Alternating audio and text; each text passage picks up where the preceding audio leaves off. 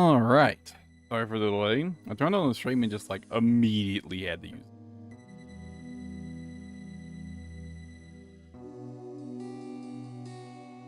But how we doing today, guys? How we doing today? Feeling a lot better today. Pretty positive on my end. I was feeling really off and under the weather recently, but I'm feeling a lot better today finally.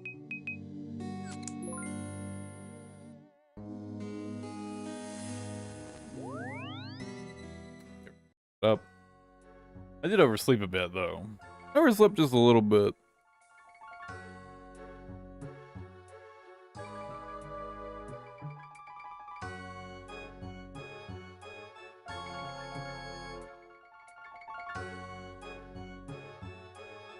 Sound. Oh. I accidentally opened the fucking Twitch tab at some point. Auto playing something in the homepage.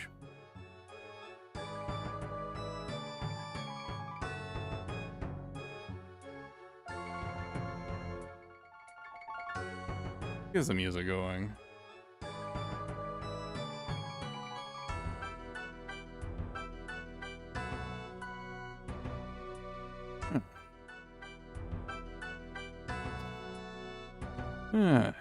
Bloody hell.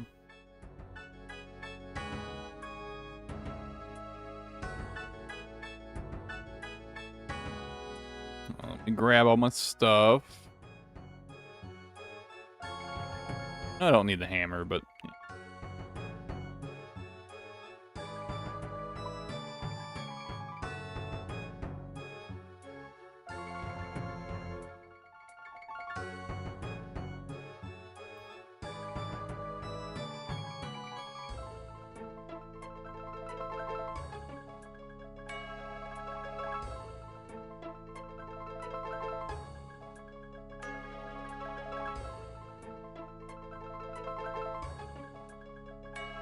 I'm still kind of getting some stuff set up.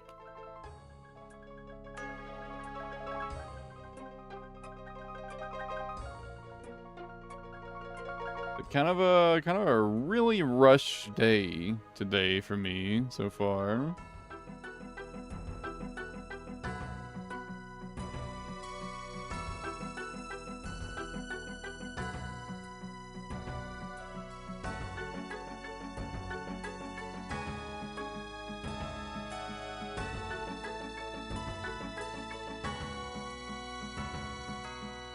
I'll do this later.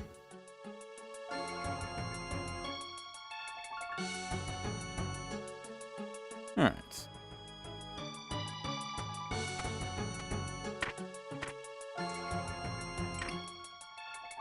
That's correct.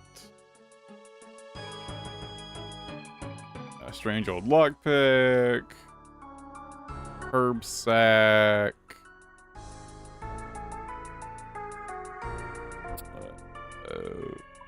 Prayer book.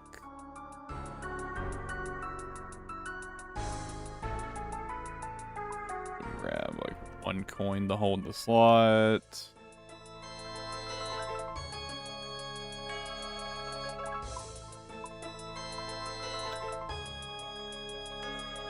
Fire Nature and Cosmic Runes.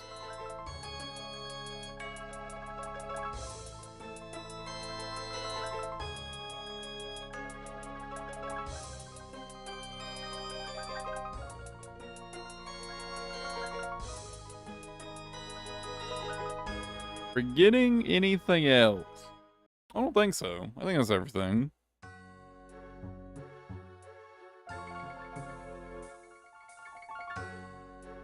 Grab vampire dust.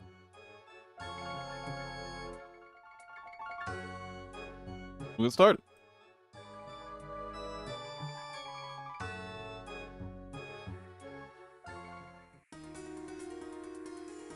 I think I want to try to get like at least like halfway to 80 today. At least.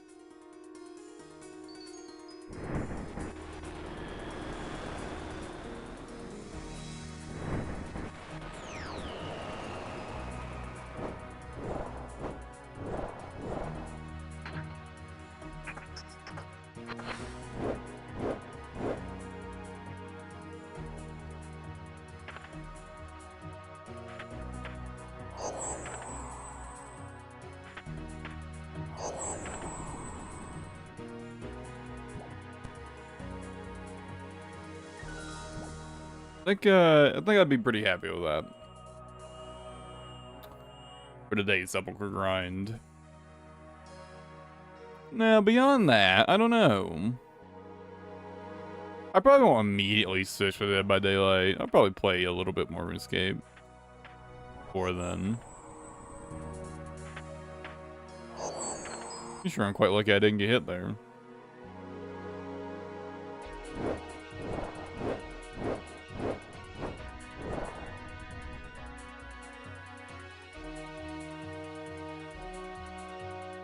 And I'm just glad to finally be feeling a little better. I don't know what was wrong with me, but I just felt so off for some reason.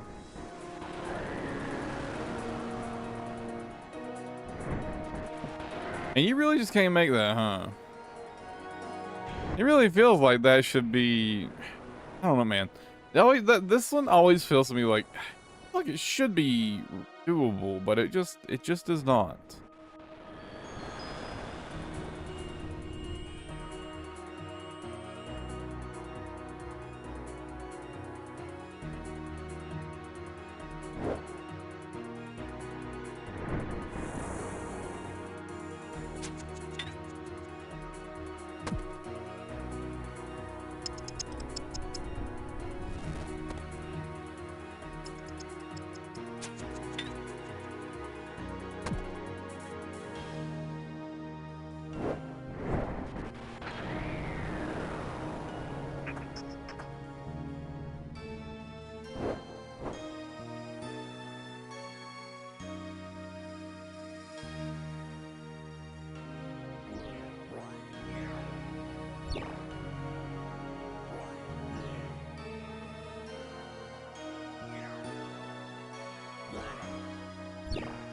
Oh, come on.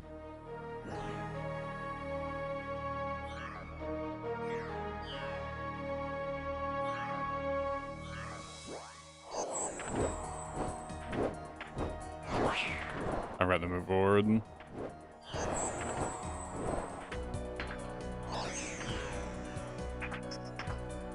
Wow, this is like the worst set of like projectiles I could get.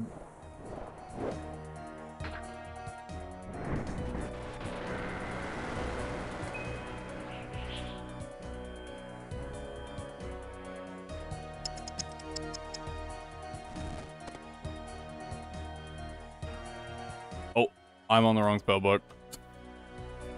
Whoops. I'll fix that after this run. I guess I'll go ahead and finally pick up some more...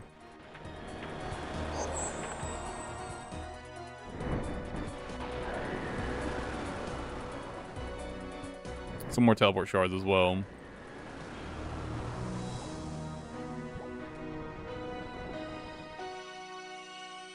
I don't have that many left. They're only like one mark each, right? Yeah.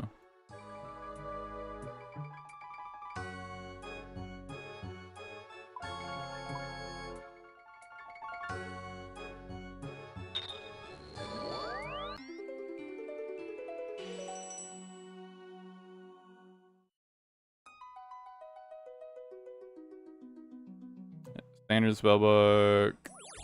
After that.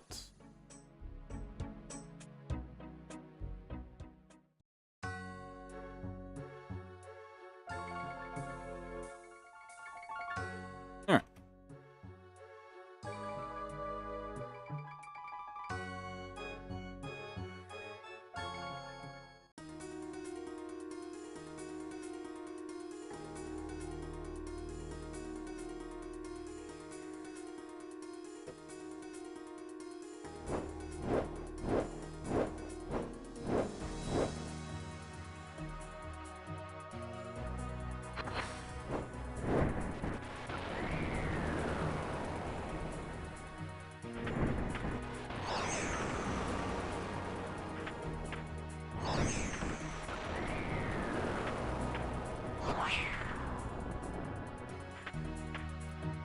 Hmm. Oh, I am kind of on a high ping one. But I say my game feels kind of like choppy for some reason, but I think it's my ping.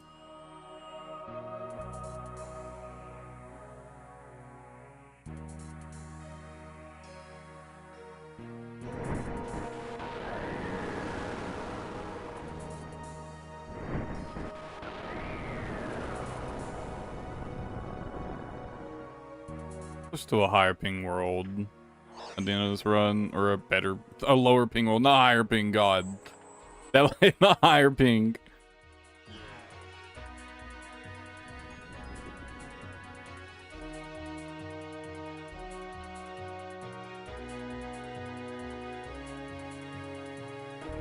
I think I can just run right to that.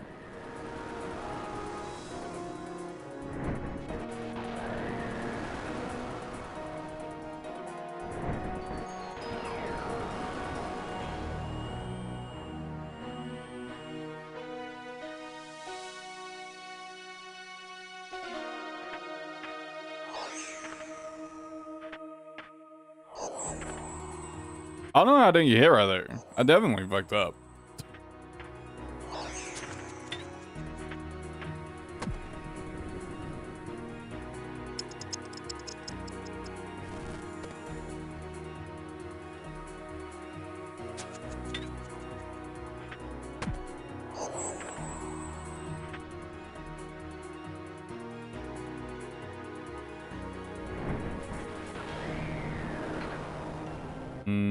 Oh.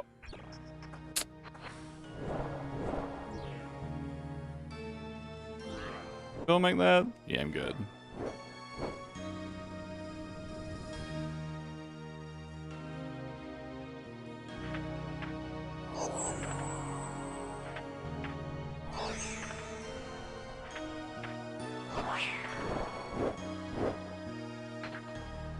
Perfect.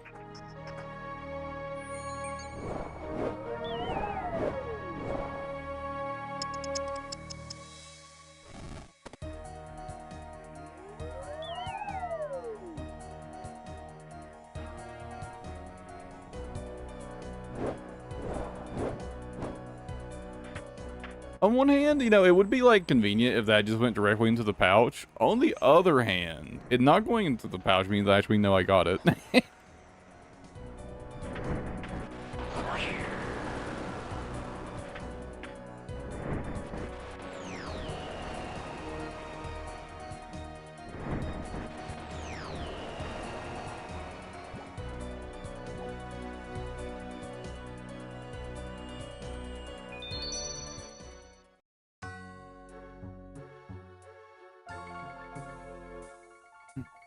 No, I ended up.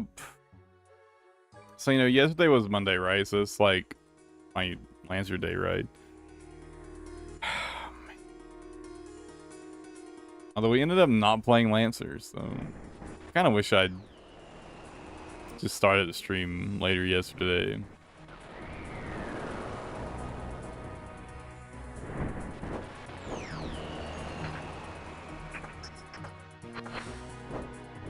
I think we're gonna be changing the schedule though for my Lancer session. Like, our current timing is just like kind of like not working out for a couple people.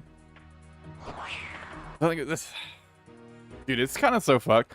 So when we were initially like doing our scheduling, we were working around someone who ended up dropping out of the session, and we never went back and like tried to reschedule, even though it like wasn't a great time for a couple people. Finally seems like we're rescheduling a bit, so hopefully that'll be better.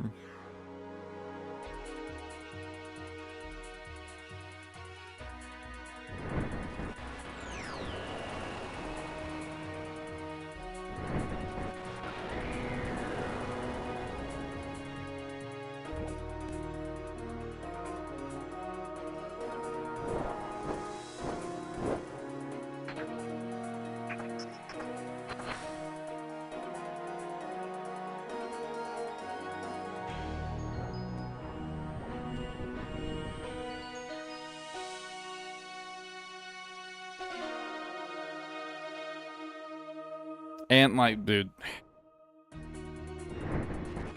So our fucking DM for the Lancer session, I think it's like just like pretty new to DMing as a whole. And I feel bad, but I've kind of started getting like a little pushy with certain things. Like I ended up being the one like kind of pushing forward like the rescheduling discussion, right? I feel kind of bad because it feels like I feel like I'm like one of those players who's like sitting there back sitting the DM, do this, do that, do this, do that. But like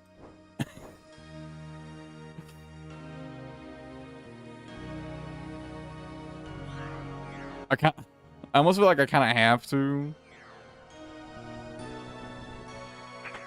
I think our current DM is like,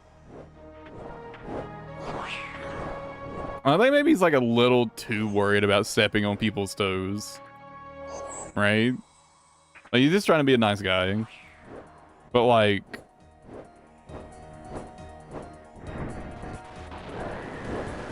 sometimes you just gotta get shit done, right?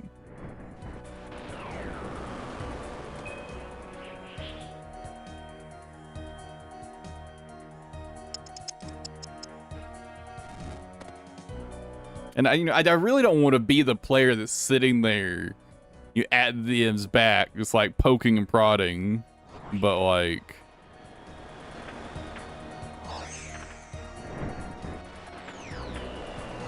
especially since we're only doing 1 3-hour session a week, I really want to make the most of those sessions. Oh, I just got hit. I went too late. I really want to make the most of those sessions, right?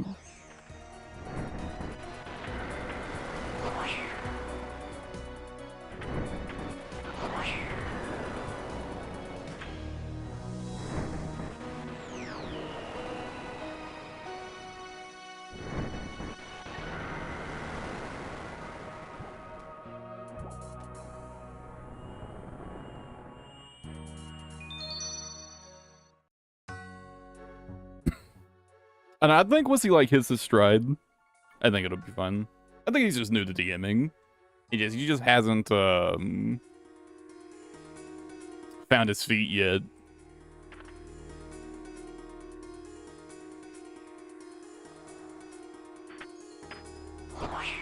Happens to everybody at first, right?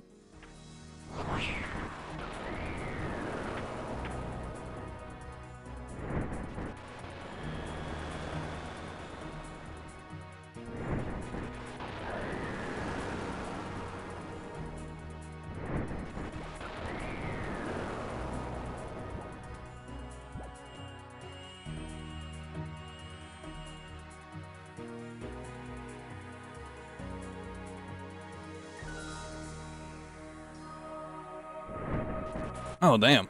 What the fuck? It's like, couldn't get my throat cleared there for a second.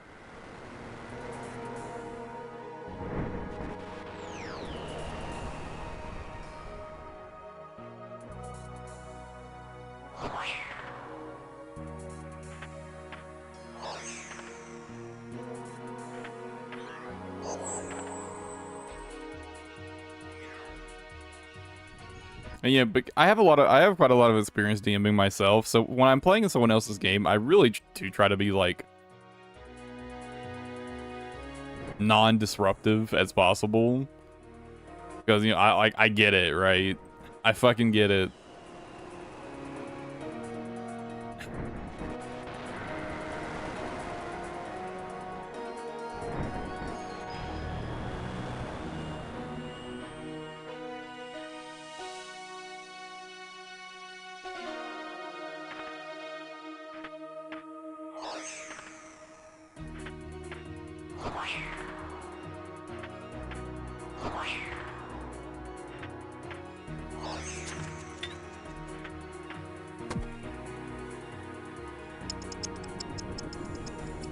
But I guess that's not actually entirely true.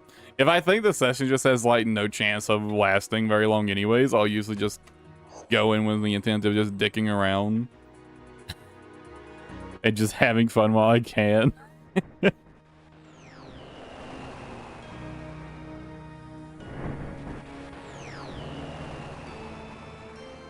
I mean, sometimes you sit down at a table and you're like, oh yeah.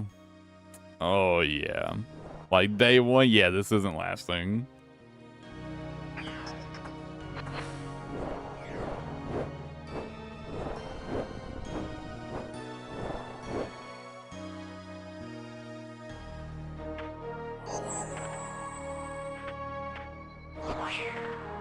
Ah, fuck. What? I definitely clicked there first. Damn it.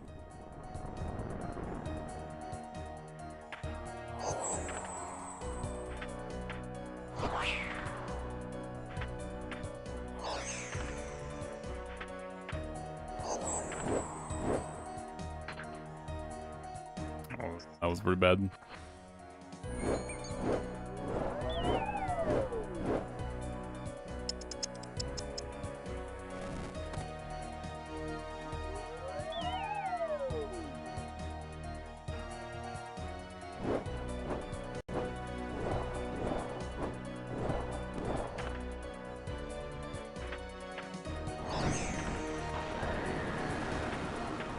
I ain't good.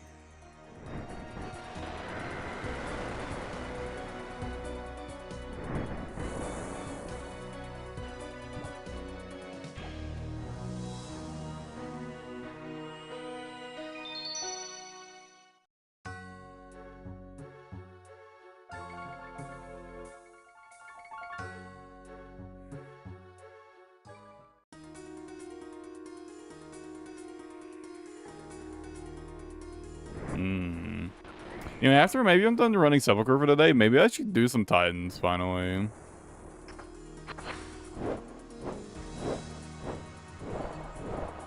I'm getting fairly short on pages. So I do need to do some Titans pretty soon.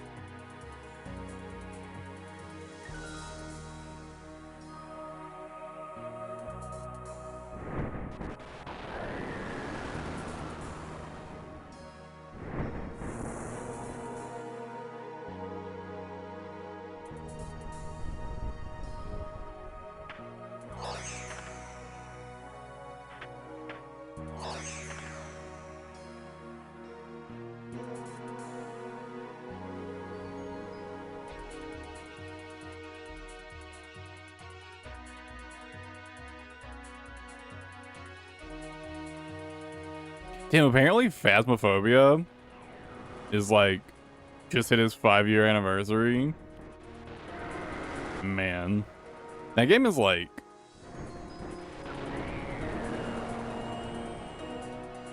so like wildly different than it was at launch.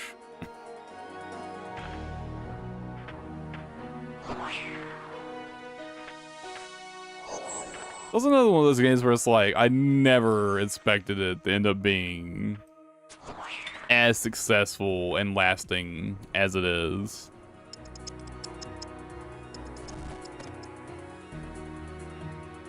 Like it's hard to believe it's still being worked on, but you know, I guess the dev, he's probably just like made enough money that like he could probably just live off of Phasmophobia for like the rest of his life, pretty much, right?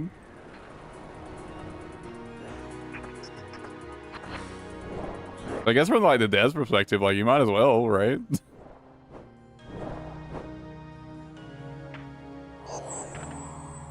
Especially if it's like legitimately a project they're passionate about, right? John, I feel like it has to be, or else there's no way they'd still be working on it. I'm sure, like, at this point, the monthly revenue from Phasmophobia can't be that high. Because they don't sell any, like... There's no microtransactions, there's no DLC. Just, like, you buy the base game and that's it.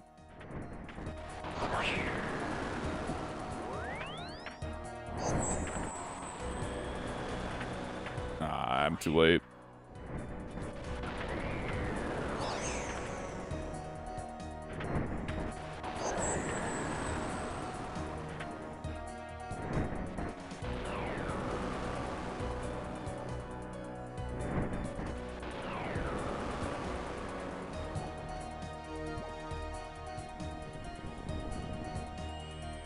I'm pretty sure Phasmophobia had a really, really small team.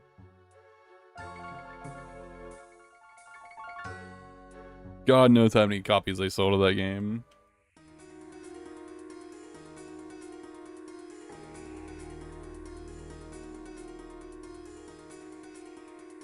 I think the Phasma team was just like 2 or 3 guys.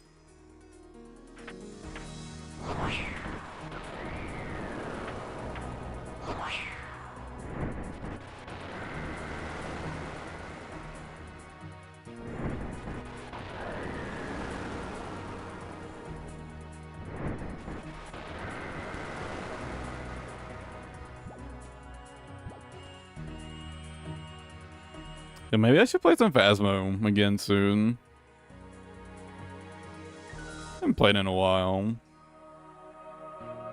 I know one of the maps got remade since I last played again.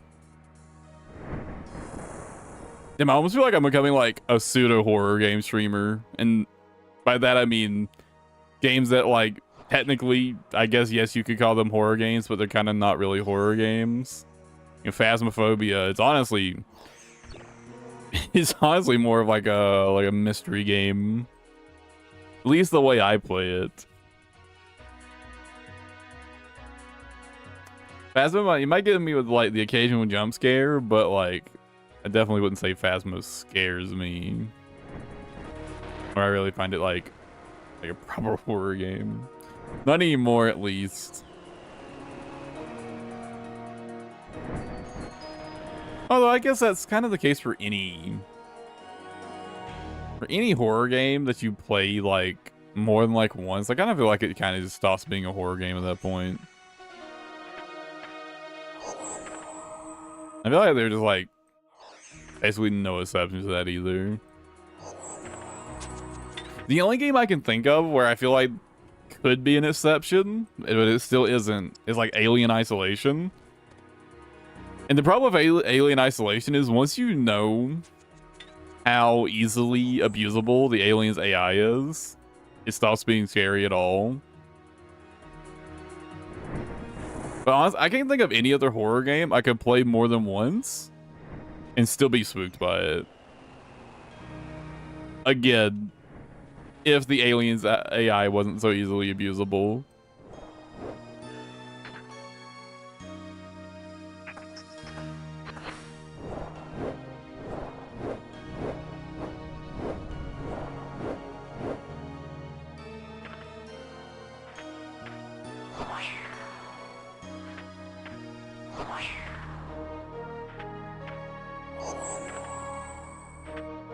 That was kind of close.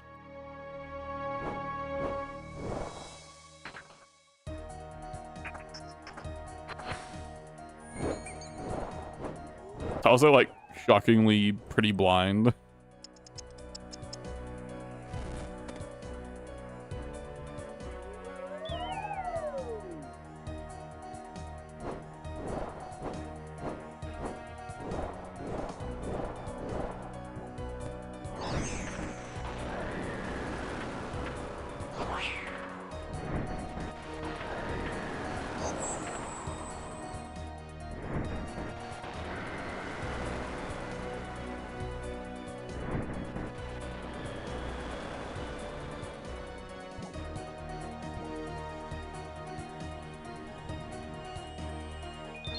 I would love to play a version of Alien Isolation where like the alien's AI has been adjusted so it's not so easily abusable. Not like necessarily like better, quote unquote.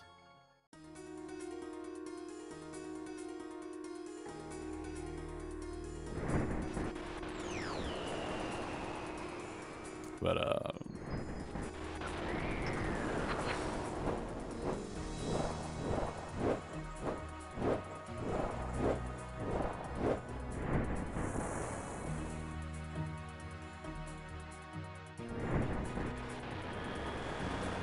I guess part of the problem is it's like there's just certain set dress like set pieces in the game where it's like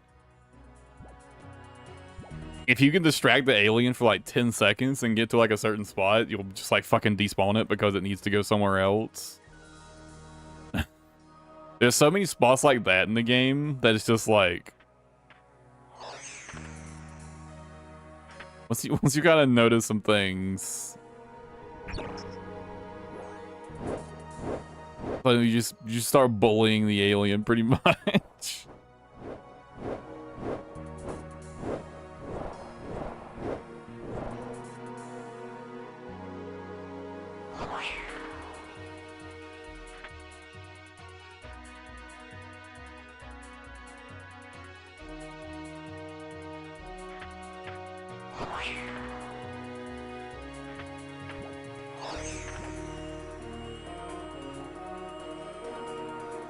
Obviously, there's only like so much you can really do with like enemy AI in games.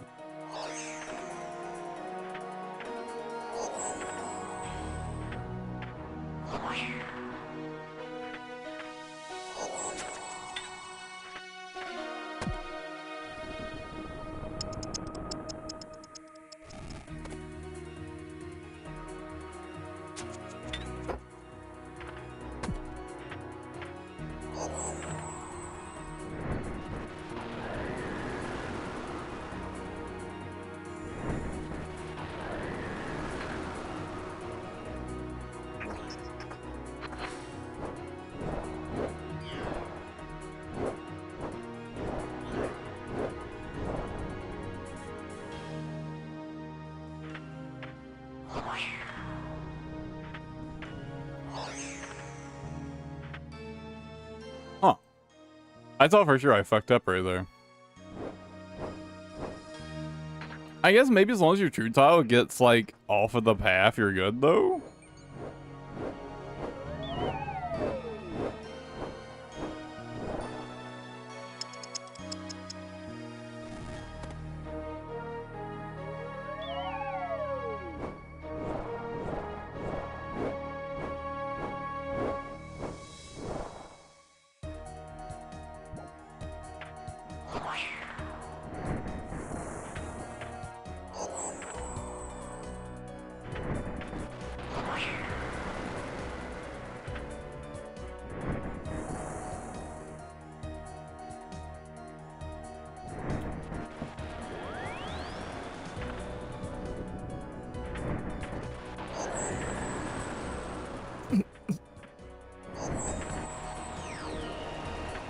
I just completely forgot to go.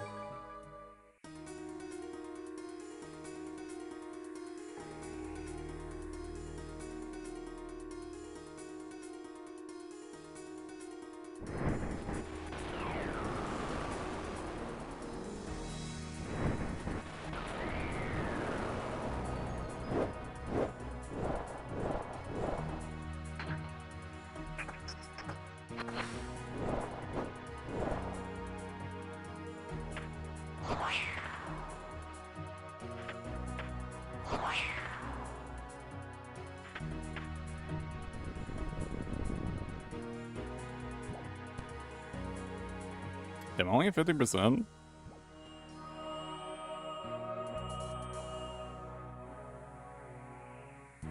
And I'm only planning to get like half a level today, but it's actually kind of going slower than I expected.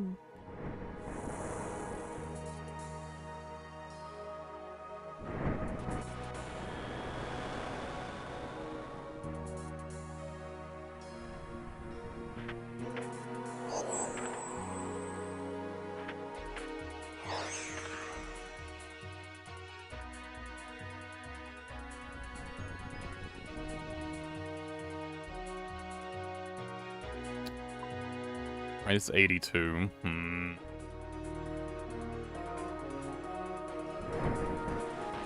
wonder if there's a better way for me to get the 82. I just got impatient and clicked through. I wonder if there's a better way for me to get level 82 agility and then come back.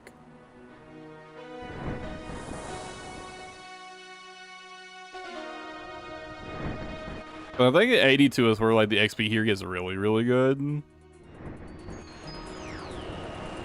Like it's pretty solid right now, but I'm pretty sure I actually have better options in terms of purely XP per hour. Not much so. You grinding some sepulchre, taking it easy.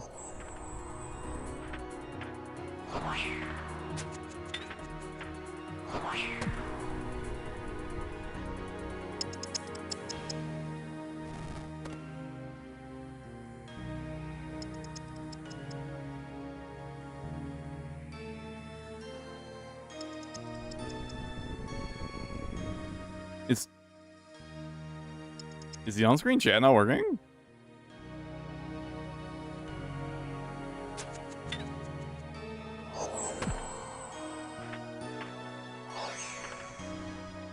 Why has it randomly broken?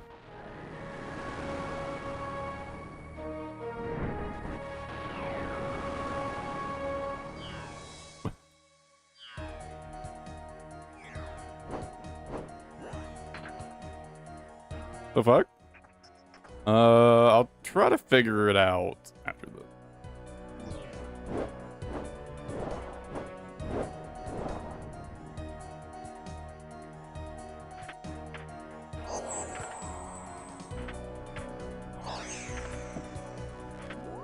Ah, damn. Maybe I need to get a little closer after all. Yeah, for some reason it seems like the on-screen chat is broken.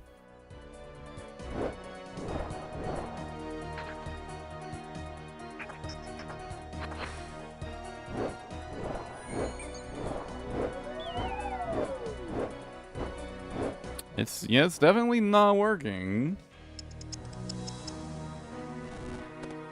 I haven't messed with it, so I don't know why this would be the case.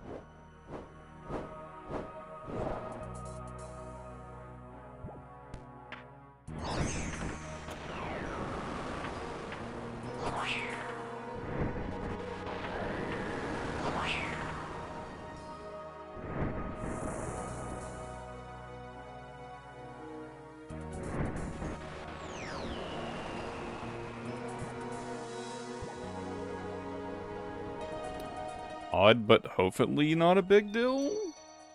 Let's see.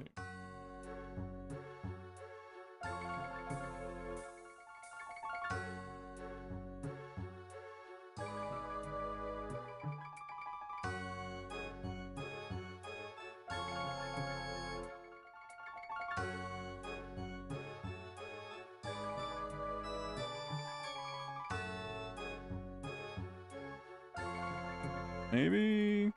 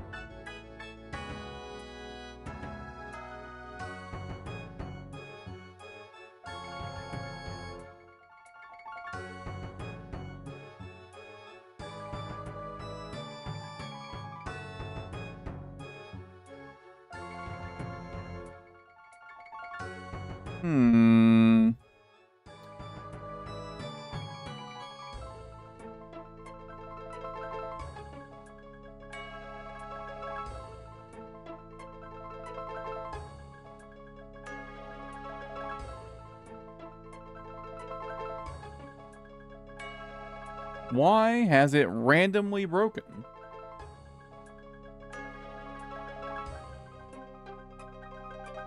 Yeah, I'm using OBS.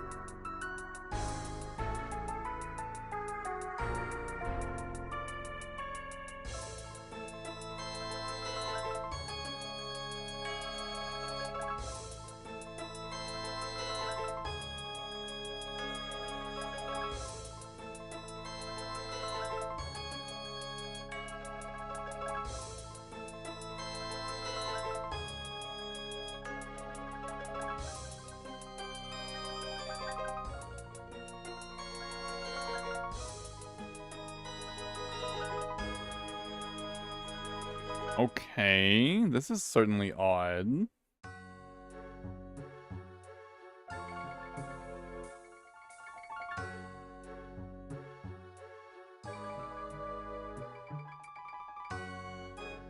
I don't know. It's working now, though.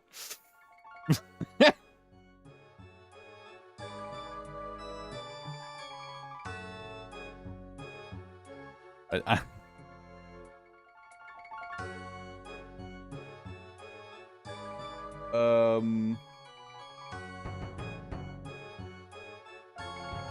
now it's not going away.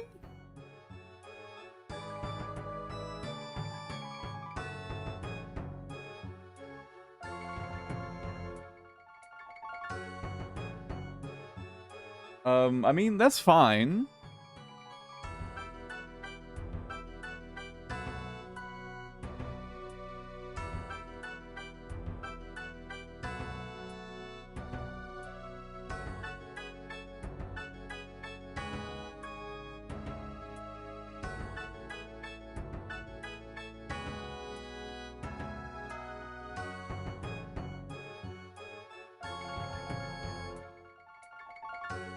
Okay, I think I figured out what the problem was. Maybe? I don't know. I mean, it's working now, so that's all that matters, I guess.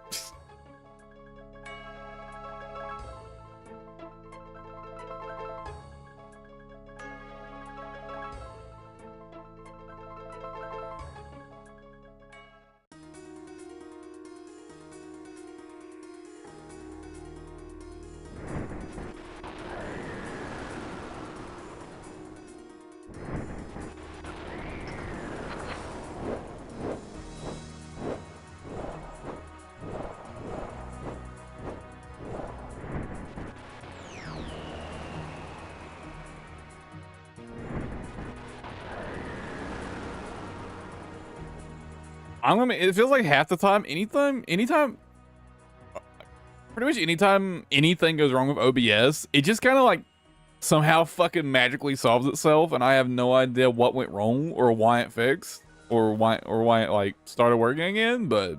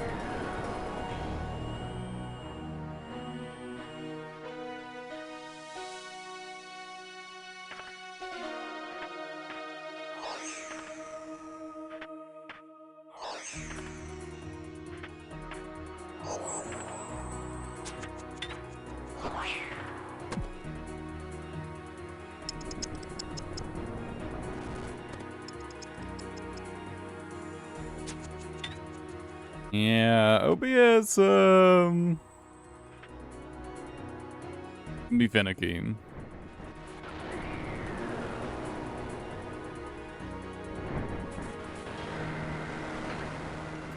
I don't think I can make that, but I'm gonna try.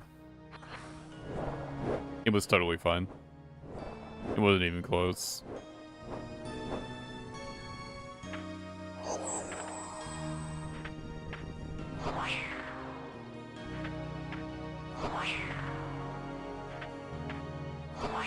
I feel like this is a way better set of save tiles.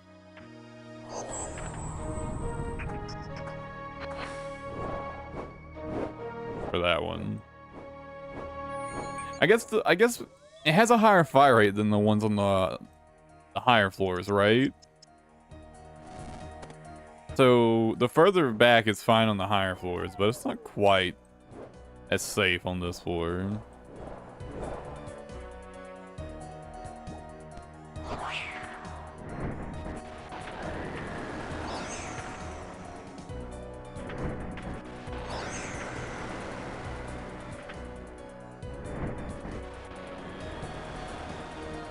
Well, at least it wasn't a major problem, clearly.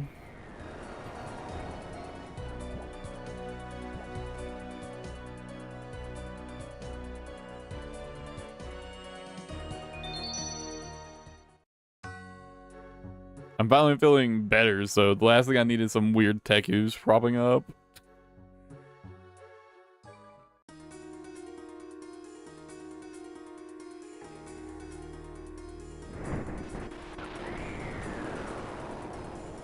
$79 currently.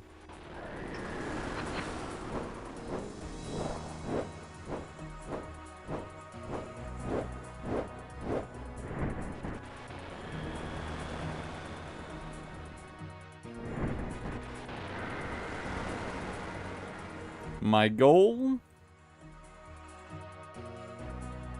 I believe, was 85.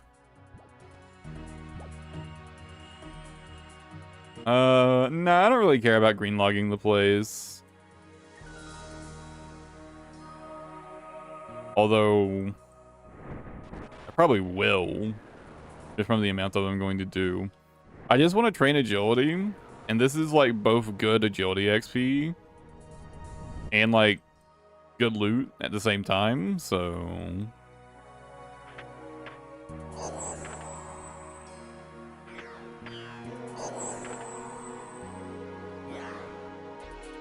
kind of works out.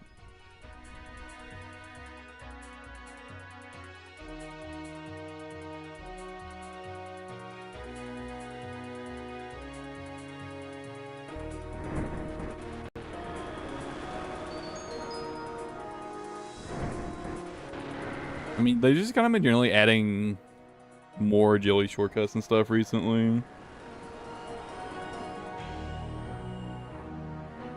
Barbarian fishing.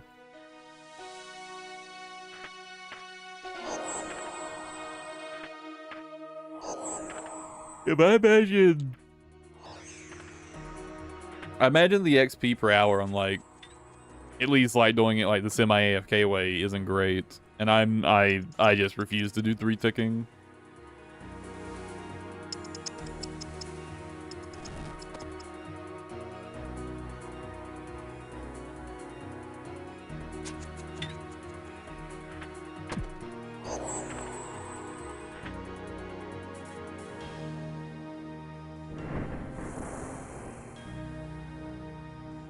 There's no way I make that.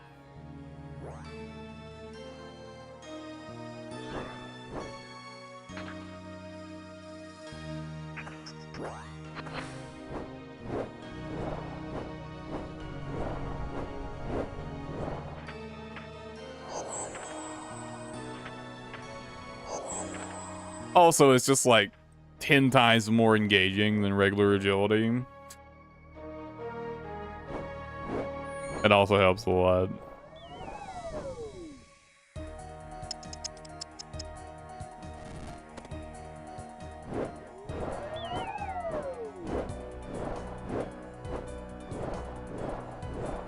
The Daganov Kings? They're There is a shortcut.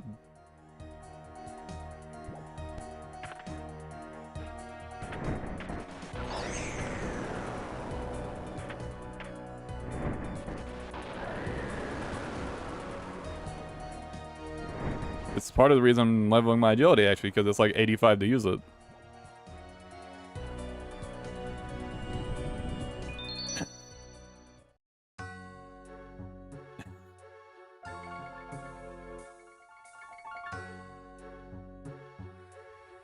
Oh, fair enough. Fair enough. Yeah.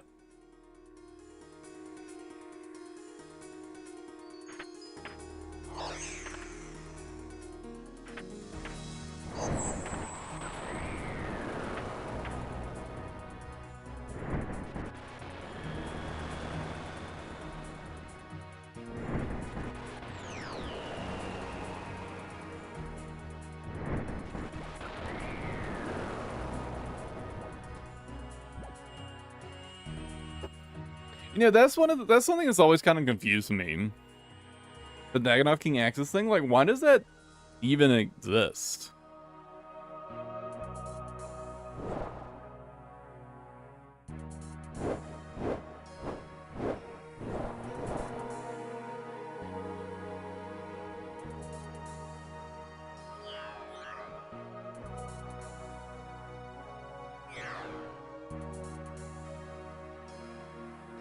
I feel like one of those things that's just there to be like pointlessly annoying, but like maybe the original intention was, I assume like the Dagannoth Kings were originally designed as a group boss, right? Or they wanted you to do it in a group. So maybe the idea was like, you know, to encourage people not to try to solo them by having it be like annoying to access them or difficult to access them solo.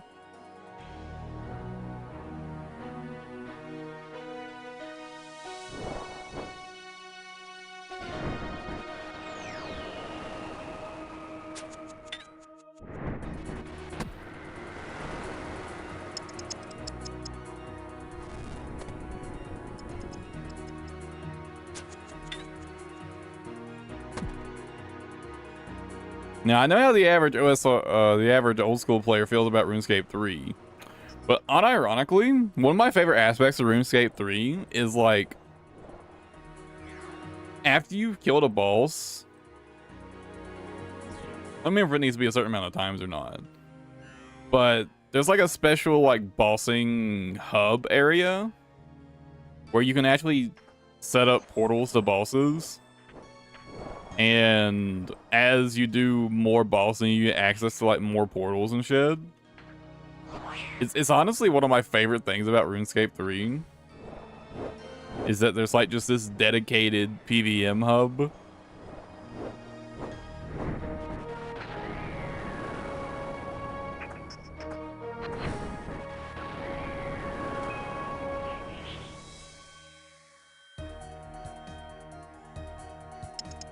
And it kind of like naturally guides you through your bossing progression. It's actually really well done.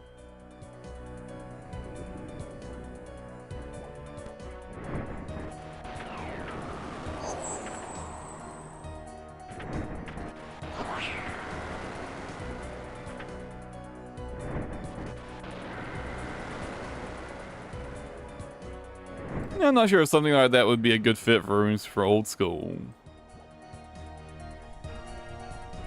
I definitely think it's one of those ideas where, like,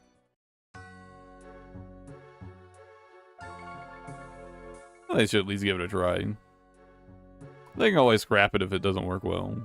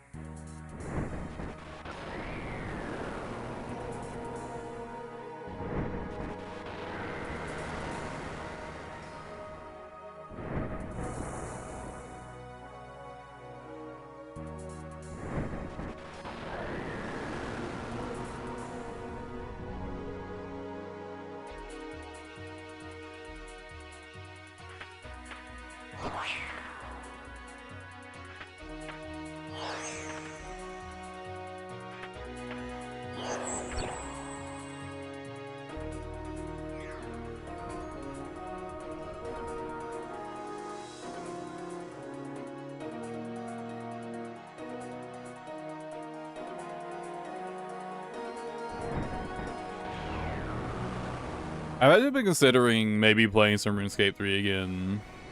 Like finally actually doing it. Recently I just haven't had like any real concrete goals in myself in old school for a bit now. There's just kind of a couple things I'm kind of vaguely working towards.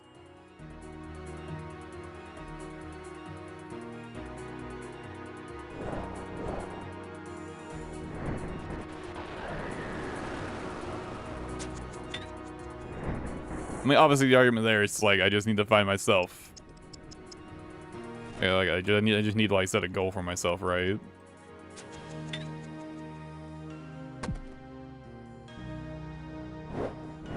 But it wasn't obvious. I have been playing a lot less old school recently. And that's kind of the main reason, I think, actually.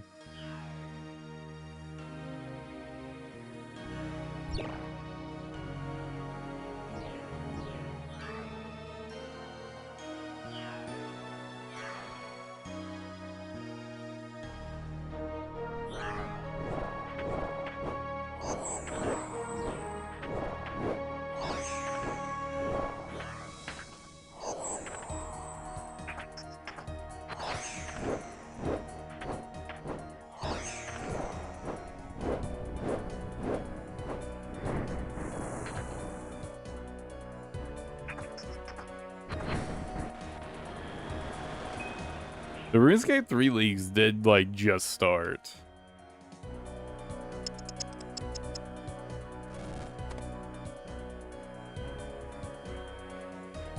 I kind of have other things I want to focus on, though.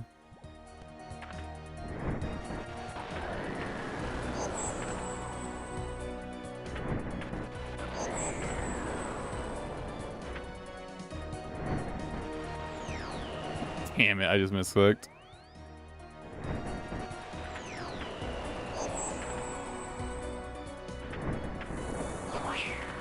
I should have just stood like right there.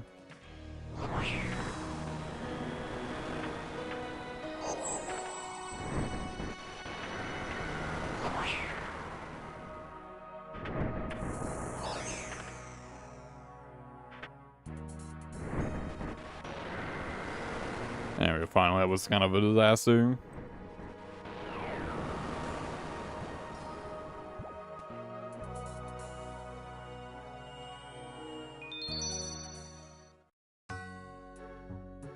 You know, by the way, has anyone else been having this issue with YouTube recently? So, for context, I don't have an ad block on YouTube.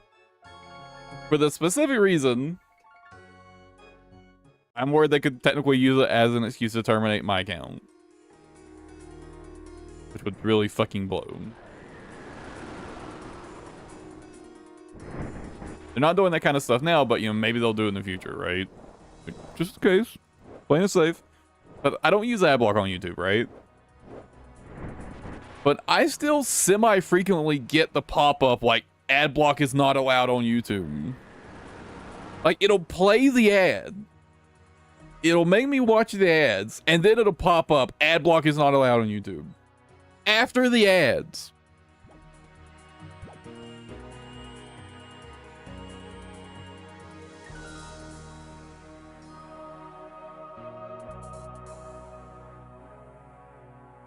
The ads I just got done watching.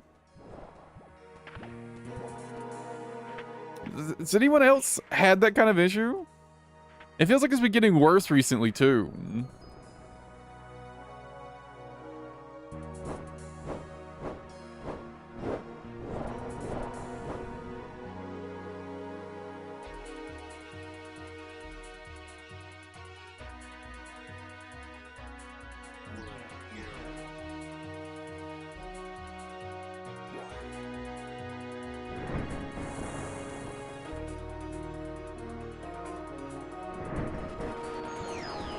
It's just been getting really obnoxious recently.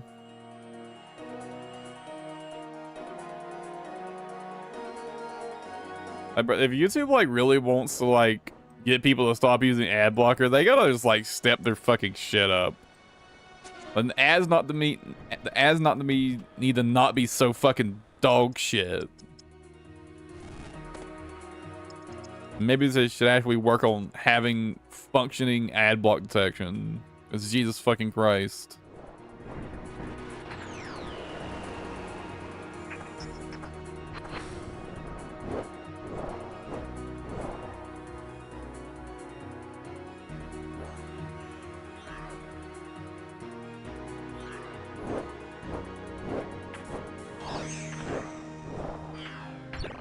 Still wild that fucking YouTube has the audacity to demand people not use an ad blocker while still continuing to run ads of scams.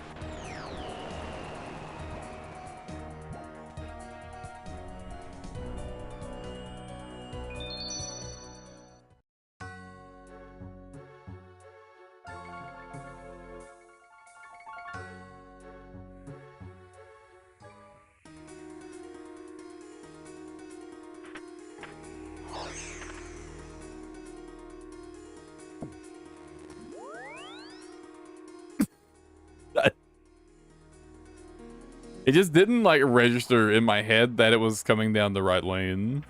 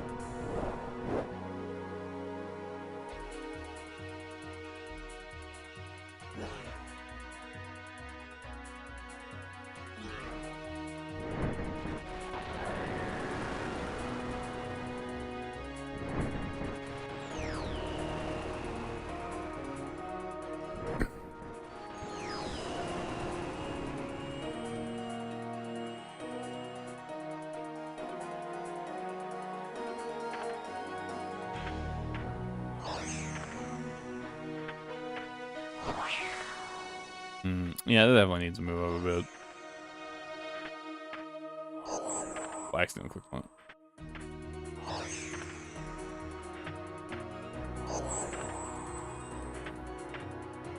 That should be better.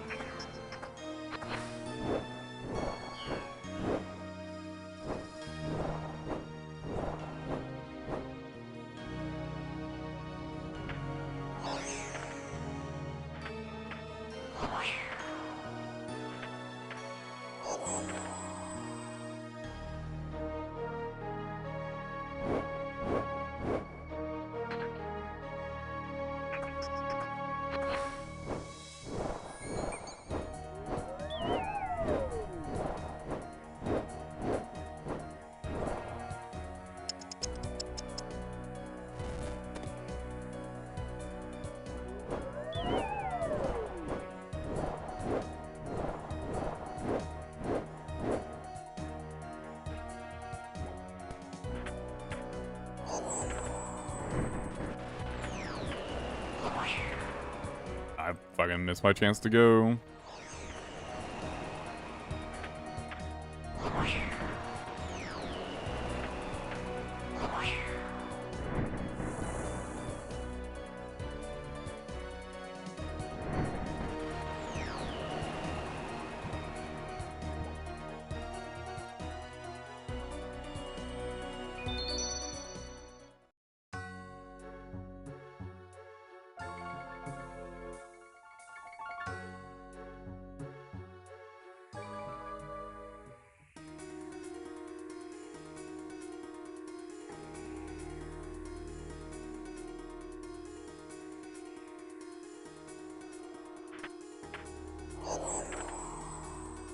Damn, yeah, I don't really have much else to talk about right now. I guess it's a place to Dead by Daylight. Let's talk about Dead by Daylight a bit. I've actually been rethinking my choice to be a Xenomorph main in Dead by Daylight.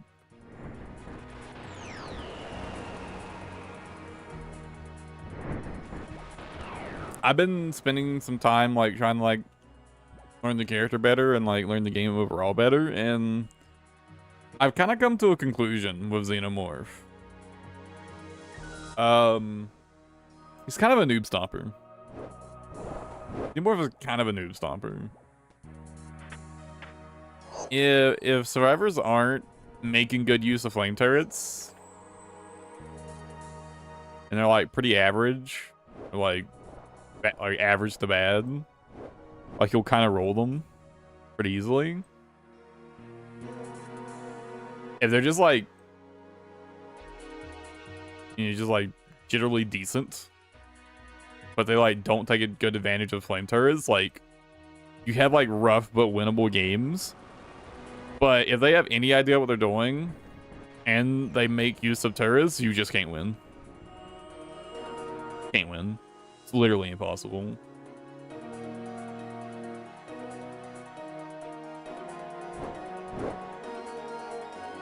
Like against good survivors, it's already going to be a bit of an uphill battle. But if they're making good use of the flame turrets, you cannot win. Unless they make a major fuck up. Like I've been reconsidering being a Xenomorph main. That puts you all the way back there? It's so annoying.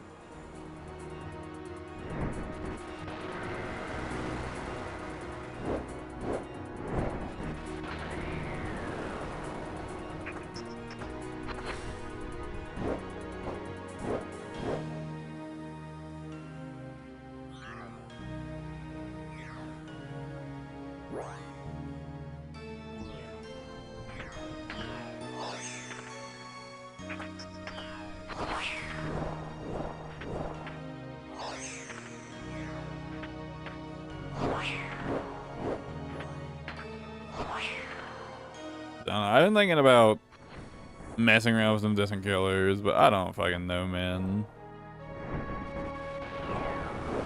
I really like Xenomorph's kit. But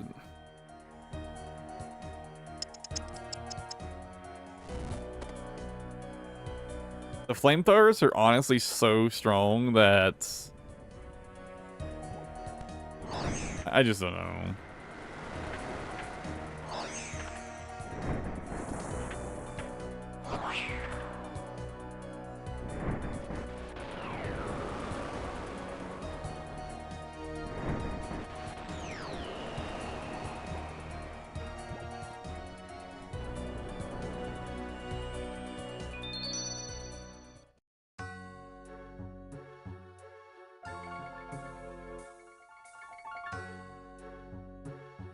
Like when you're getting matches against survivors who like know how to take advantage of your turrets, it's like so fucking obvious compared to ones that don't. Like it's just such a night and day difference.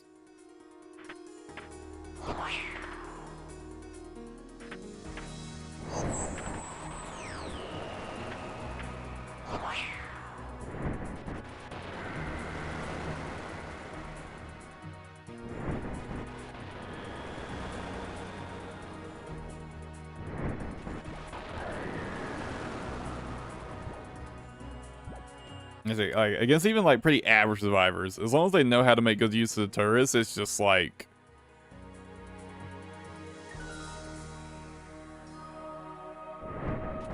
I wouldn't say it's entirely unwinnable, but the game is up to them to lose, not you to win. Is how I would put it.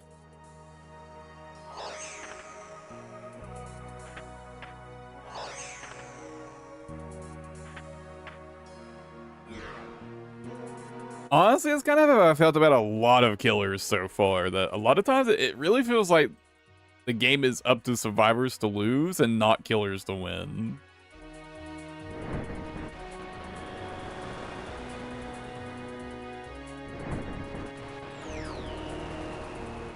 And since I'm still in low MMR, I know I still get a lot of like pretty easy games being in like really low MMR.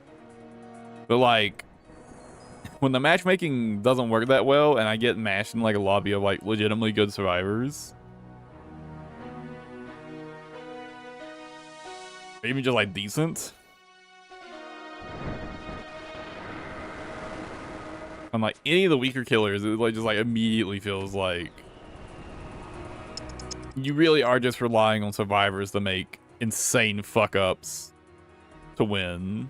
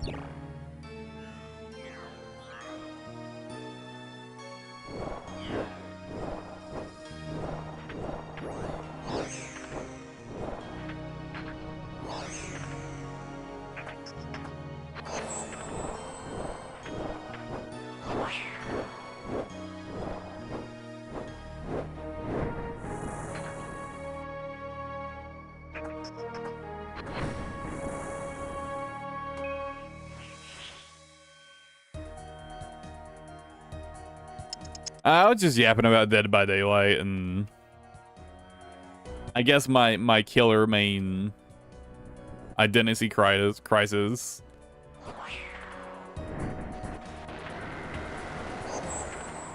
I really don't want to main like one of like the uber top tier killers, because I feel like it'll give me like a really biased perspective on the game, and I'll like never learn how to actually play it properly. Because some of the strongest killers are just honestly just like utterly broken. But the problem is like with the weaker killers, a lot of the times it feels like yes, you have to play well to win, but most of the time, whether you play well or not doesn't have that much of an impact on the outcome of the game as a killer, as a lower tier killer, right? And like it really just does depend on the survivors either just frankly being bad, in which case you just kind of roll them, or they're good and you literally can't win unless they make an insane fuck up. And there's just like no in between, it feels like.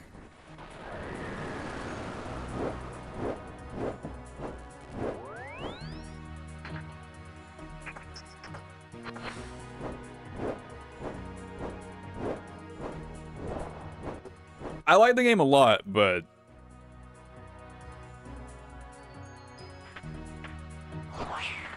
and I think my choice of character is probably also biasing me a bit, because I feel like Xenomorph is like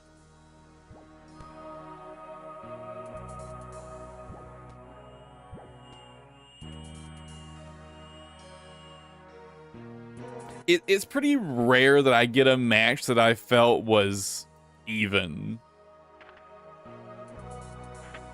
Now, I think that's become, again, I think part of it is my character choice. The Xenomorph, the alien,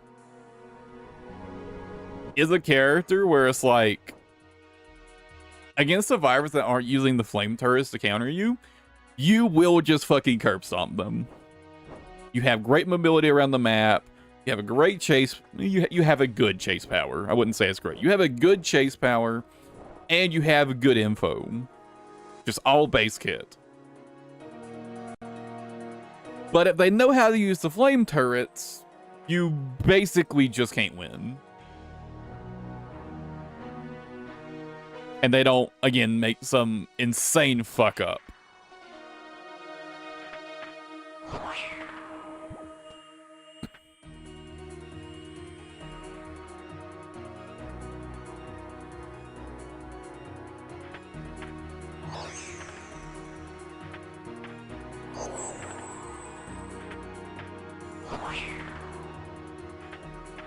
It's very much you've got to know your enemy style game, yes. If you don't know how to play against a killer, especially a killer like Xenomorph, which has like a special mechanic, right? So the Xenomorph, I'm sure you're familiar with the Alien franchise. So the Xenomorph can go into like crawler mode, where basically it's on all 4 legs and it moves faster, and it can like lunge. It has like a special attack with its tail. It's like long range, right? And it's faster during that as well, right? But the survivors can pick up flame turrets and put down flame turrets. And if you get hit by a flame turret for like so long, it'll knock you out of crawler mode. And once you're out of crawler mode, you're just like a basic killer with no power. That's also on the slow side.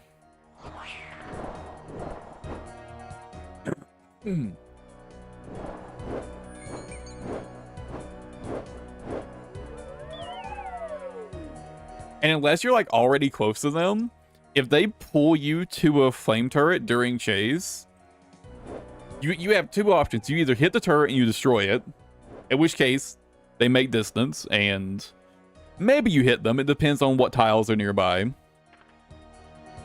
right?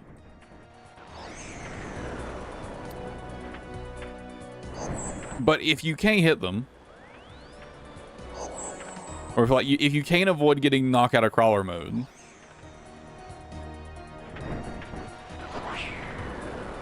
and I've had instances of like people putting up 2 turrets at one area, at which point you literally cannot avoid getting knocked out of crawler mode. And also because basically they're just gone. They're just gone. You can't catch up with them.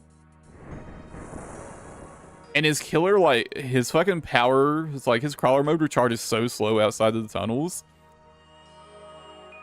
Honestly, a lot of times if I get knocked out of crawler mode, I just give up on chasing people. I just go back inside the tunnels.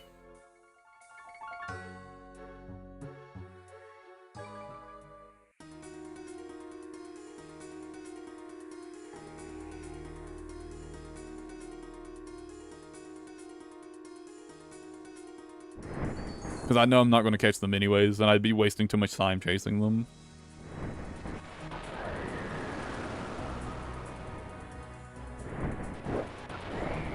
But the flame turret is such a big threat to you and your gameplay loop, you can't not deal with it, right? You have to deal with the flame turret. Pretty much the only time you can afford to like ignore a flame turret and hit a survivor anyway is if you know 100% for certain you're going to down that survivor. If you know 100% for certain you're going to down them, then you can ignore the turret.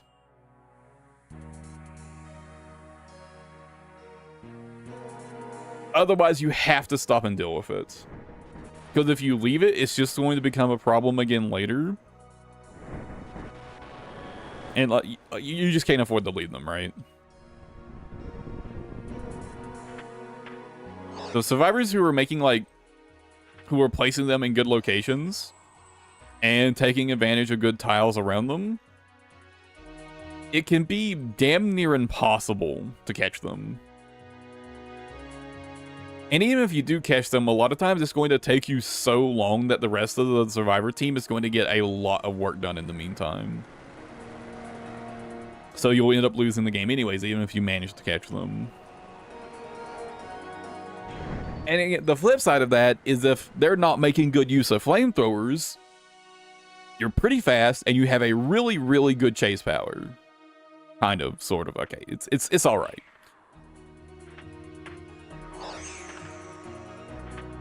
Like, if they're not good, making good use of flamethrowers, it is a lot of times just kind of a free win. Unless they know what they're doing.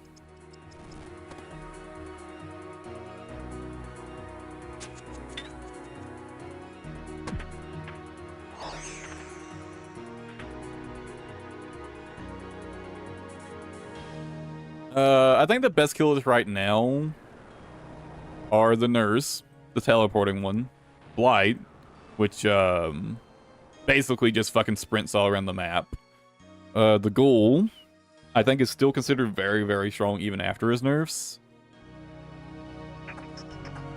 I think Dracula is considered very good still.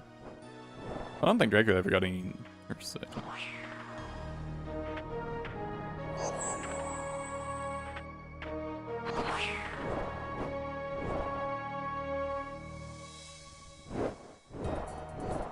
And again, there's kind of a big reason I don't want to play one of those killers. I've noticed that I guess the high tier killers, a lot of times people will just straight up fucking disconnect.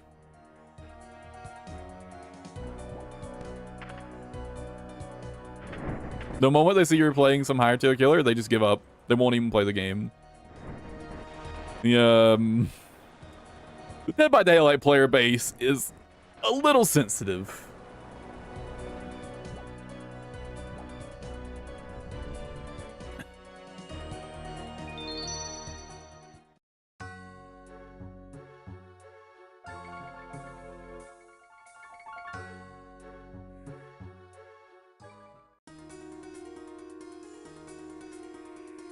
No, you don't see the killer in the lobby. So they disconnect mid-match. And at that point, you know, the rest of the survivors have to deal with a bot and you just win, right? Like 9 times out of 10 because they're just down a player. And like at that point, not only is like really nobody having fun, but like I also just am not learning or like really playing the game at that point, right?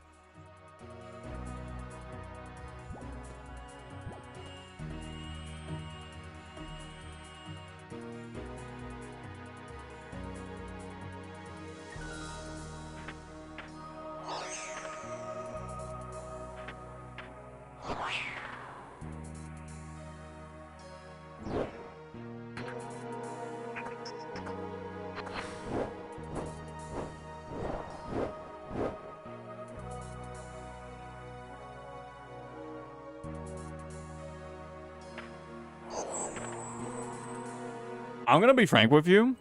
I have never seen a whinier player base. Like a whinier community in any game. And that goes for both survivor players and killer players.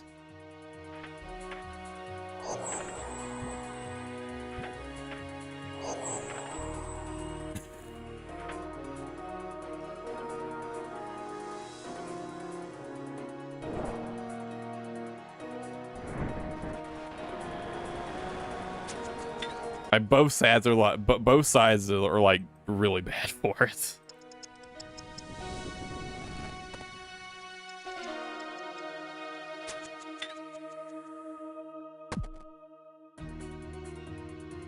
Wait, there's a character. One of the killers, School Merchant, was like really fucking busted on release. To this day. Oh, by the way, she's absolute dog shit now. They nerfed the character into the absolute fucking ground. Basically, any killer that survivors consider is too strong or too boring to play against will just unironically throw a fit.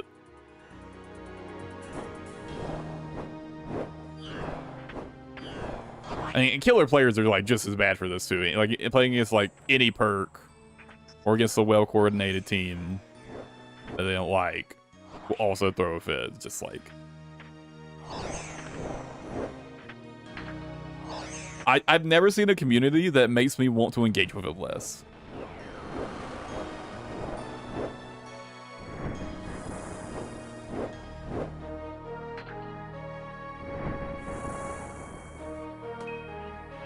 I really like the game, but do not engage with the community.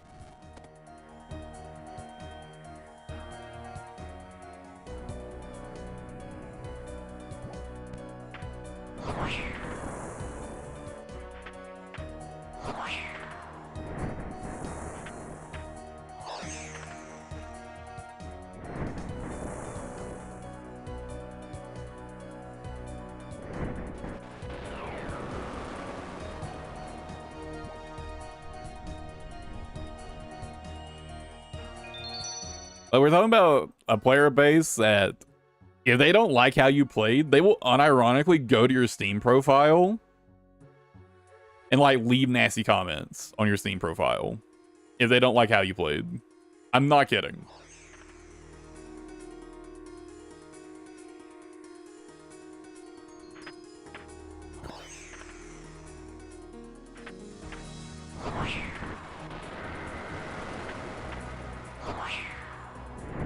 And of course, both sides had this like own made-up rule book of how you're supposed to play, and God forbid you go against it.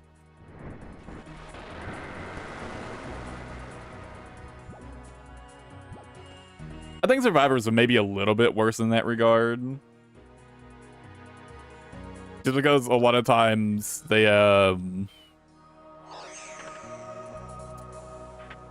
So like, let me give you an example of a situation, of like a circumstance in Dead by Daylight, right? You chase somebody, you down them, right? You know there's another survivor nearby who wants to like stun you out of picking them up, right? You know they're there, so you don't pick up the initial survivor you downed. And instead you try to run off the second survivor, right? Some players will unironically get mad at you, the killer in this situation, and say you're slugging and you're being toxic for not picking them up immediately. Even though the reason you didn't pick them up immediately is another survivor was loitering nearby trying to go for a save.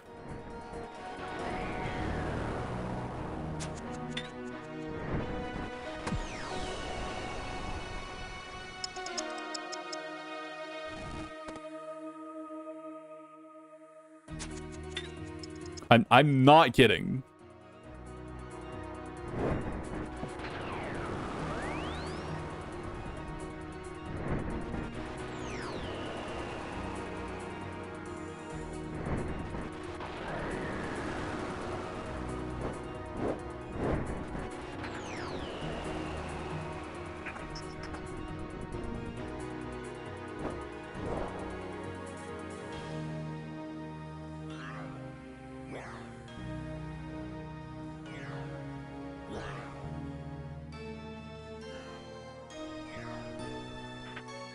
And then, like, on the flip side, some killers will get mad at survivors for gen rushing.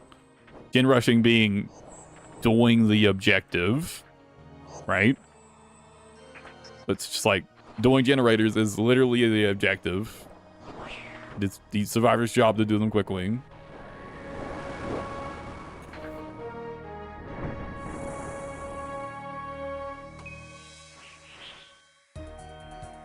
And I know sometimes mid-match I'll get salty about how fast generators are being done.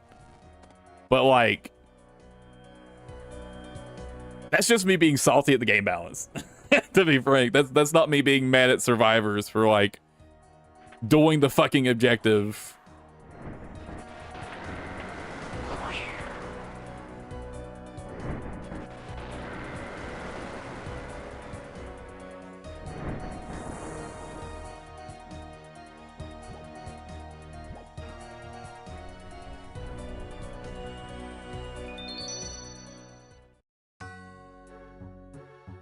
It's just a lot of the things that survivors tend to perceive as like the killer using dirty tactics or being toxic, a lot of times is actually caused by their own teammates.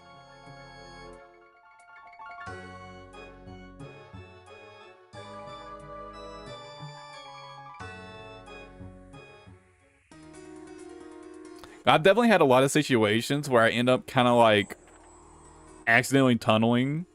Tunneling being like hard focusing someone and getting them out of the game like as early as possible.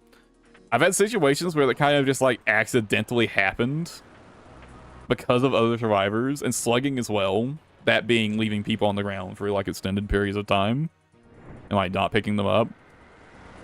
But a lot of times it's like,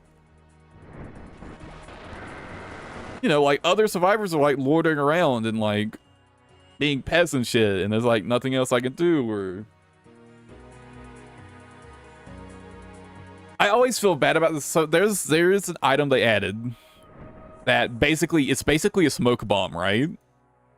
It puts out a big cloud of fog. And dude, the number of times where it's like, so like, let me set up the scene here. I hook somebody, right? I hook somebody, and then I fuck off. I get I get an unhook notification. So I go back to the hook, right?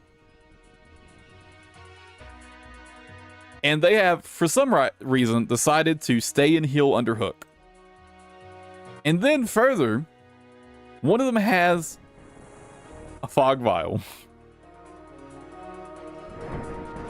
So they use the fog vial.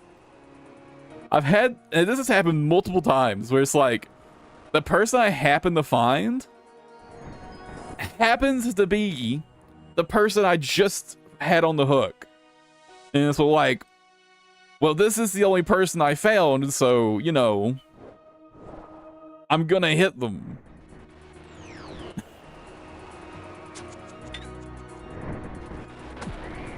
But some people will definitely get mad at the situation for you tunneling them.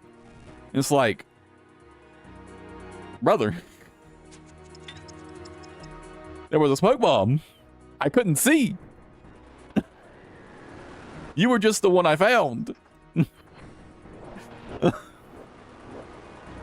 The smoke bombs are actually so detrimental for, you know, well, they released the fog vials. People bitched about them a lot, and they ended up getting nerfed really, really hard. I really do think they were a bigger detriment to other survivors than they were the killer, though. Every time someone used a fog vial, I got a free hit out of it.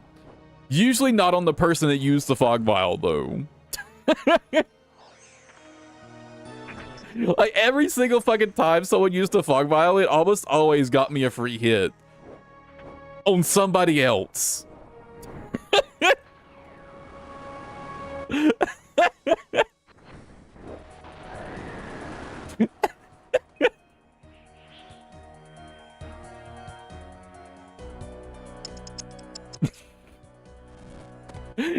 It always made me feel bad.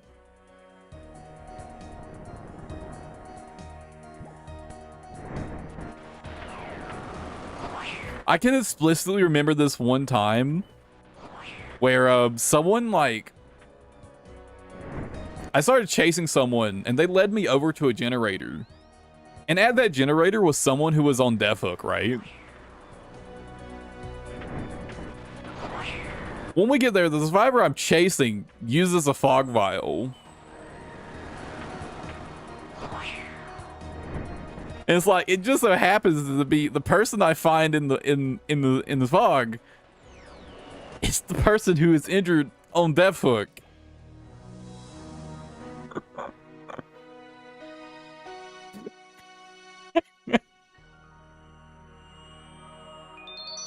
Who was extra fucked? I probably wouldn't have found them at all if they didn't use the smoke bomb.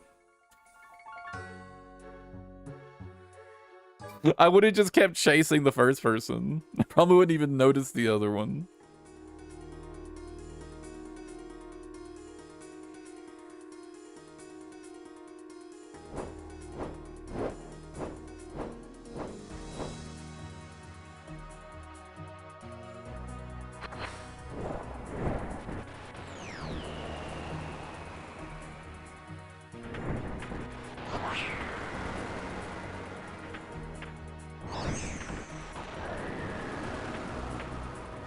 Like, dude, when the fog vials got nerfed as hard as they did, I was actually really surprised. Because again, my experience with them has been they almost always guaranteed me a free hit. And like, they were annoying, right? Like, they were annoying. That was really about it. And, you know, they were really buggy as well. Honestly, like, they could have just, like, fixed the bugs with them. And, like, they'd have been perfectly fine. If not outright bad. But I mean, now they nerfed the fucking shit out of them, so they're definitely bad.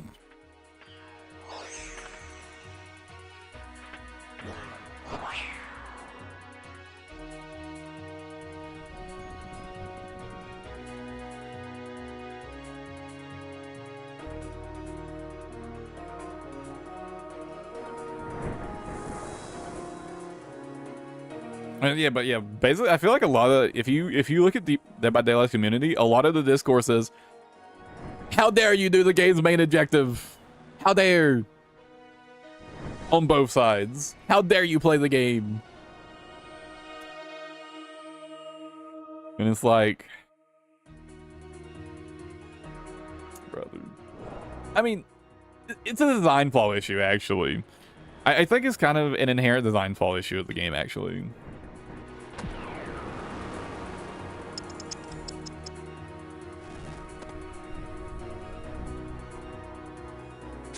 So, the problem with Dead by Daylight, right, is Dead by Daylight is kind of designed and balanced around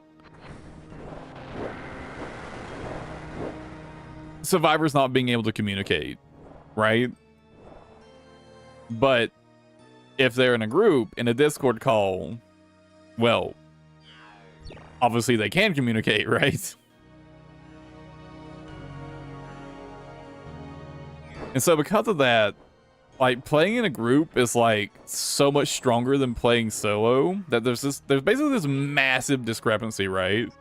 Between like solo survivor players and group survivor players in terms of like power level, right?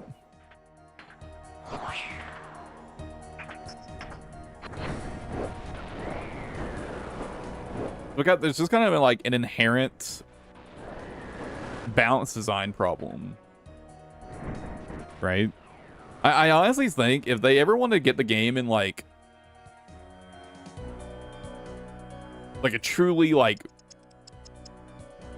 well balanced great state, I think they really just need to add voice comms in game and balance the game around communication.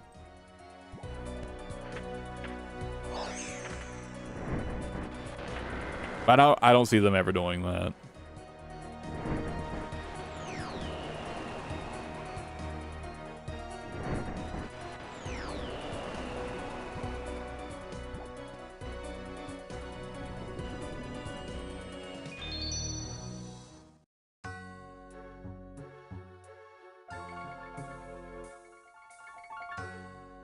I would say the most important things in Dead by Daylight are keeping momentum and pressure on the other side, and info. Info is really, really, really strong in Dead by Daylight.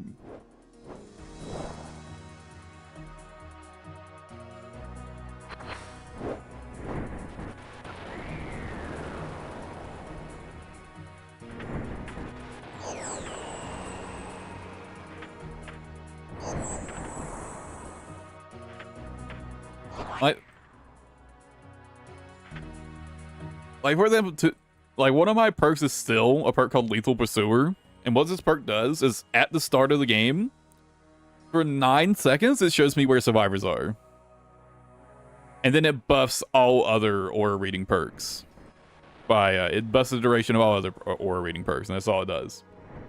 But at the start of the game, I see exactly where survivors are and where they're going, so I can just immediately go to them and interrupt their early game, right? And a lot of the times, that early game pressure is all I need to win a game. A lot of times, I get the early game pressure and I can keep it up for the rest of the match, and I just win off of just that alone.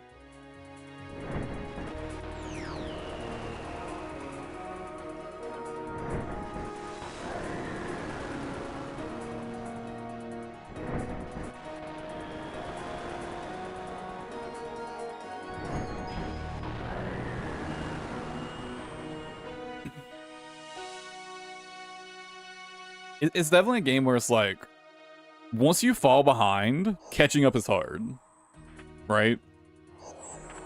The moment you fall behind, you're kind of fucked.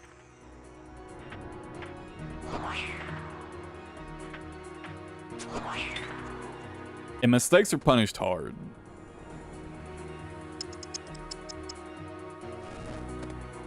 Well, okay, well. Mistakes are more punished on killer side. Survivor side can get away with like minor mistakes. If there's like a full team-wide major fuck up, that's different. But like, you know, small mistakes here and there can definitely get away with.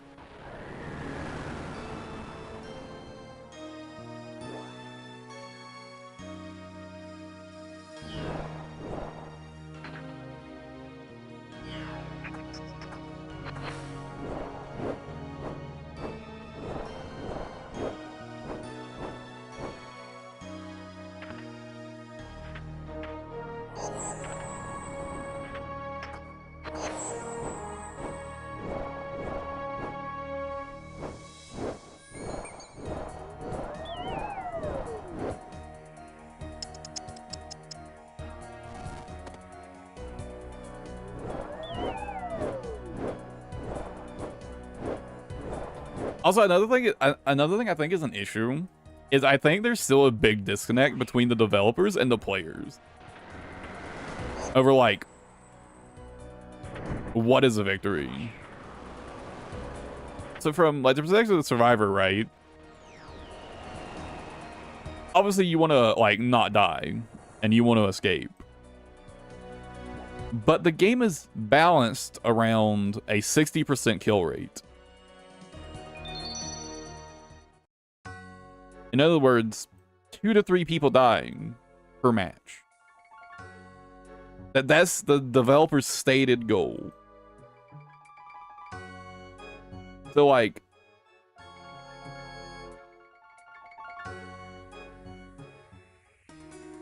it's pretty much a given that like you're not getting out of every match, right? But I think a lot of survivors don't see it from that perspective, and they kind of view it as a more individual thing, whereas like victory is just their own personal escape and not the team's victory, which is, you know, pretty understandable, to be fair. It makes a lot of sense, like why people would feel that way. And I think there's just like a disconnect there between the developers and the players. I guess the developers and survivors specifically in this case, right? Obviously, there's no team on killer side.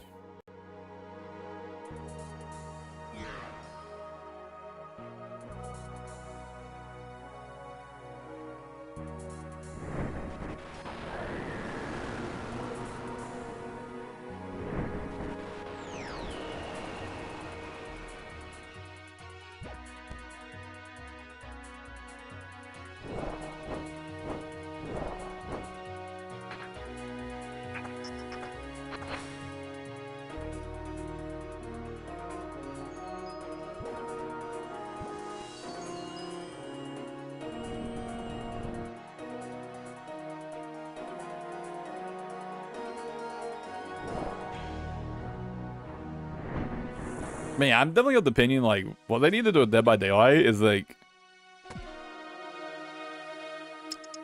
one, they just need to, like, accept the group play as a thing and, like, start building the game around it and, like, add voice comms and shit.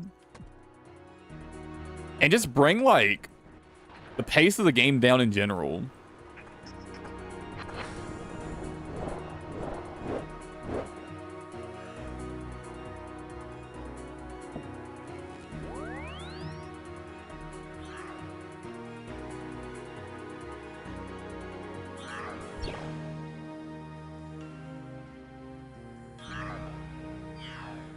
I think there are a lot of killers where if they just like slowed down the game, would be perfectly fine as is. Like they really just need to like nerf the absolute top tier killers, which to be fair, they kind of need to do that anyways. But like in the current design space of the game, I think a lot of the killers like just can't be good.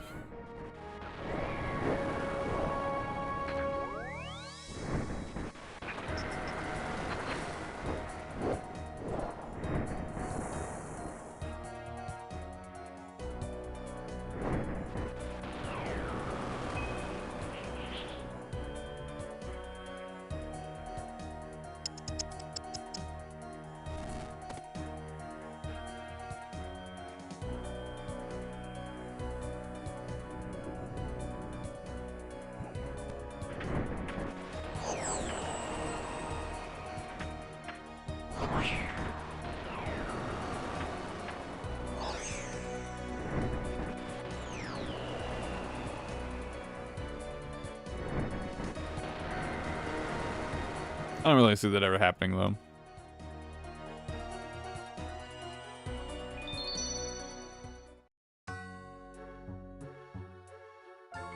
Almost to the 50%. And then we'll go do something else for a little while. I don't know why yet, though.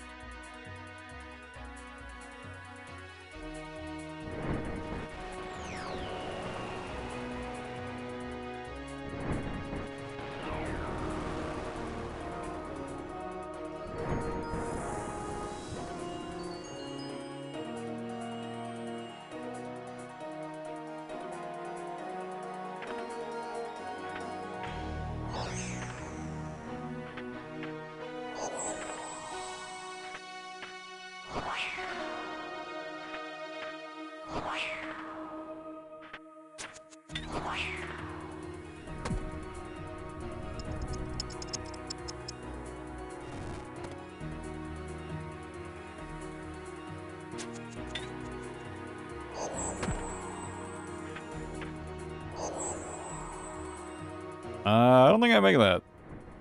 Holy shit, I do.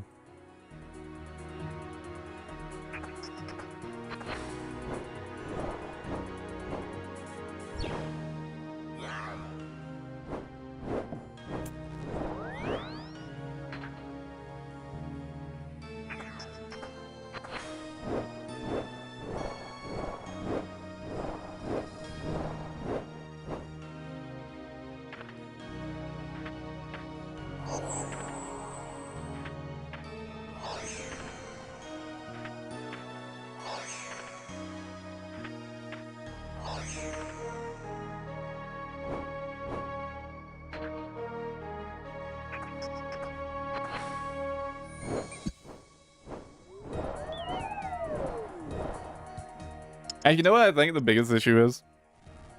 In terms of like the community? I think a vast majority of the people that play Dead by Daylight just don't actually like playing Dead by Daylight. Straight up. I think they like winning. They don't actually like playing Dead by Daylight. They like winning in Dead by Daylight.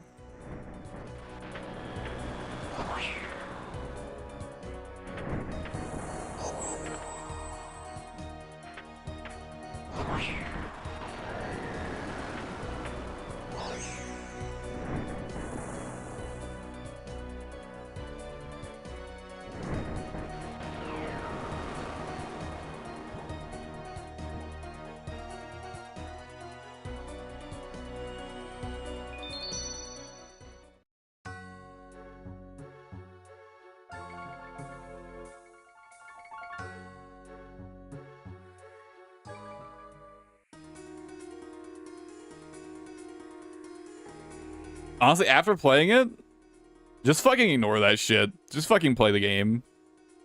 Just like ignore the little fucking little rule books that they make for each other. Just play the fucking game.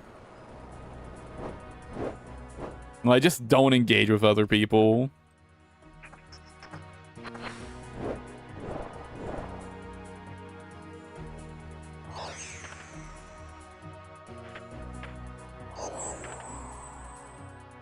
I do think a lot of people just like, they just don't actually enjoy playing Dead by Daylight.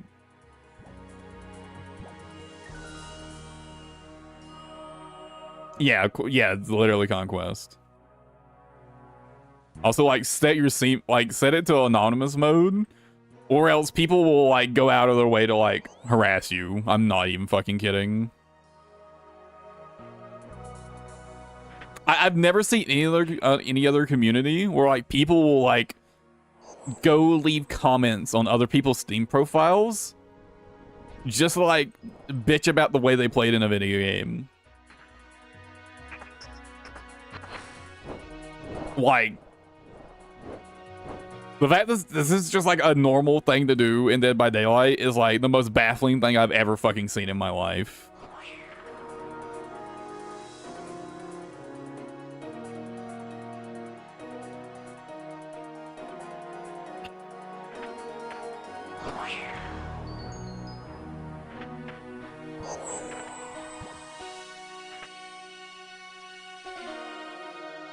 Like literally just don't engage with the community at all. Just play the game and have fun.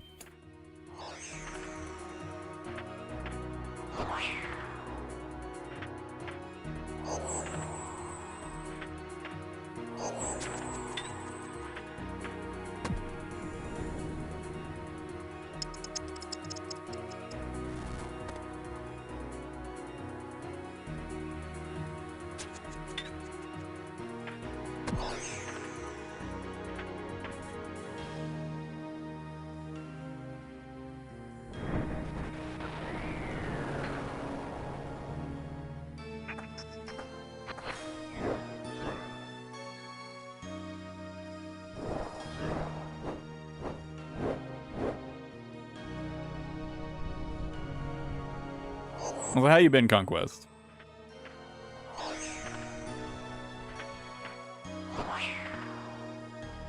Hope everything has been going well for you.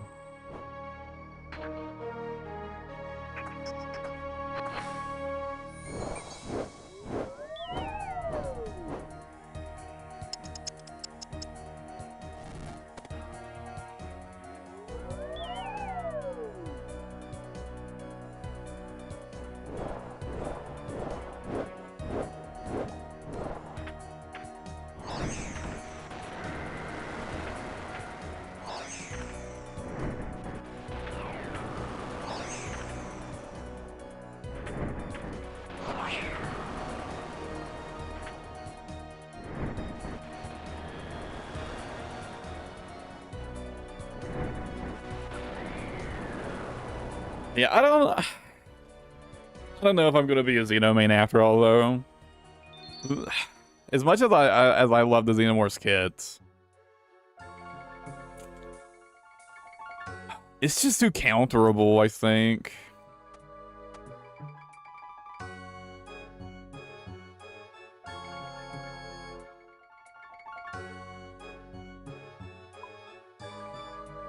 I never,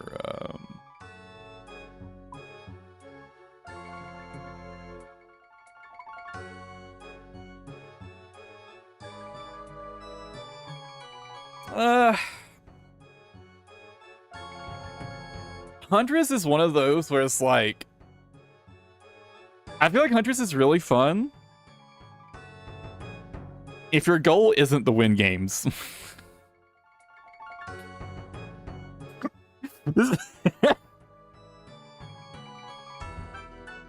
If you just want to go in and like fucking snipe people with hatchets and just fucking like big juicy hits, like you'll probably have a pretty good time.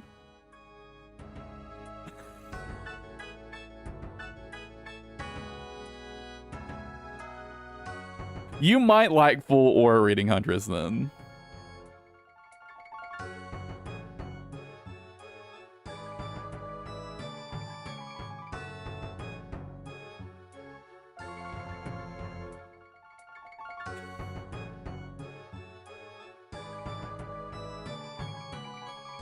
Also, the hitboxes of the axes is fucking big.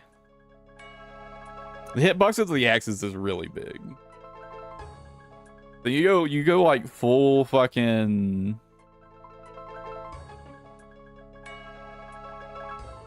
like full aura reading, just like full wall hacks, basically.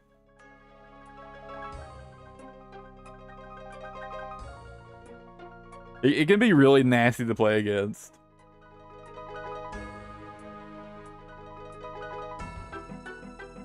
Like, as a survivor, you'll just be, like, trying to walk across the map.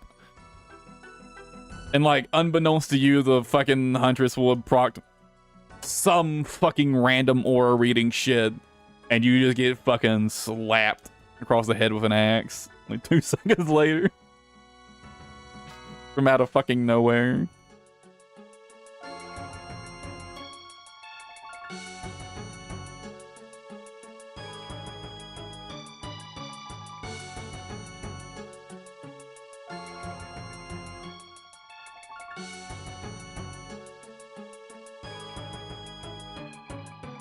Honestly, my biggest complaint with Huntress is just some of the maps are so bad for her. The indoor maps, oh my god. They honestly blow so much ass on Huntress.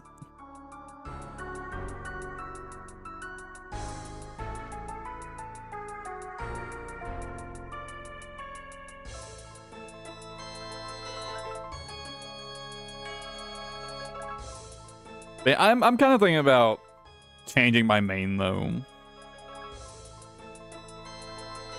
Xenomorph has everything I like, or like everything I want in a killer power. You know, mobility, chase power, info, has literally everything, right? But the flame turrets just counter you so hard if people know what they're doing with them. I mean, and of course, with how much he has in his kit, there needs to be some counterplay. But, like, the flame turrets are just, like...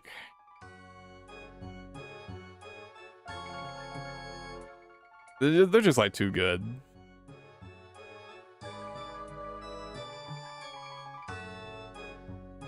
And, of course, the problem is, if, like, you're just looking at, like, numbers for Xenomorph, right? If you're just, like, looking at numbers and not looking at context... Xenomorph's numbers probably look perfectly fine. The issue there is if survivors are making good use of the turrets or not. Because my experience with Xenomorph is it's come to where it's definitely...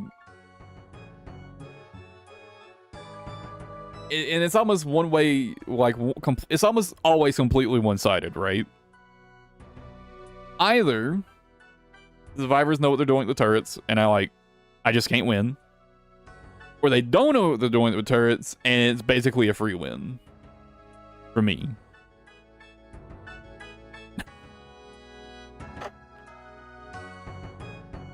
And it's pretty rare I get even matches.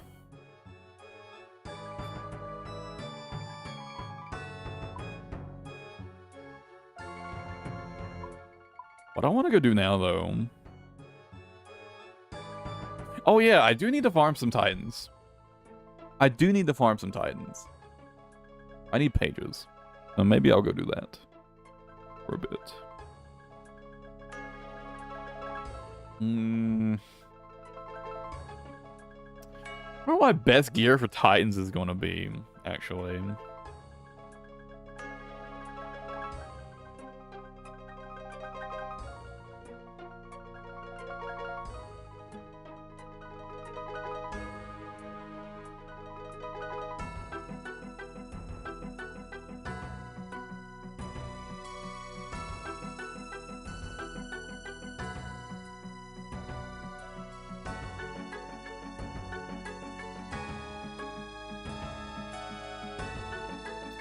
My best weapon's probably the Macas.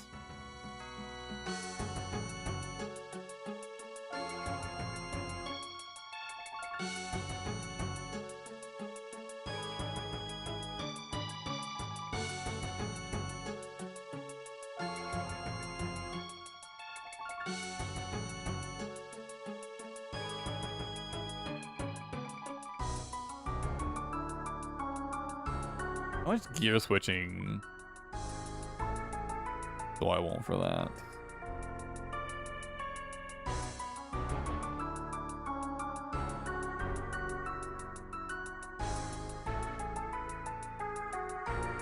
Wait, that's all the Elato darts I have? thought I had way more than this.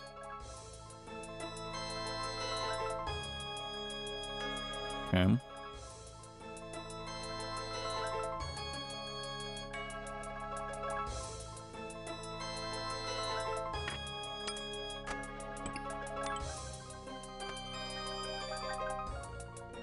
How about is my accuracy with like just this for swaps?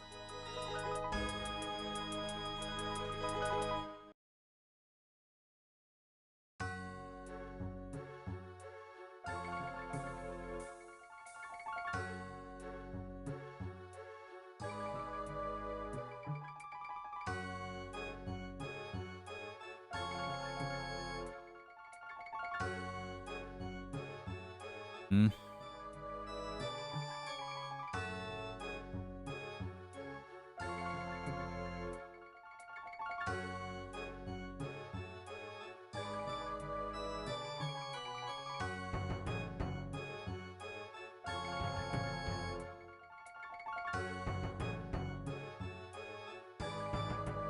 It's a pretty big difference in the accuracy.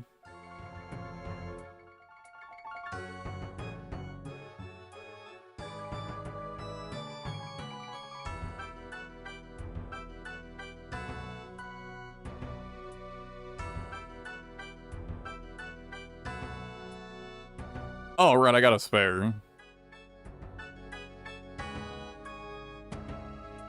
Last time I was there.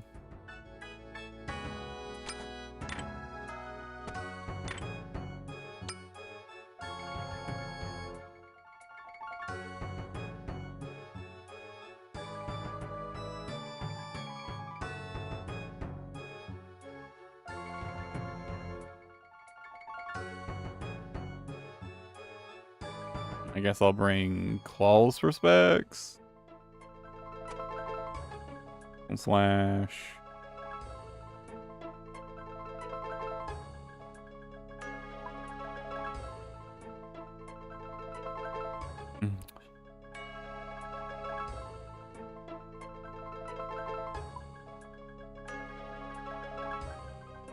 Yeah, I'll go cheap on supplies.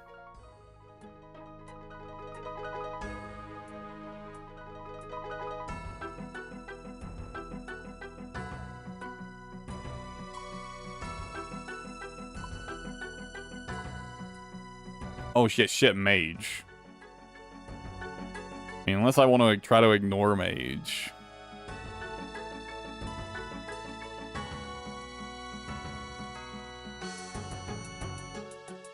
Yeah,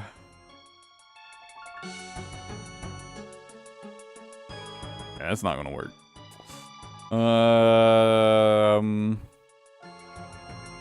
Fuck, should I just use void?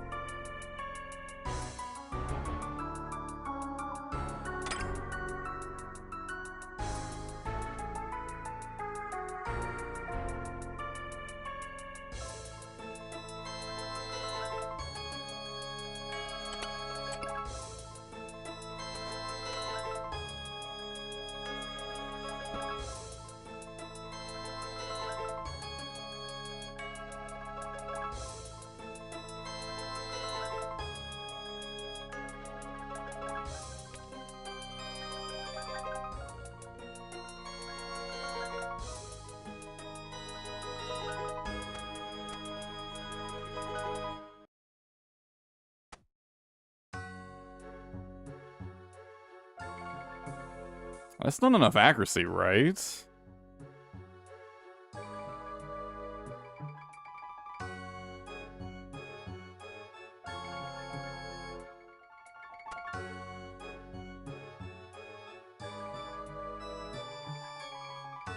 I don't remember how much accuracy you needed.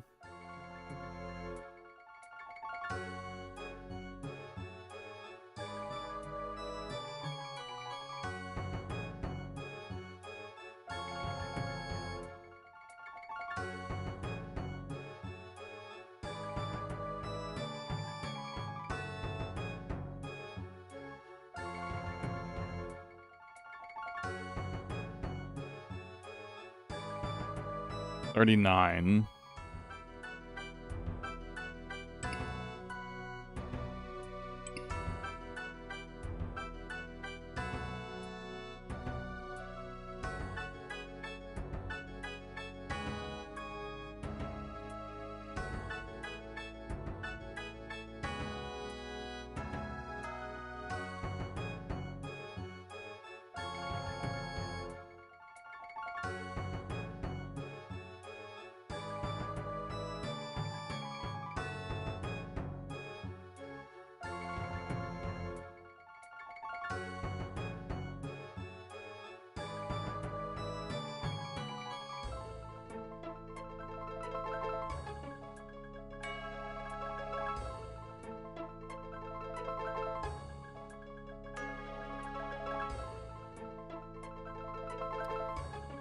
I guess I'll just bring cape swaps.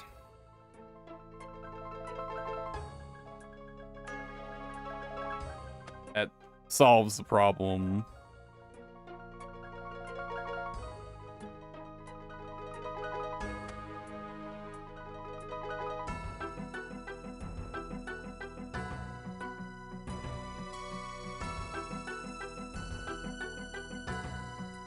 Man, it's annoying that I have to use an offhand, though.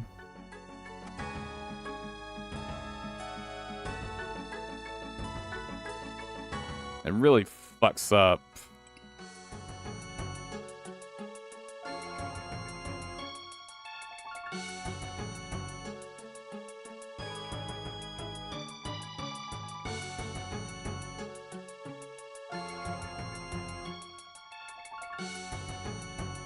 But Dragon Boots would actually cost me quite a lot of damage.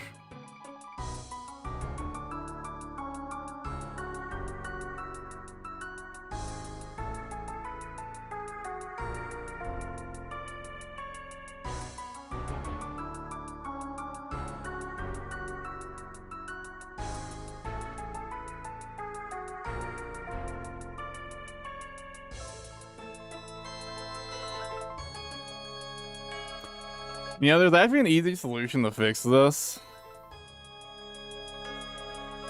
I just need to have the Avernic treads.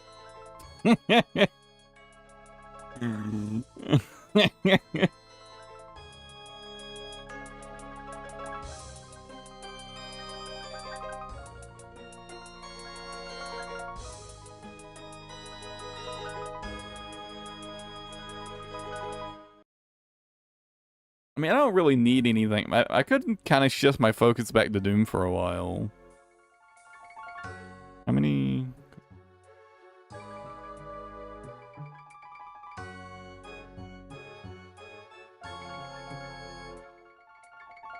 I am really running out of pages.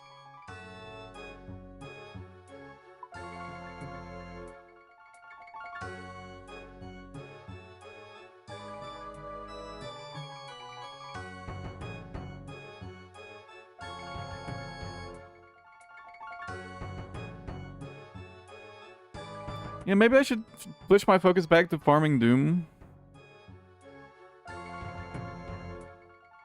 for a while.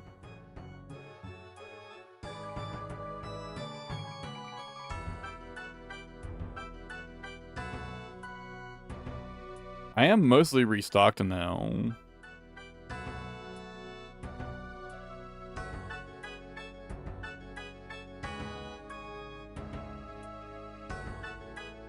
I don't think I'm really missing anything important.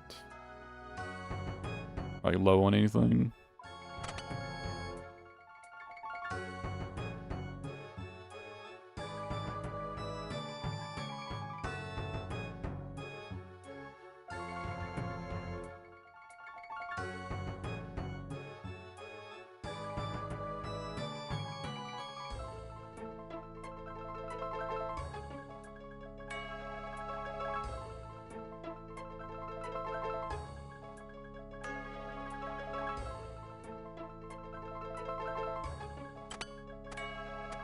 I remember what my exact gear setup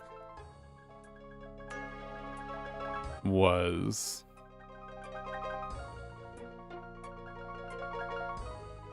And then Alley for specs.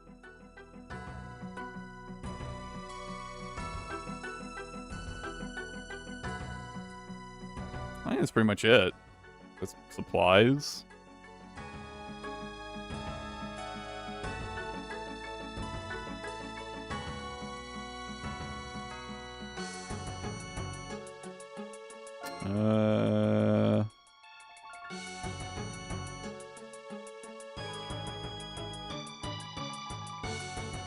I feel like I'm forgetting something important. Let me just check.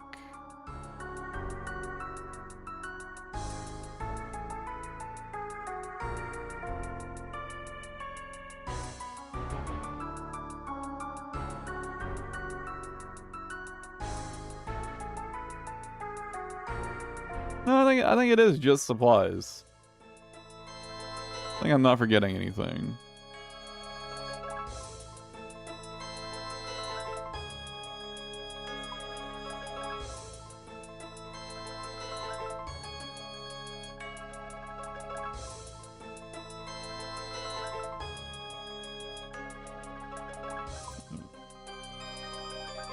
That.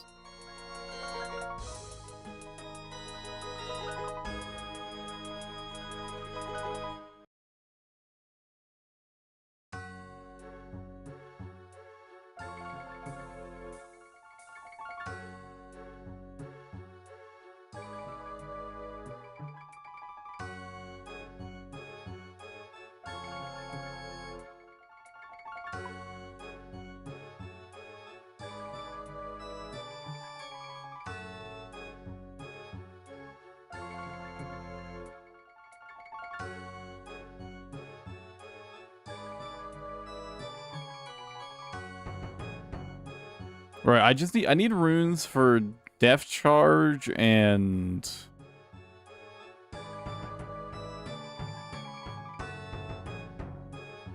Demon Bane.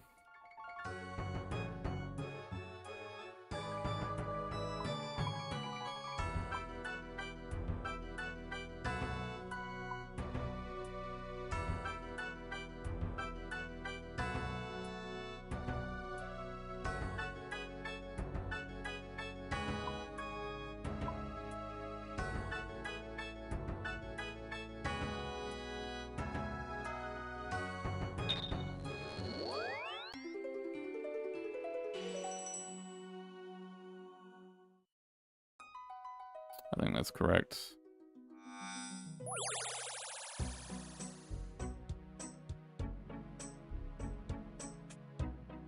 Well, I need chaos, not soul runes.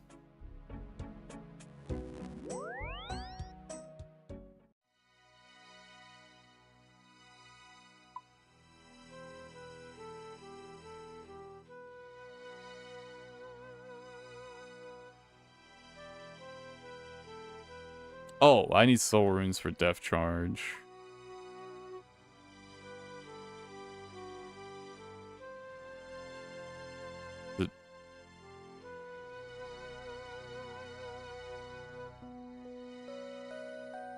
Death Blood Soul for Death Charge. Okay, so yeah.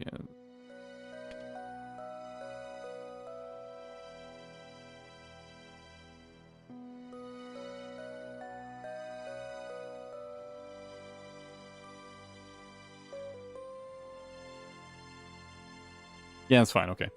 Yeah, I would have to use up an extra inventory slot for Chaos Runes if I wanted to go cheaper on that.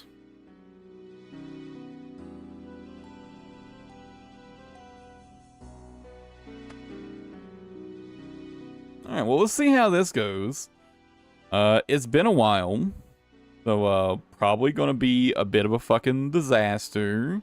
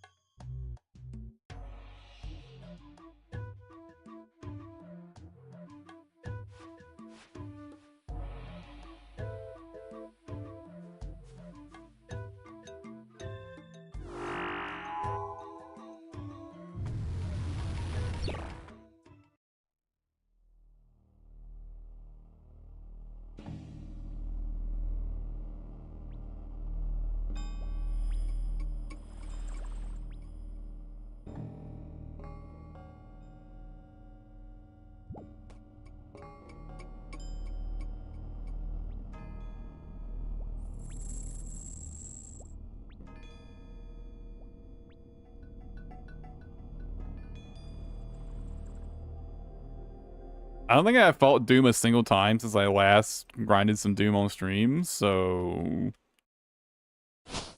Yeah, don't expect this to go well.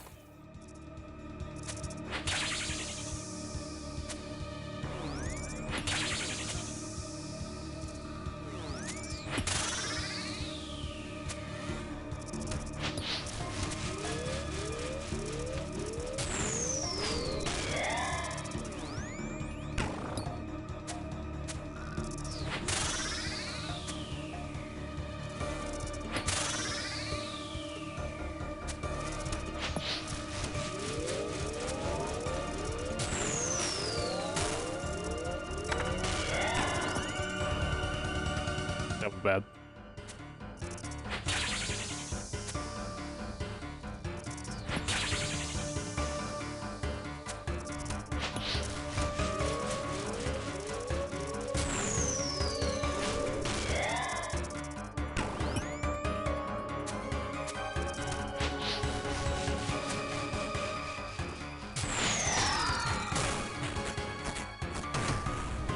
That was quite bad.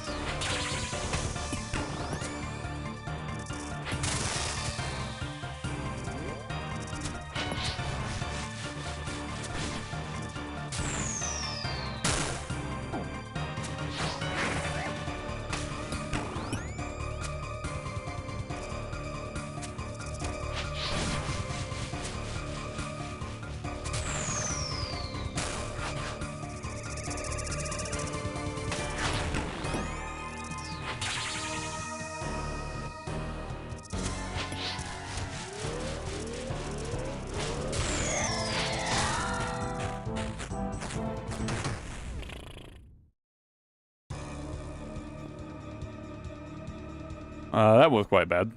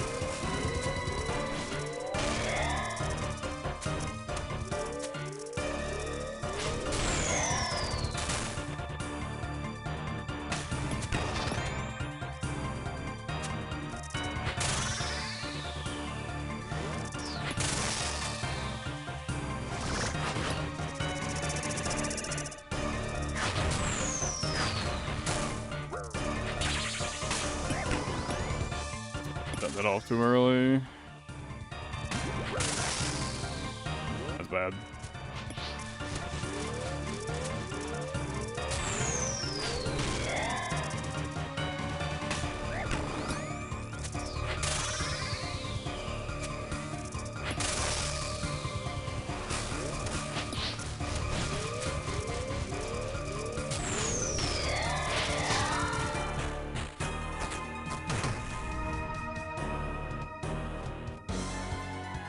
Definitely a bit more scuffed than I would like so far.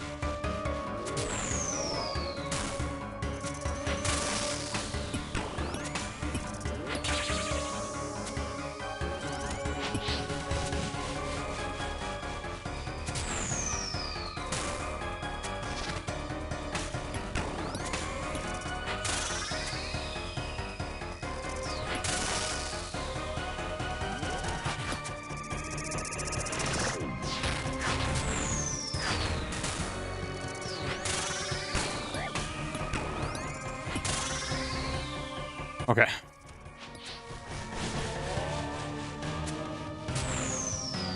But I'm not super rusty on that. And managed to get past.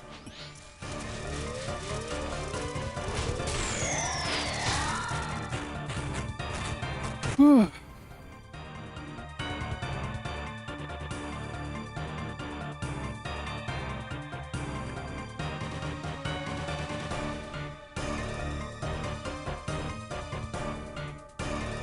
Shouldn't this be worth more than that?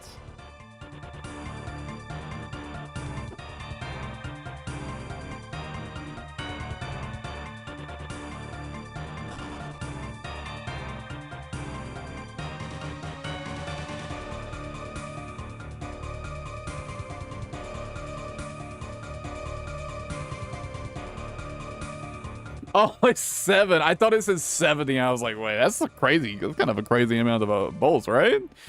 7. I read that as 70. I was like, wait a second. That doesn't... This should be worth way more than that. What the fuck? I mean, this isn't that much loot. We'll try wave 5.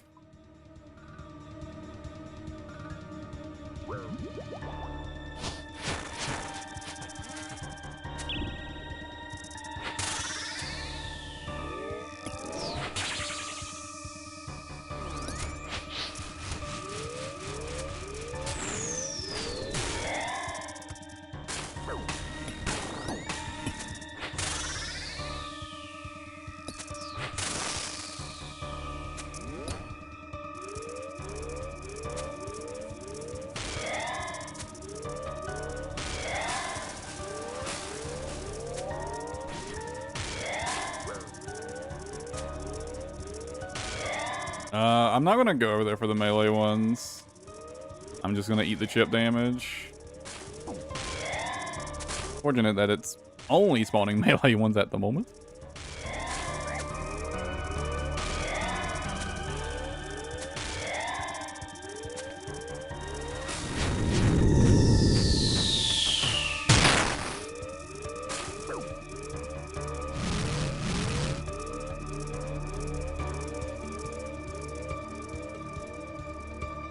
Kind of fucked up. Huh?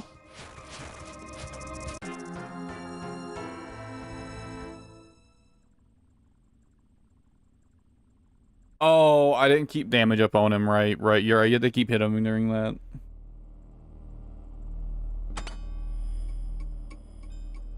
I forgot.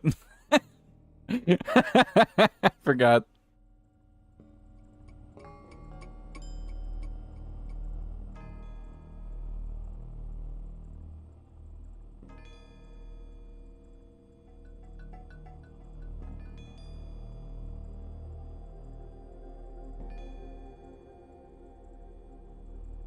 Completely forgot.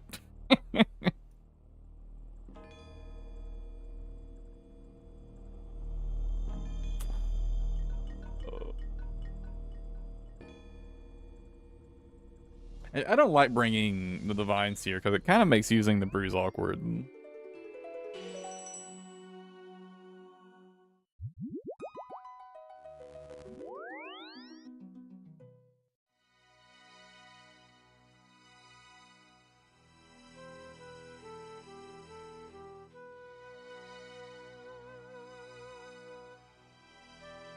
Oh, but maybe I should save relearning Doom as like an off-stream thing.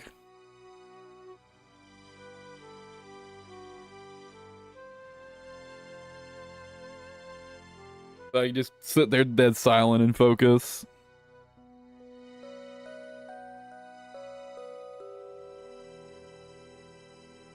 Yeah, let's go ahead and play some Dead by Daylight. I think I'm gonna have to pick a new main, I think.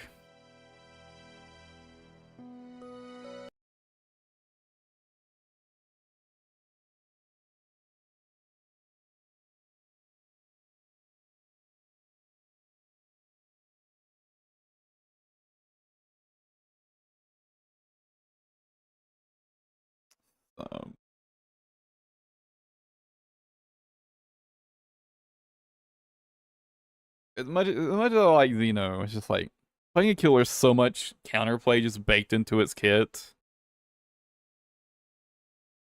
I just don't think I'll have fun playing Xeno long term.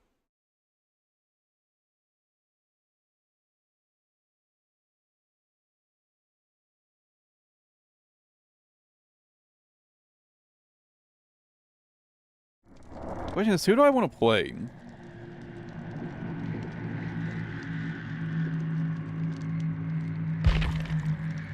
Honestly, Pyramid Head kind of immediately comes to mind.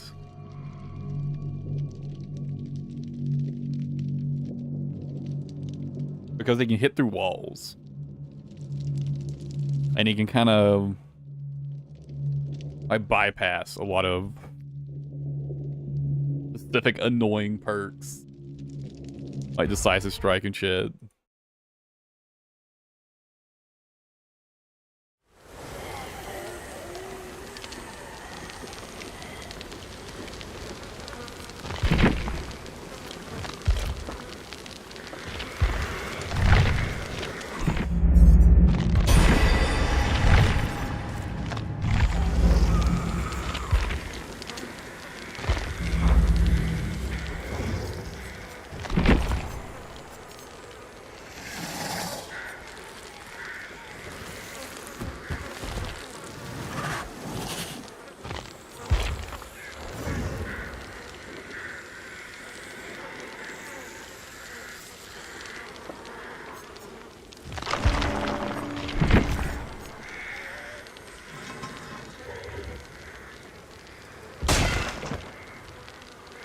I mean, Executioner is another character I like a lot.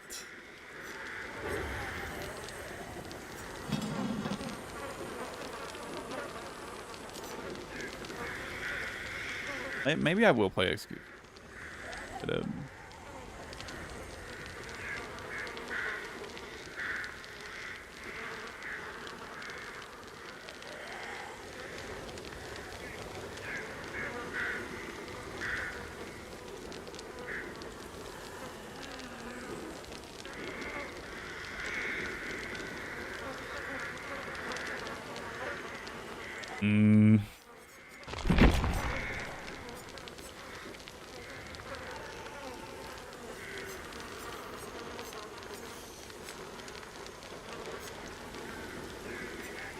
Oh no, I still haven't ever actually tried out Nemesis, but Nemesis power,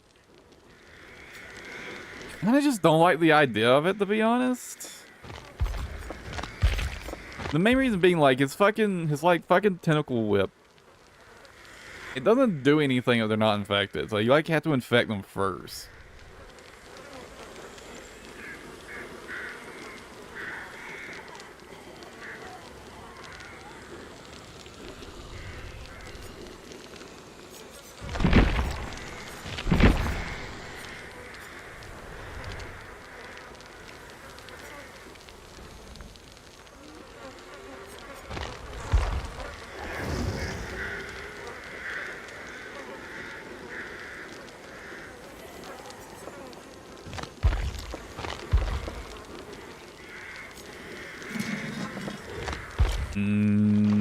Yeah, I'm kind of like heavily leaning towards Executioner.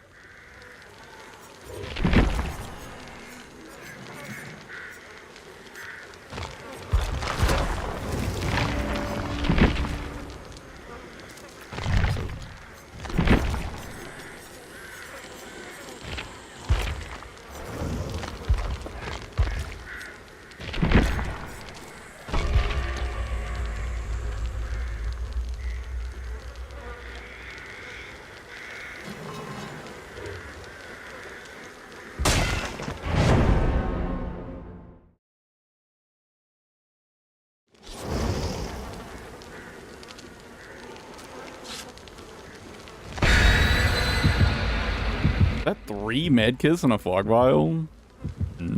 So everyone's gonna be healed up like instantly.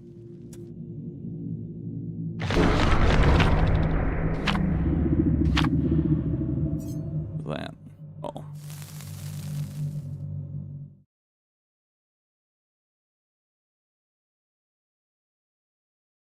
So I probably just like have to commit the downs in this game.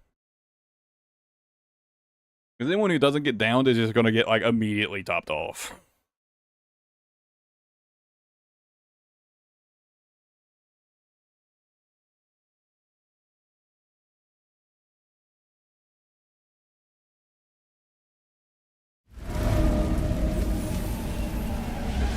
Beast.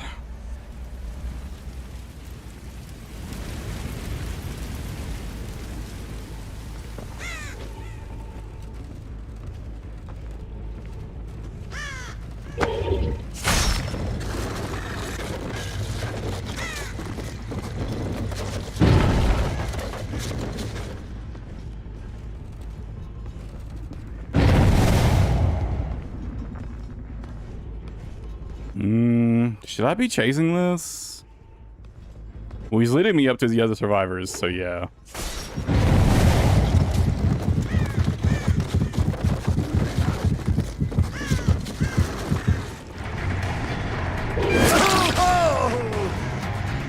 Oh, he fucked up bad.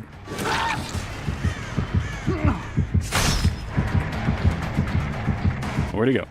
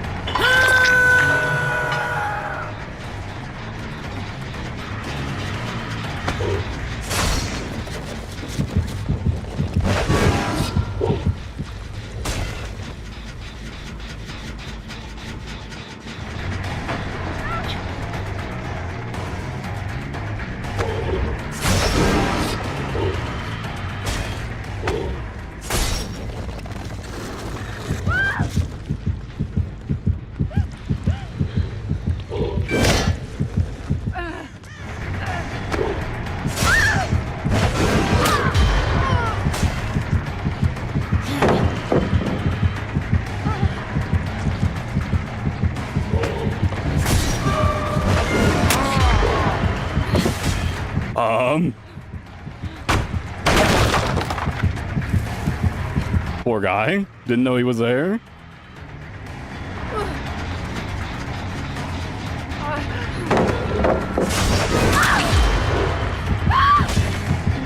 Have fun.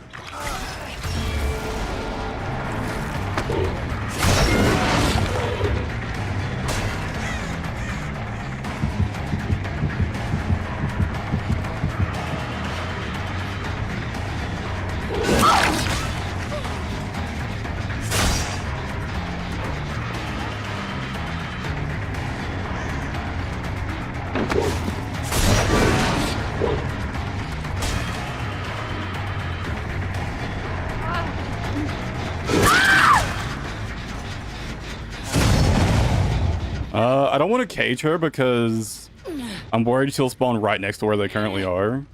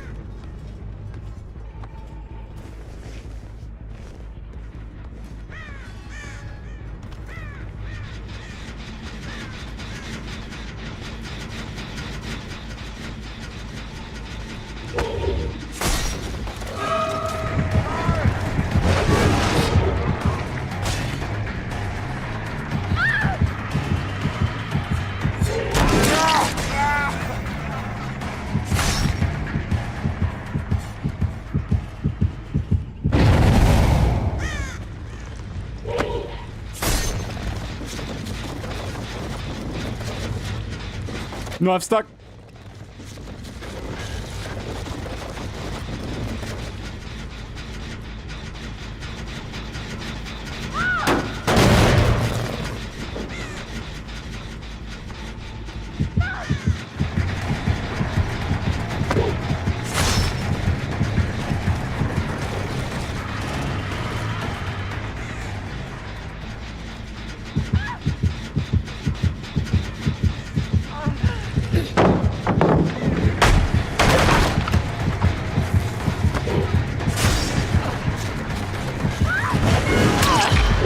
Got her?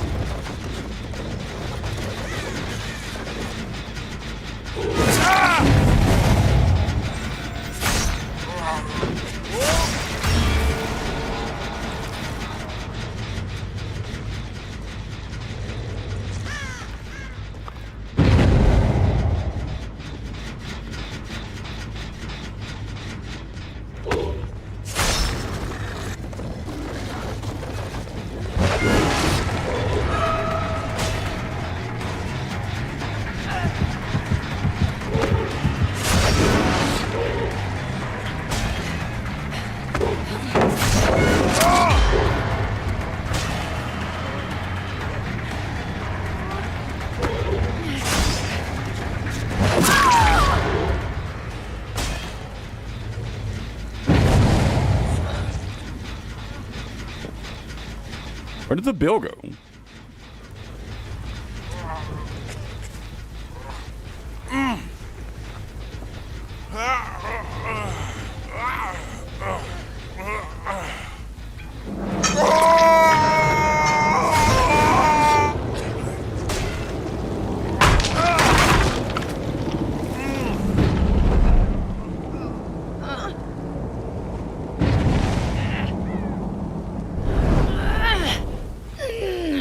I wish I could put her in a cage.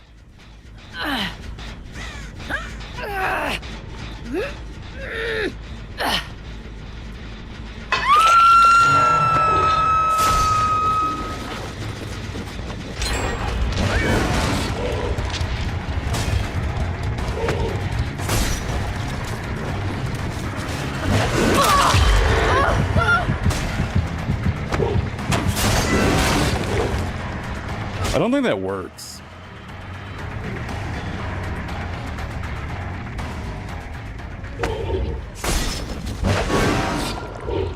I don't think it goes up.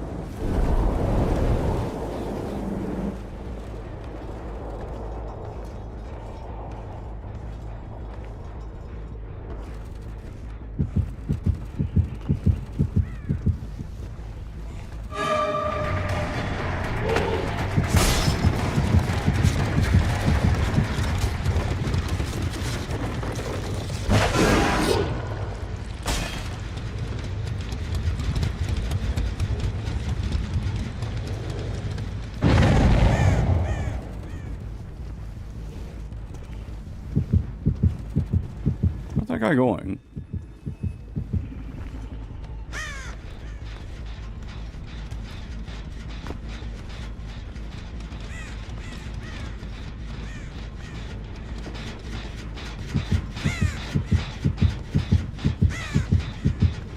Did I not know how this power works?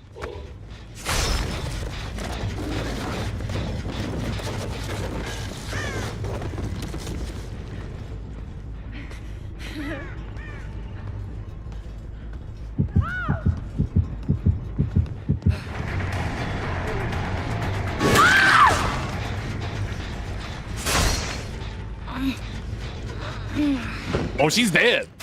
Oh, shit.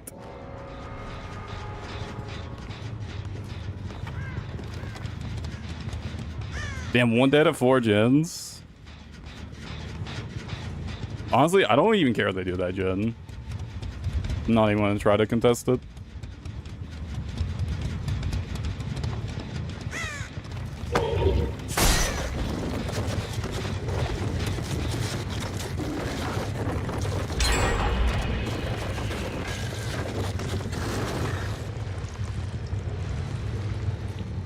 They're there. They might be dropping down.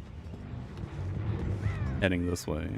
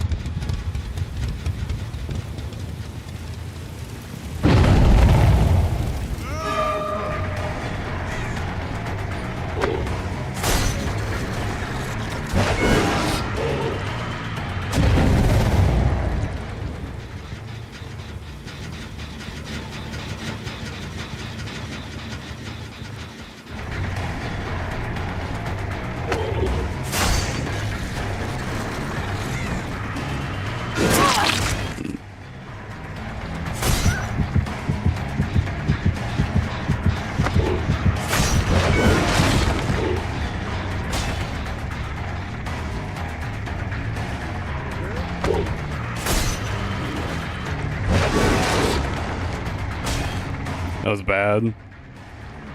I had like a guaranteed hit there on him too.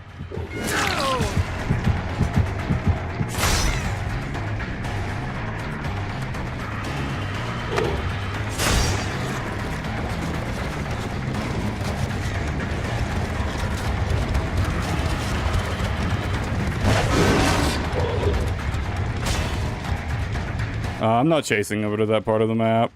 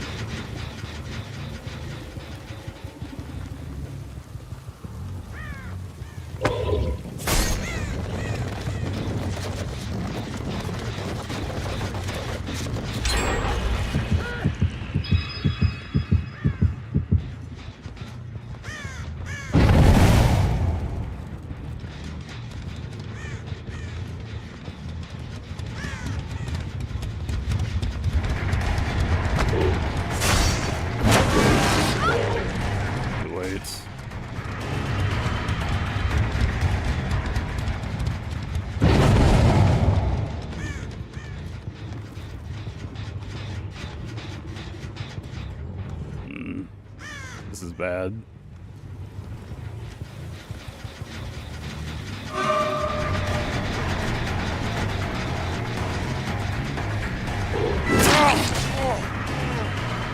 Huh? Wasn't he injured?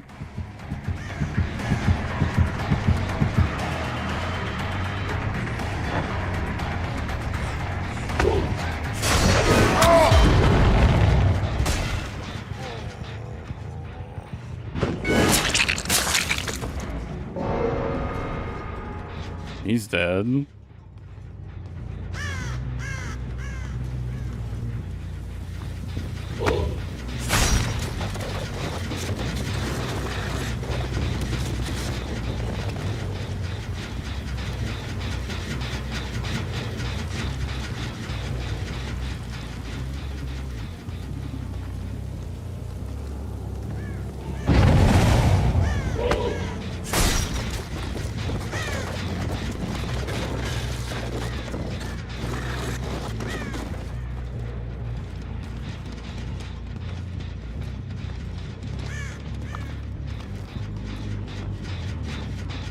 I don't think like anyone's touched this gen.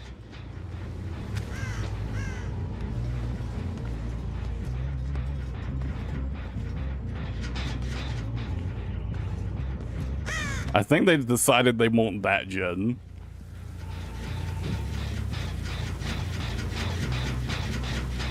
I've been touched.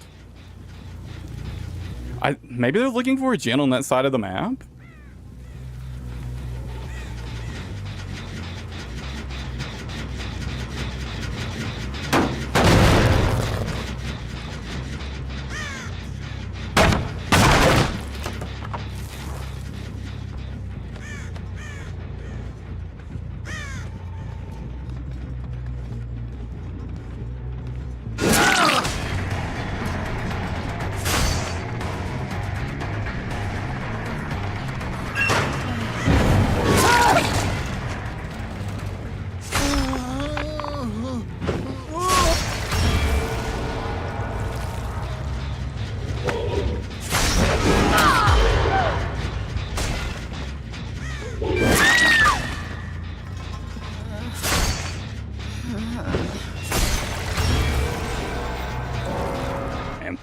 That was rough for them.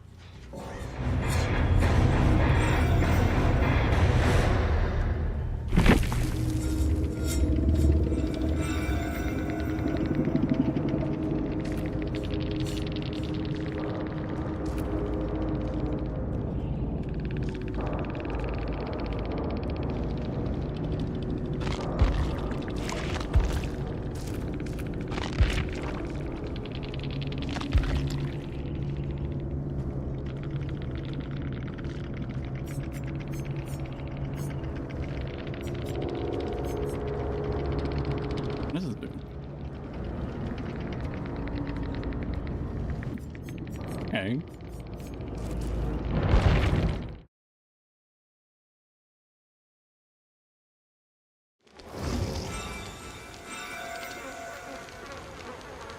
Actually, why did I get ore reading on her right there?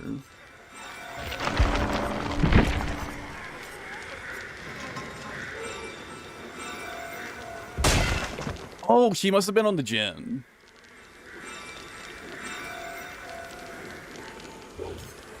When I downed that guy.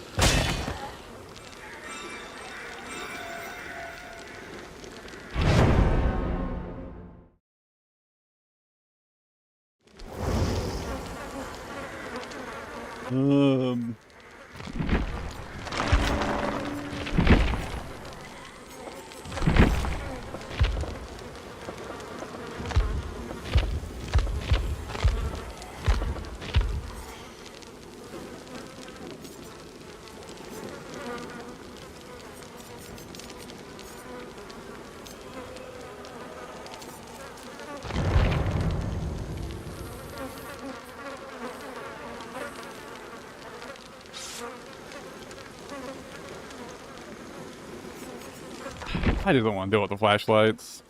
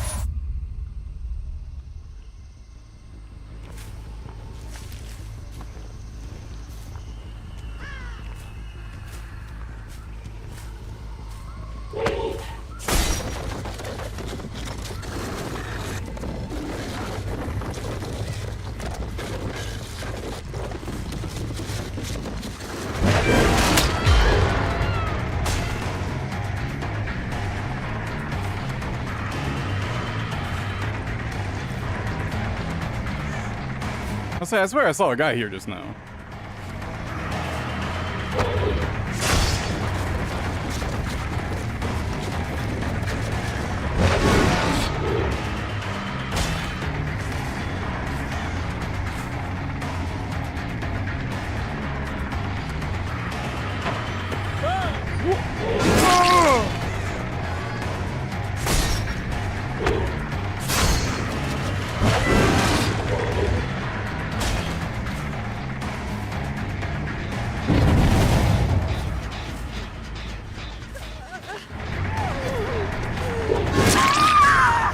Nice.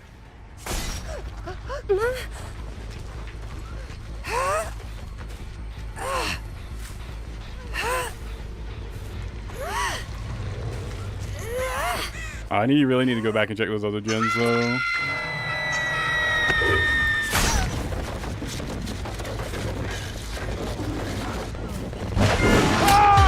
Did he really not think I saw him? I'm walking at him in a straight line with my power charged.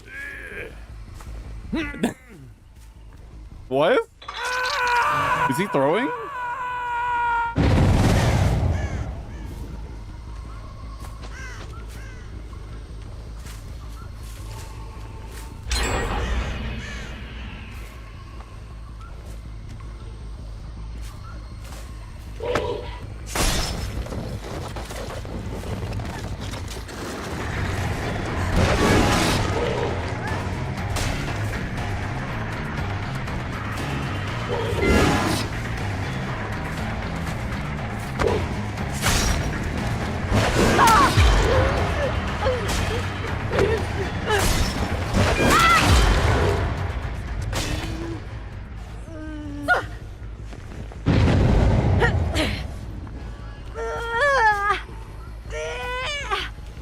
Okay, 3 hooks, 1 gen. Not bad.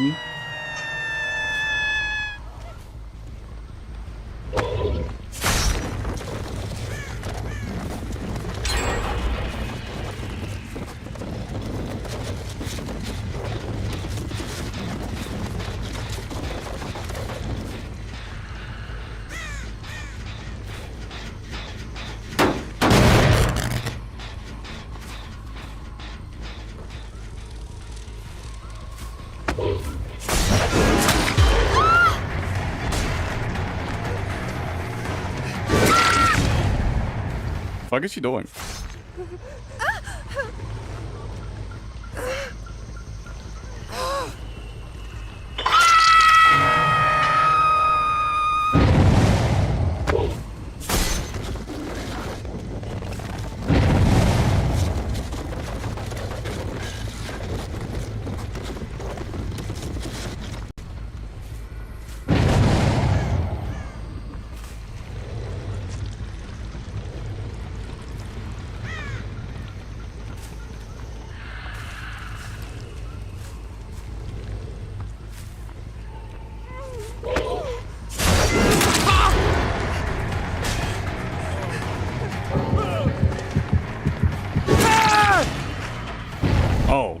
DC'd. I was gonna let her go.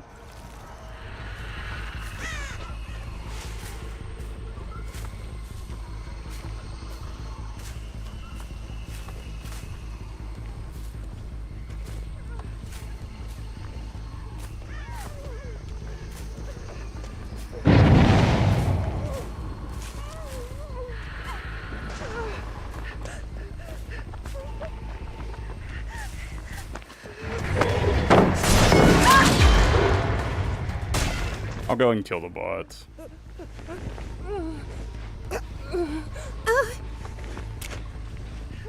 Brother, it's a bot. Get the fuck out of here. What are you doing? Why are you running to save a bot?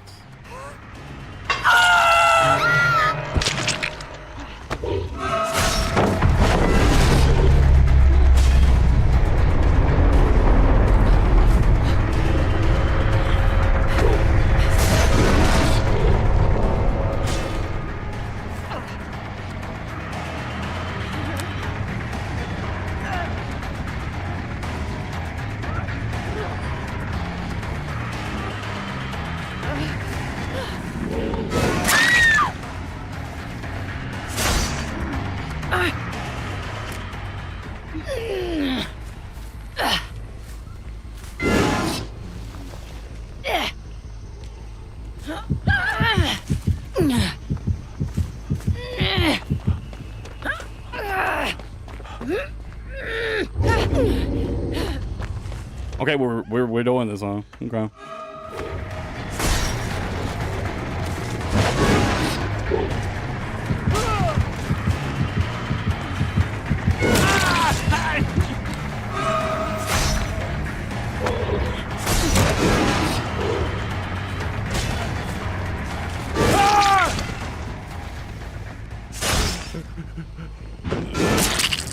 What the fuck are you doing, bro? You're on death hook.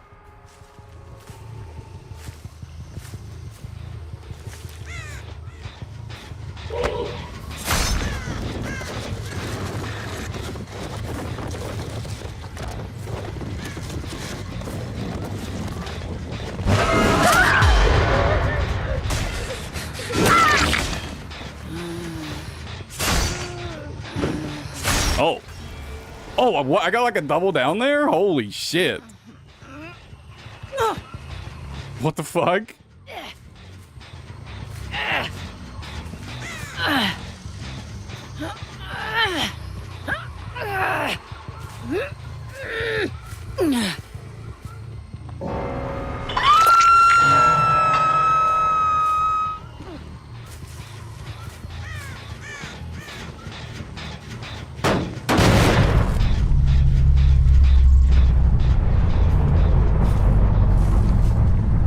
That was a really unlucky game for them.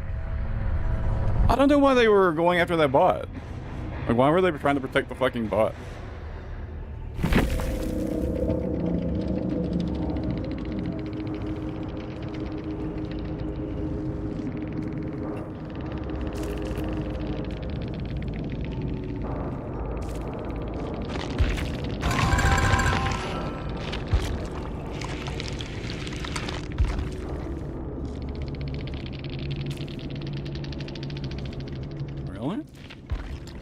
I thought after that game there was going to be like some sort of like tunneling shit talk.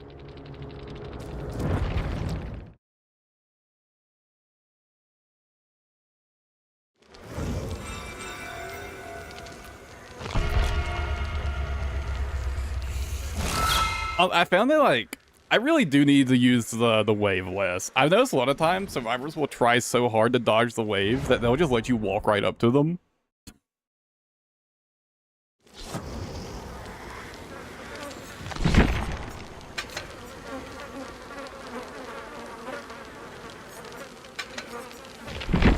And it's honestly like super fucking strong to just hold power and walk at them sometimes.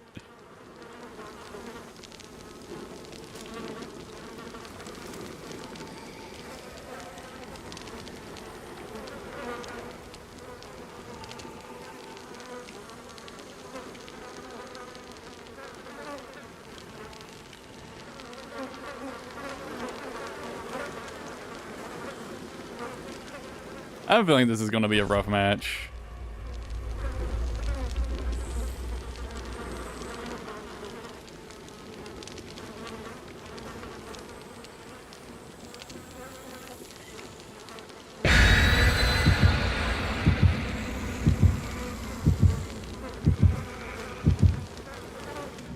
Isn't Leon the character that has the flashbang perk? I should probably watch out for that.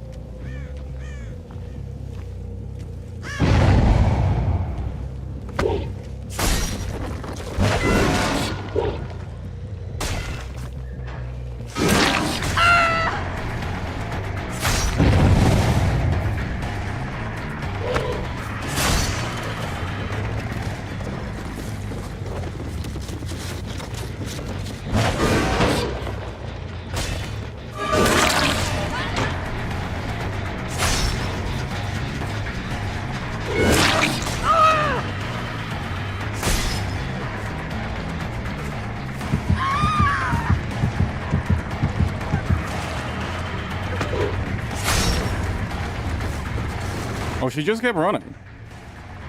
Okay. That didn't hit? I need to down this person, like, right now. This chase has gone on for far too long.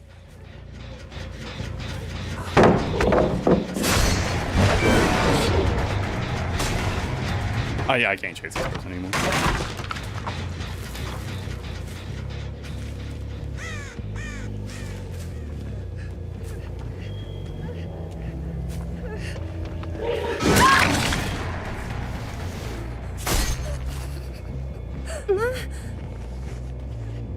I kind of forgot I had predators, so I'm probably gonna lose like 2 gens for that though.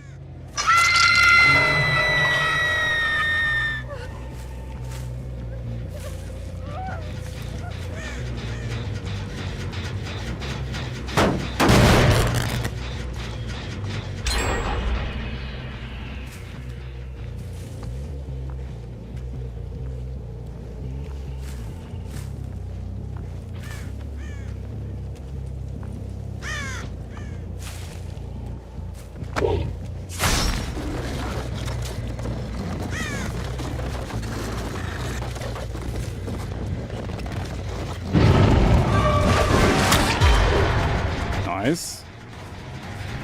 Big hit.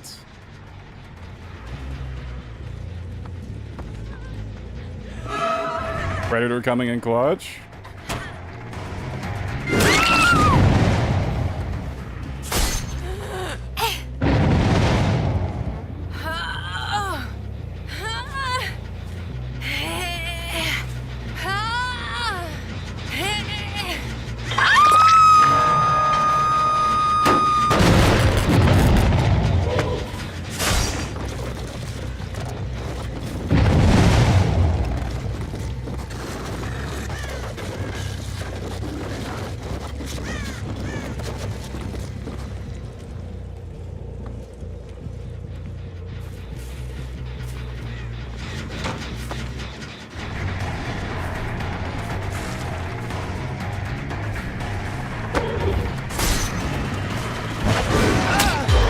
Nice.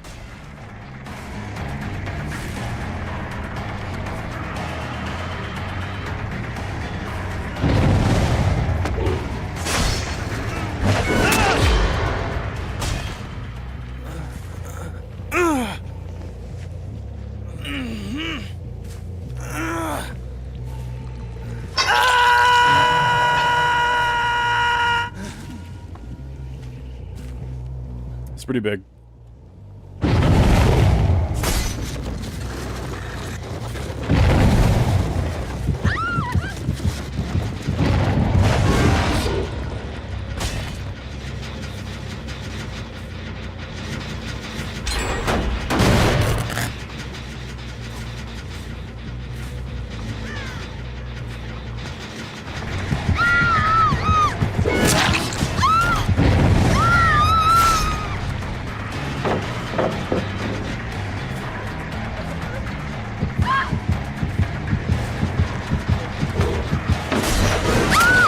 Got her. Very nice.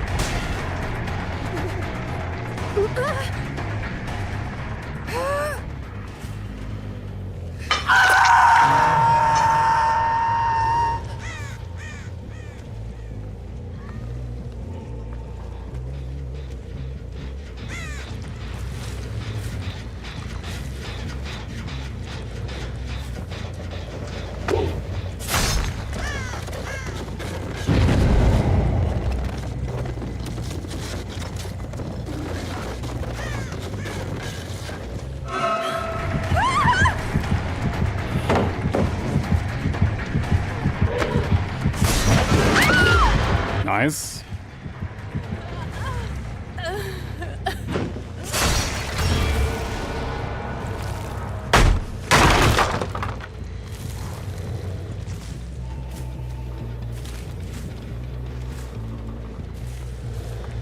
Well, there's nothing left on that side of the map, so I don't gotta worry about that side of the map anymore.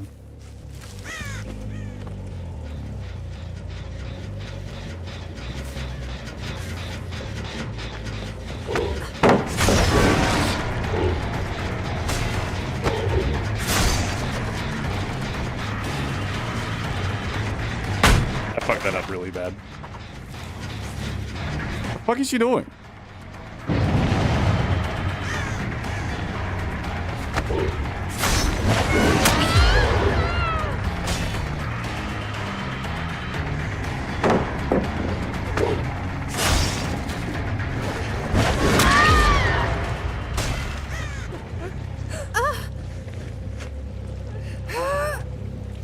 Yeah, that's pretty good. Oh, I thought she was on Death Hook. Okay, that makes a bit more sense then. She's probably just trying to buy time for probably that generator back there.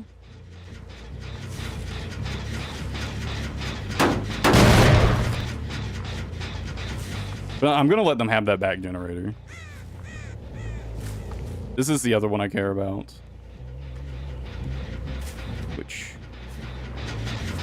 they have been on.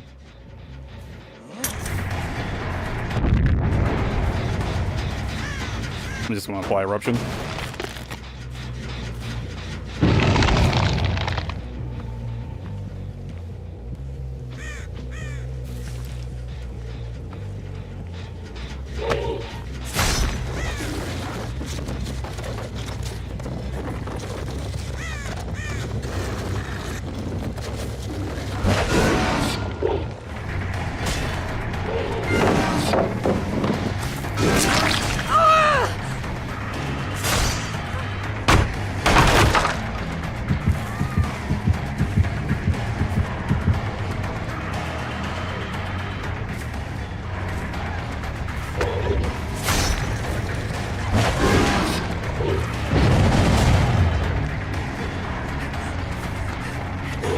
Doesn't make that.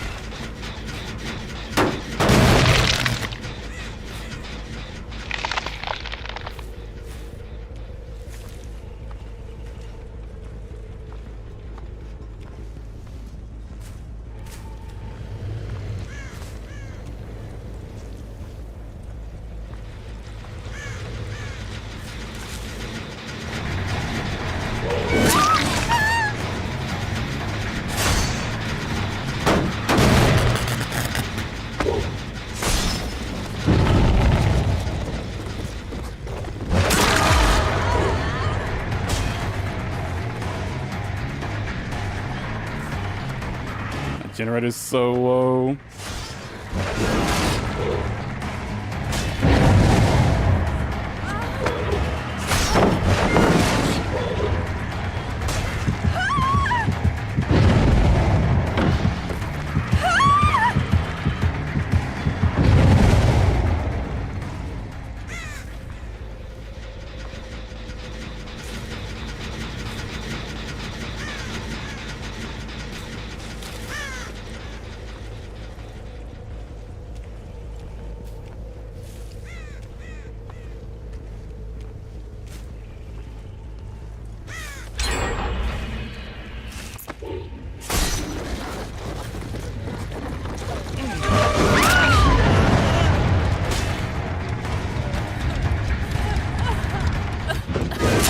Go and kill her real quick.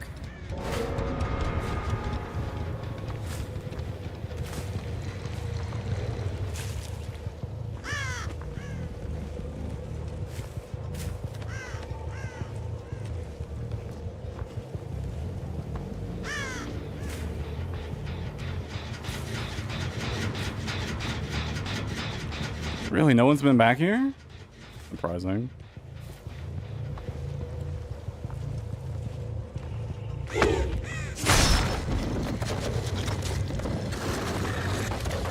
They've got to be on that back gen.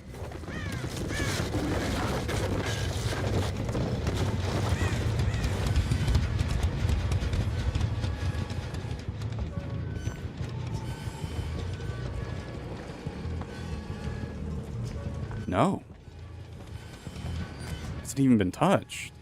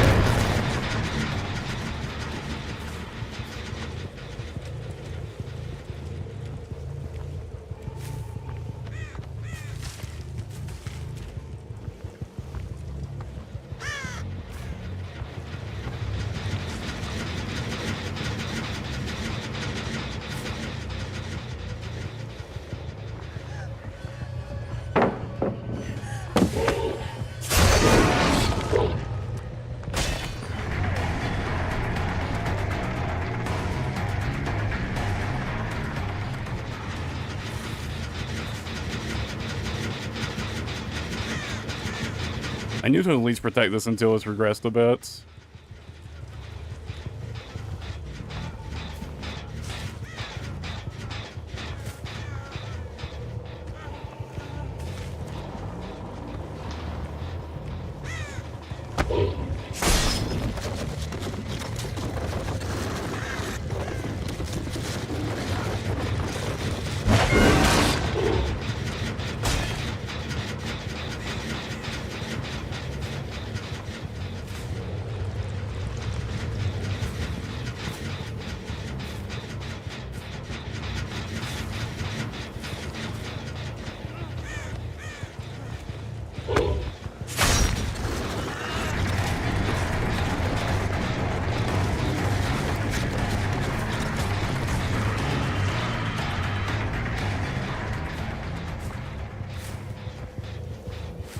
That was a good try to escape me. Honestly, if I didn't have Predator, I might have lost him right there.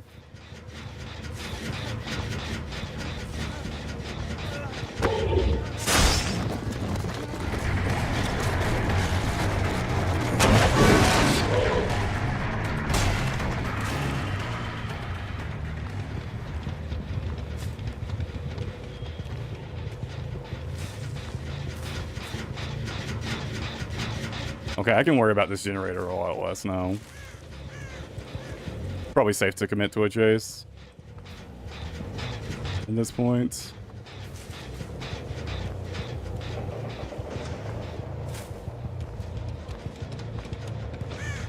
I probably also have time to go check this generator.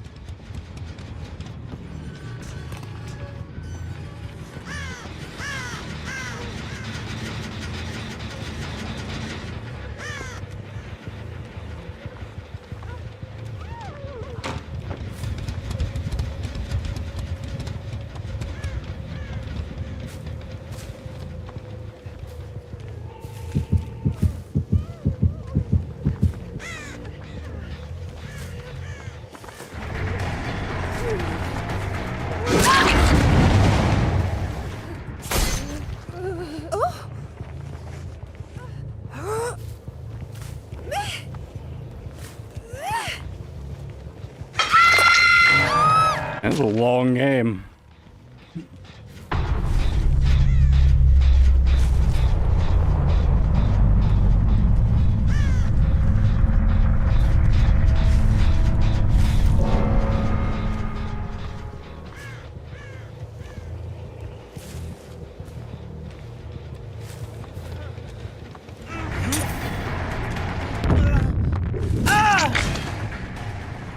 Unlucky.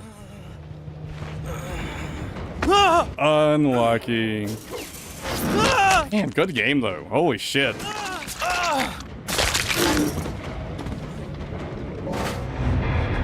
I had to work for that. They made me work for it. They made me work for that. For sure.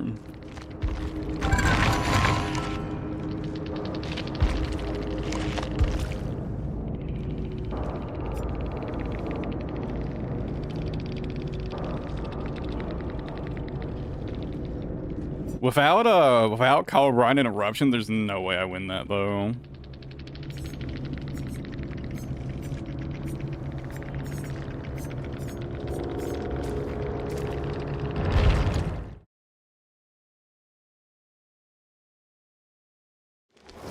Like if I'd been like running like a full aura build or something, there's literally no chance I'd have won that.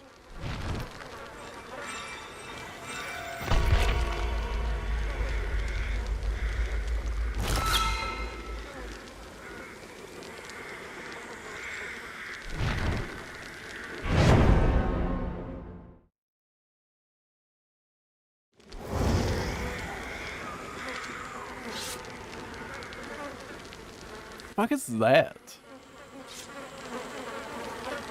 I have no idea what she has in her hand. Full box med kit. Literally no idea. A fog vial, I think.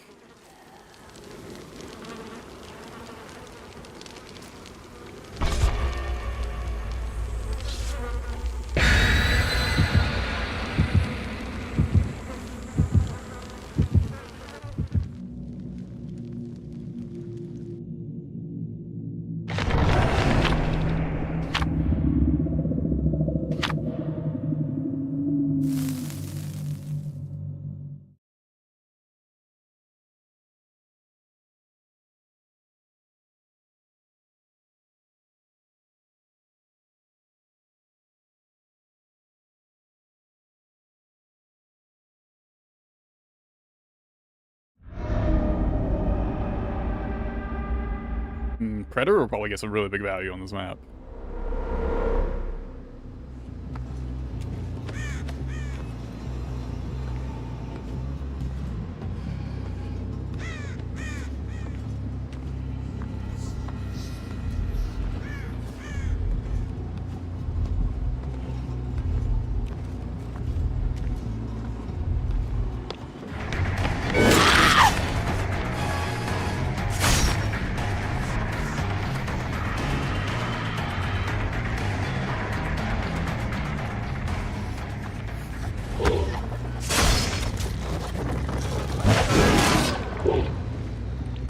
Close.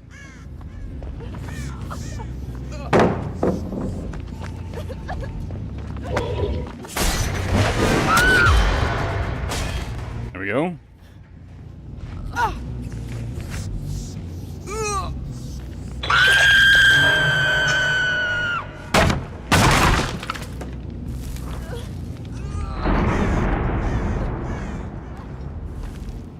That first chase kind of took longer than I'd have liked, to be honest, though.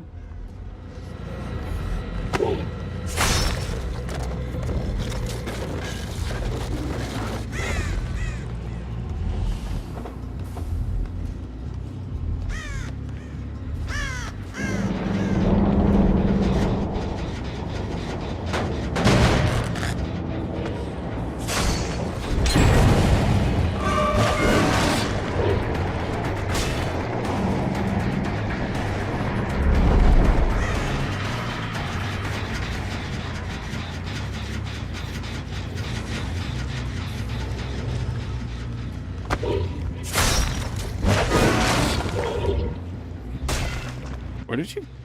Oh.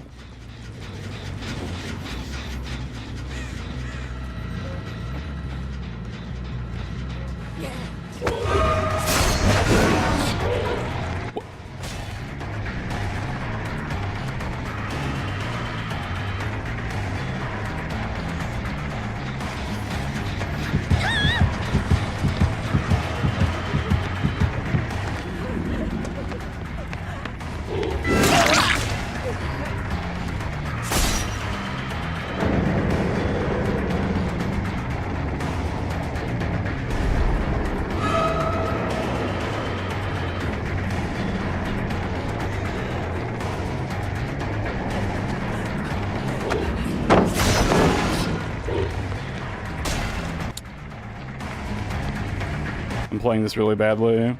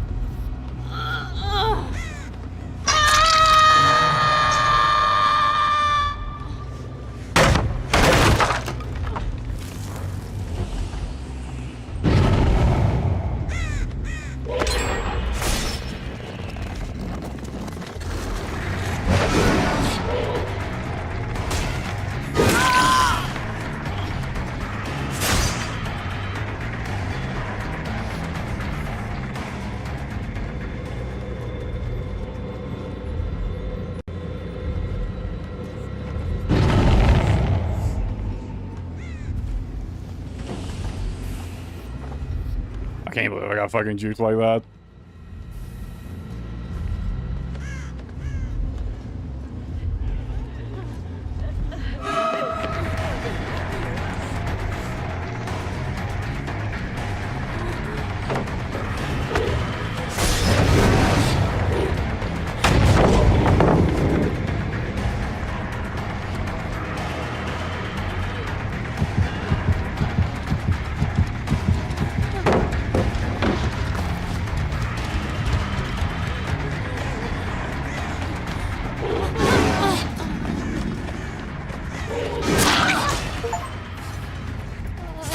I missed that hit.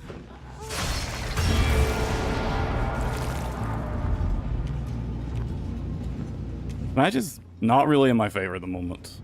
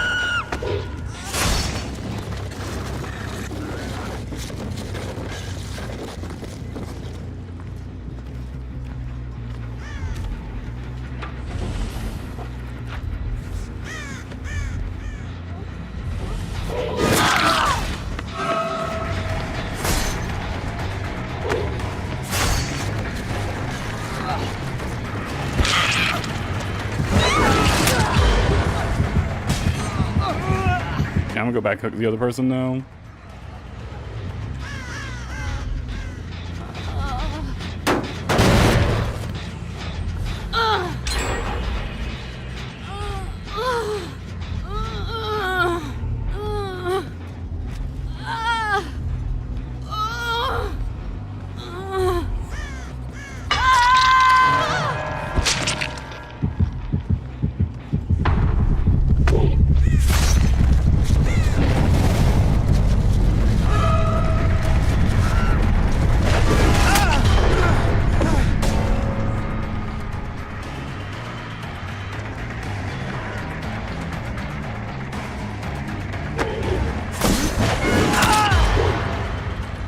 Nice.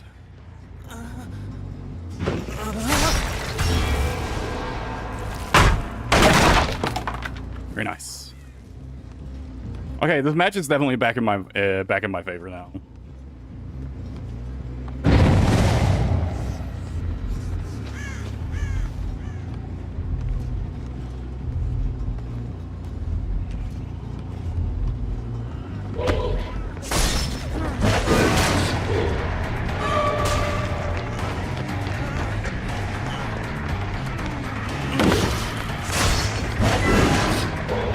That's really bad on my part.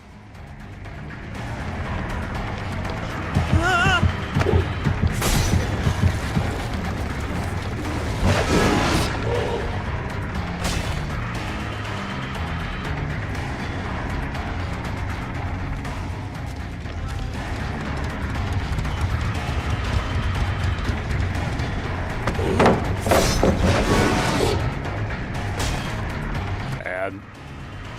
So bad.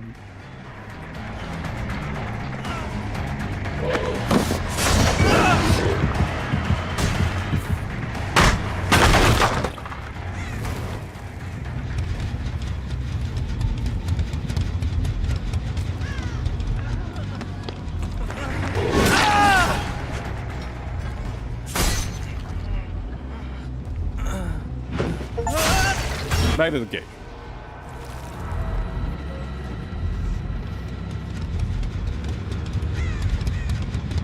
And I know I could have tunneled out that Sable, but I figured the game's kind of already going in my favor, so I decided not to.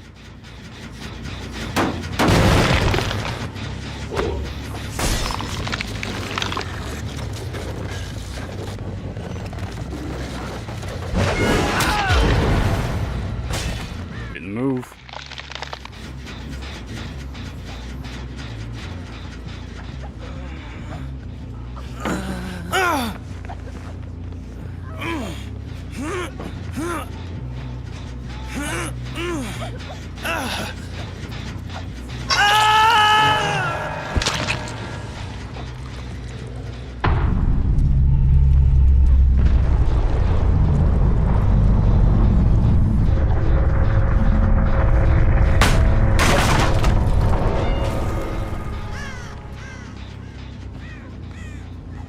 Where the fuck is she? I hear her.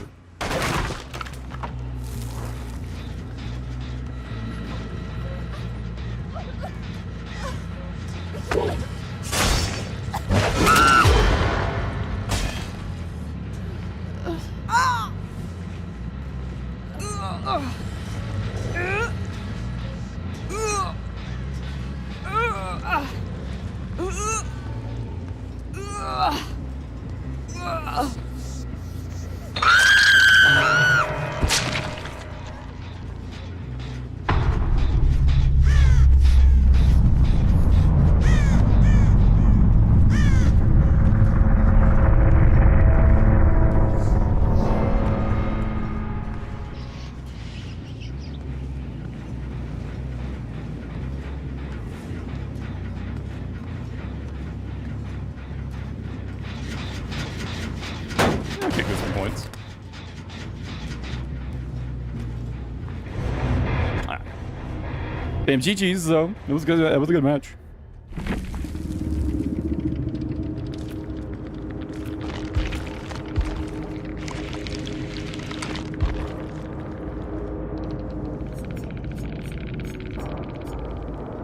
Watson's map.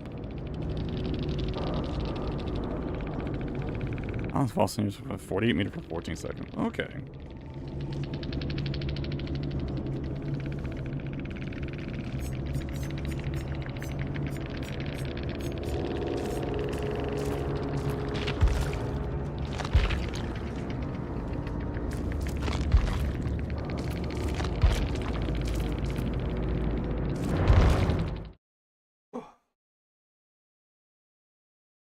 Damn, I played really poorly there, and I still put out 3Ks, so you know I'll definitely take that.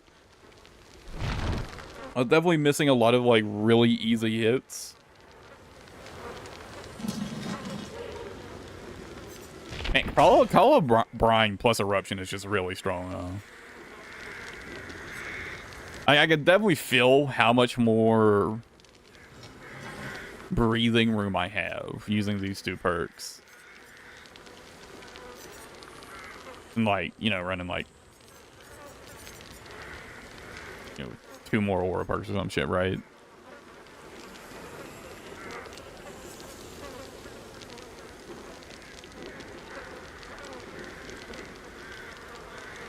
It's a night and day difference.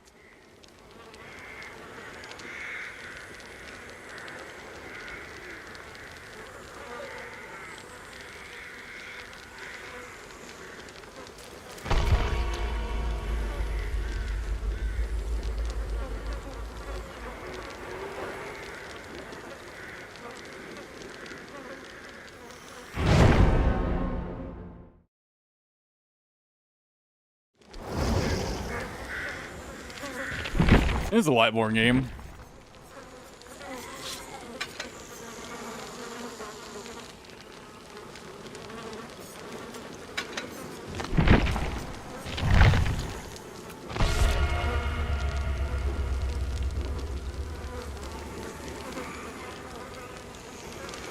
Not even going to try to play this match without Lightborn, so yep.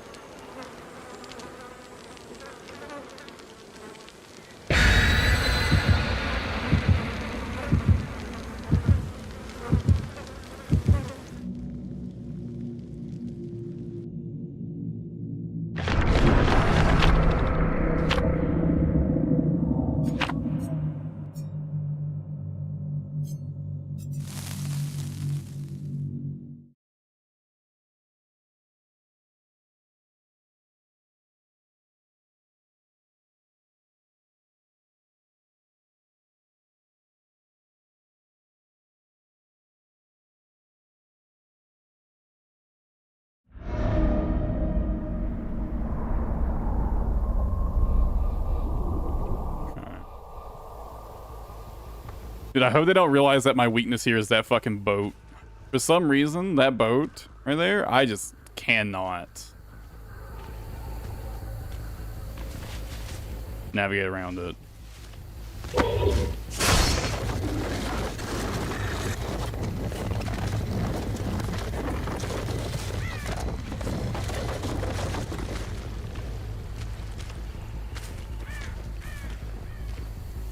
How the fuck do I get up there?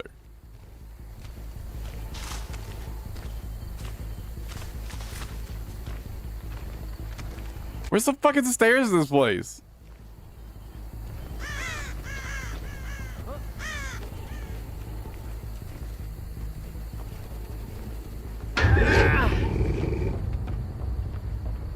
Serious?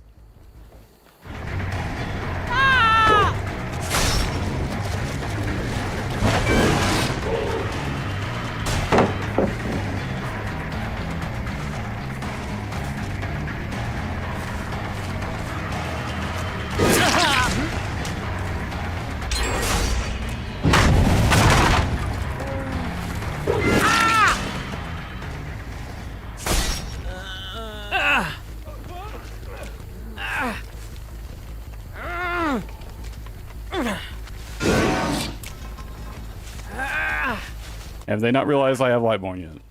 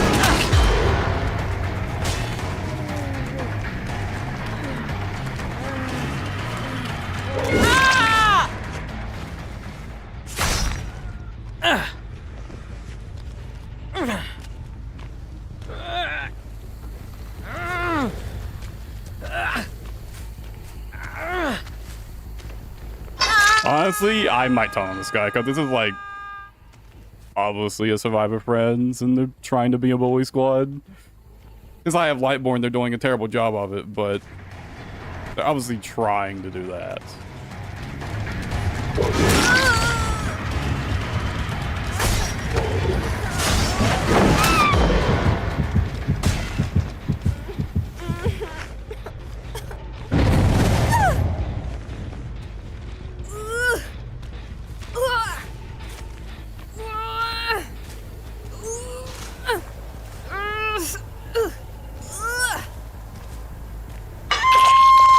Honestly, the thing might not be in on it. It might be a 3-man.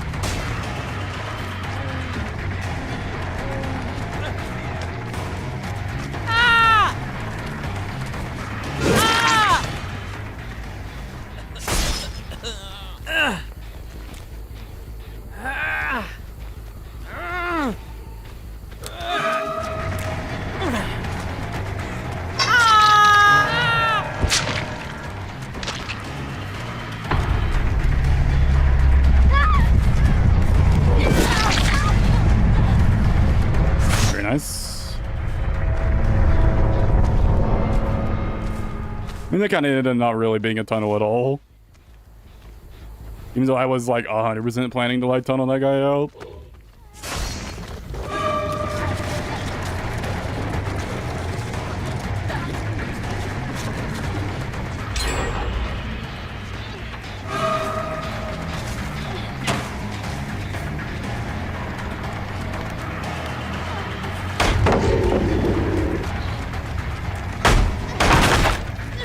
Has she not learned her lesson yet? But I have a light board. You can't blind me. This isn't how this works.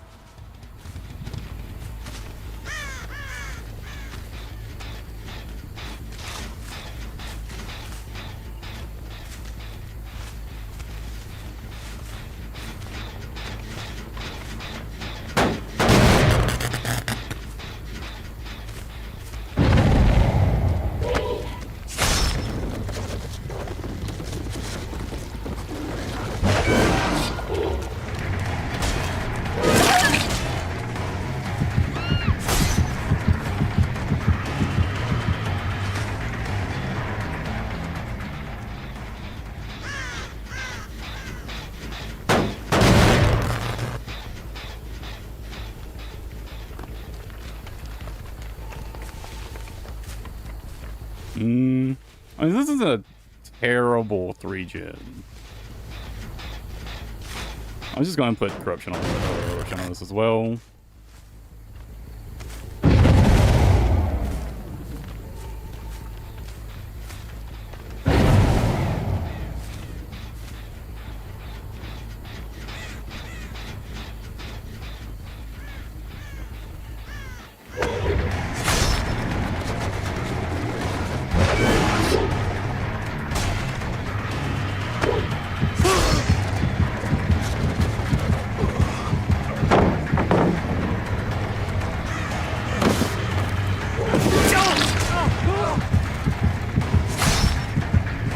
kind of fucked up really bad.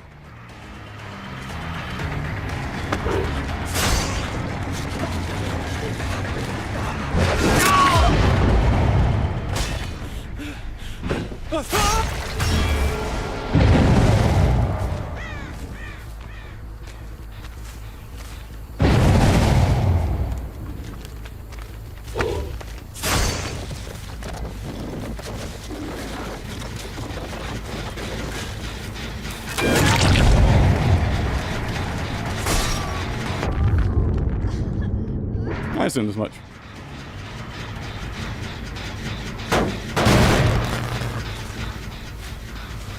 I just won't call of eruption on that, or call of brine on that.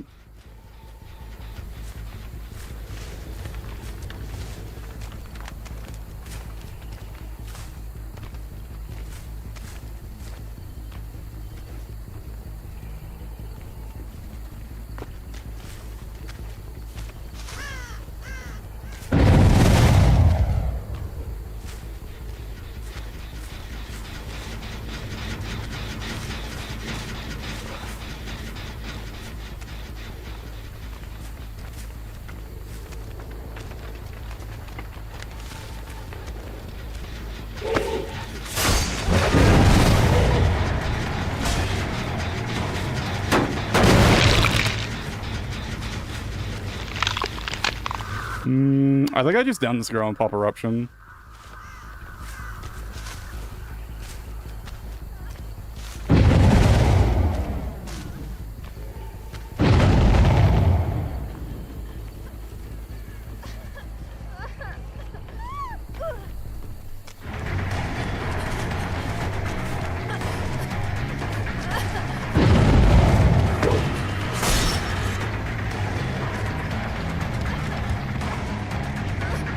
Fucked up bad.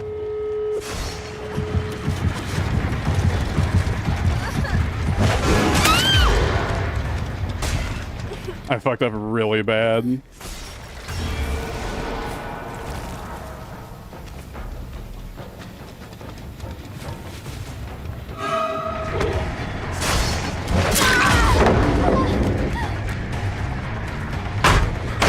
And she's still not learned. She's dead. He has nothing.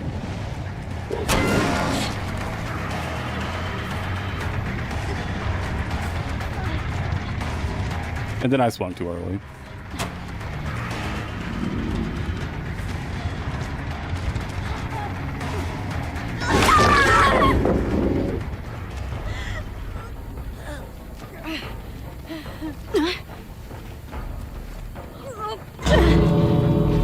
I fucked up so bad, dude.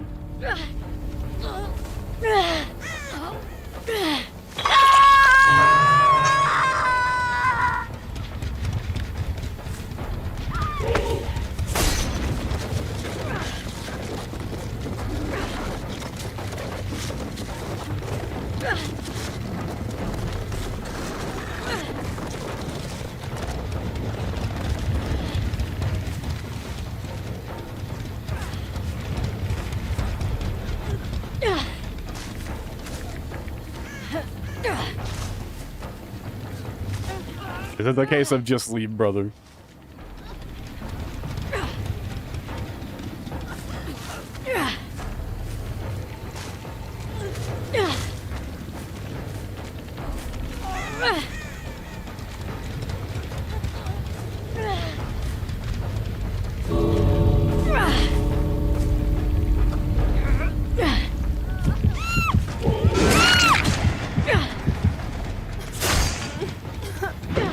Well, my 2K might have turned into a 3K.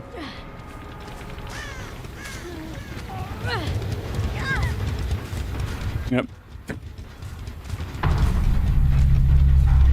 Should have just left. Should have just left. Turned that draw into a win for me.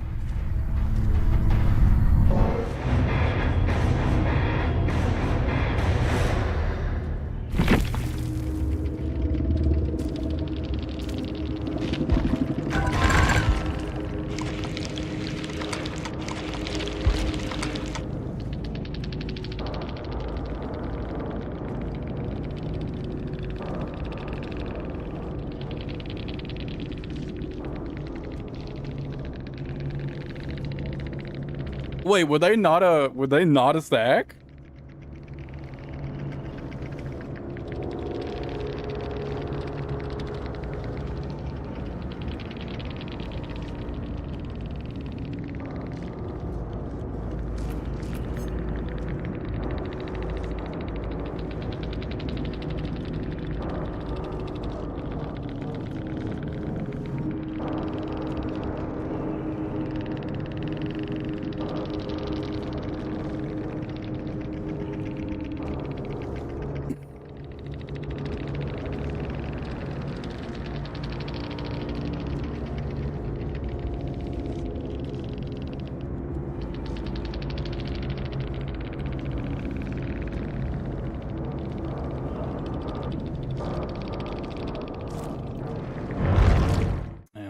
Unlocking. The way they were playing, I thought for sure they were a fucking Swift.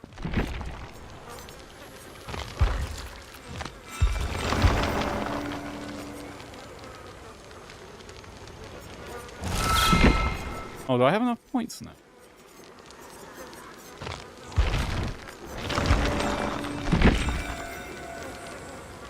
I'm just barely short.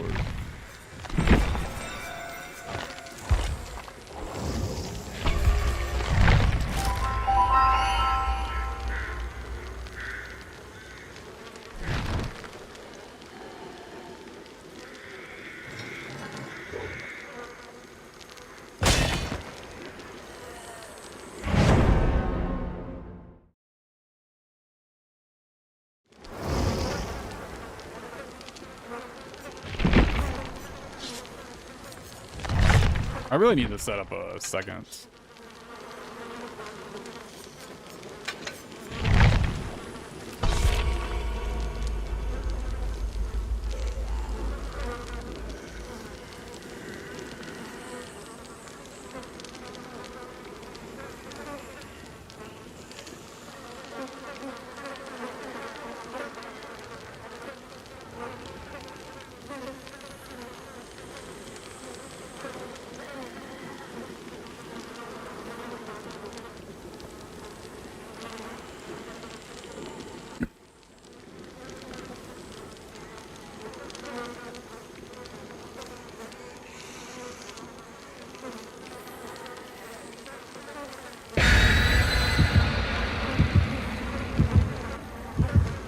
Only got one flashlight to look out for. 2 med kits and a toolbox. Wouldn't be too bad. Hopefully.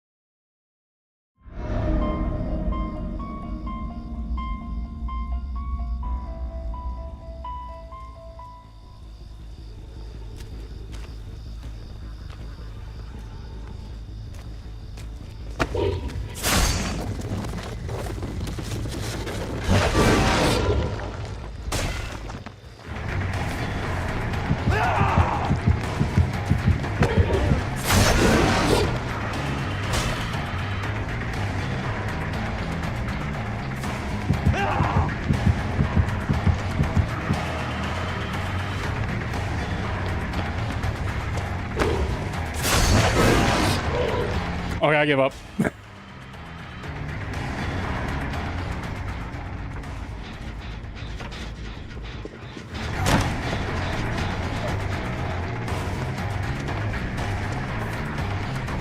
I know what I'm beat.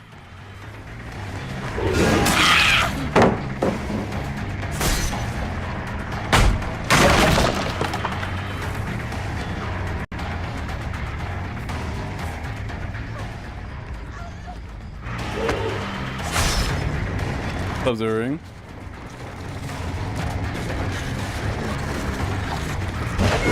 Oh, that was not intentional. I kind of fucking misclicked really badly.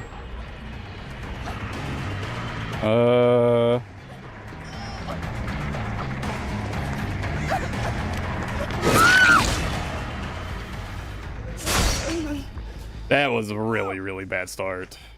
I'm probably just fucked.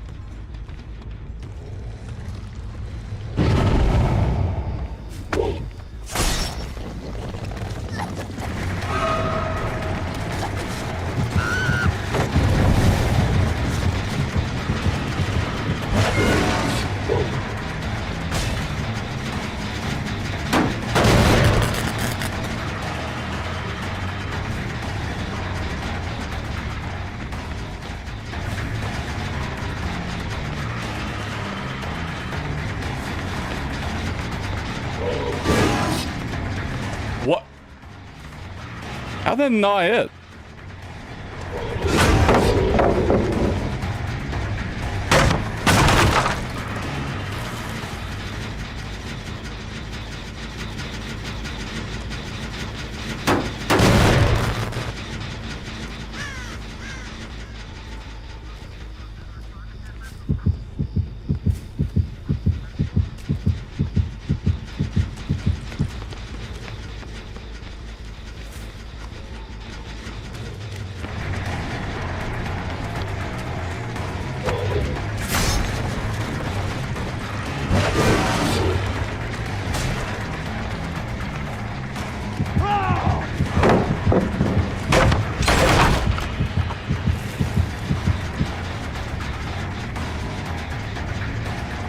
I'm really not sure just what the fuck I'm supposed to do about that.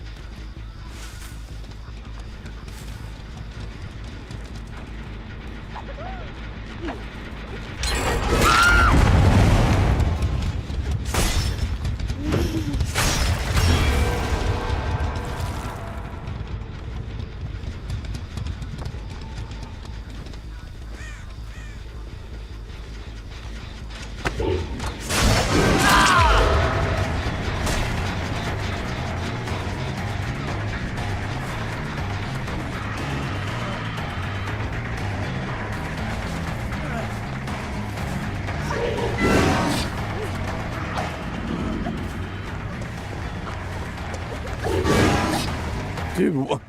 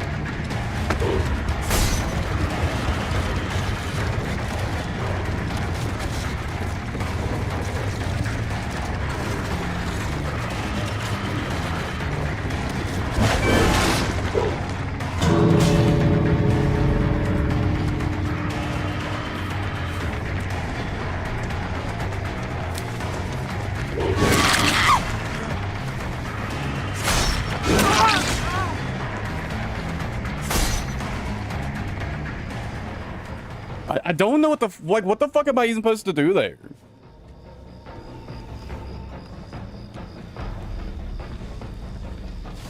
I just accept I just don't have a power and just fucking M1 them?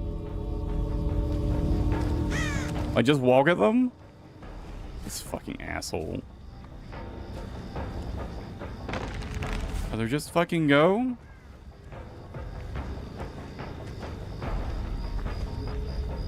Like, dude, like, why are we doing this?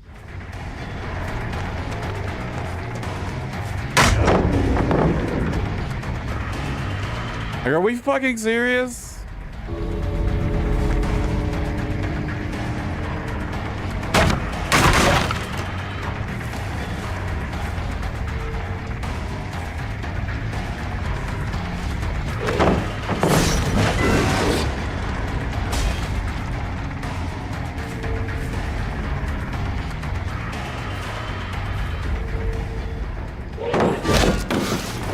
Well, like, how did that not hit?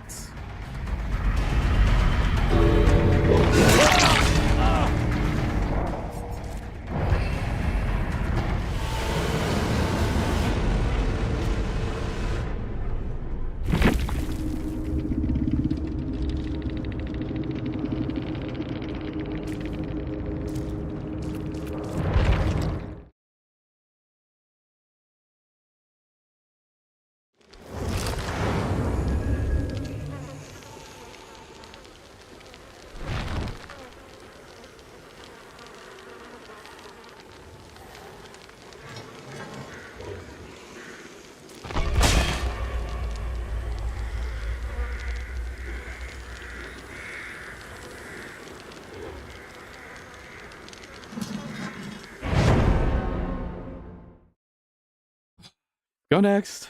Go next.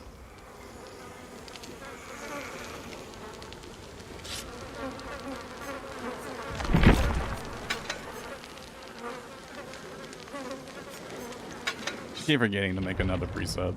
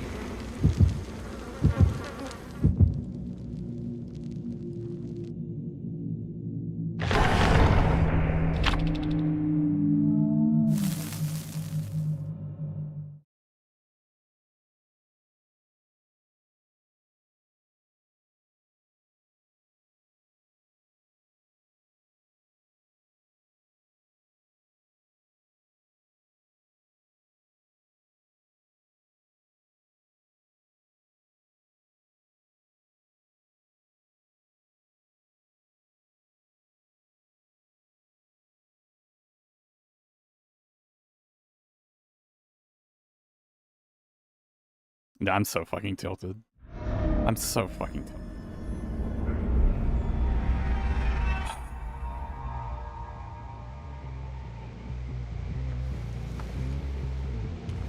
What, they spawned so close to me?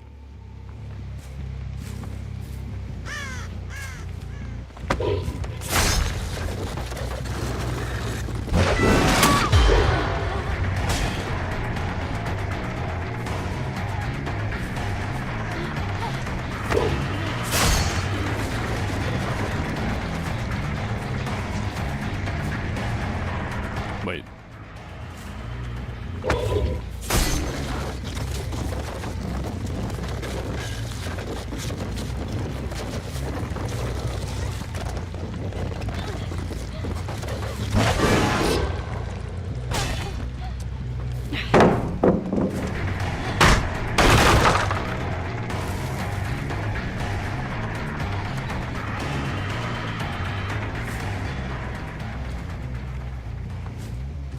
I'm throwing so fucking hard.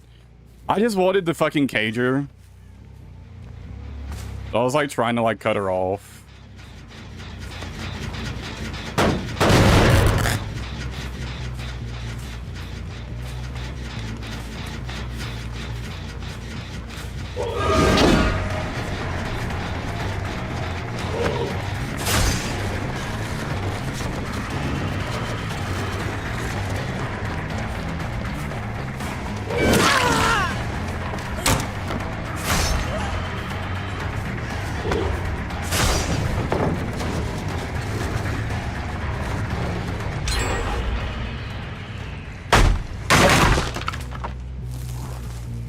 All right, I don't have Predator right now. Fuck, I have Lightborn. I was waiting for Predator to proc.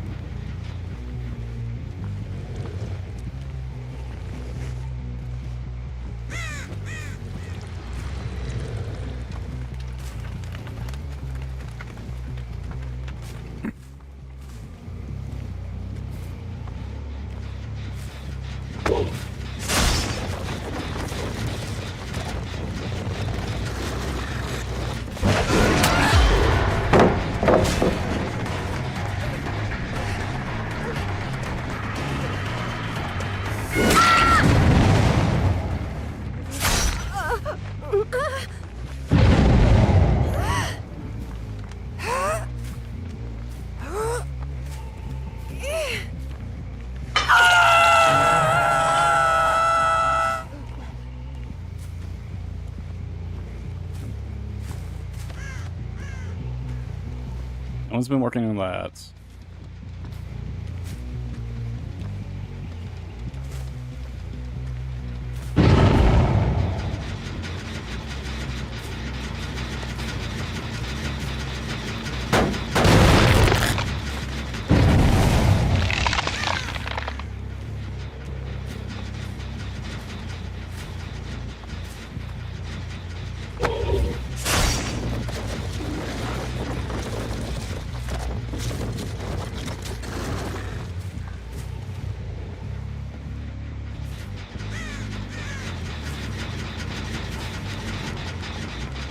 I think I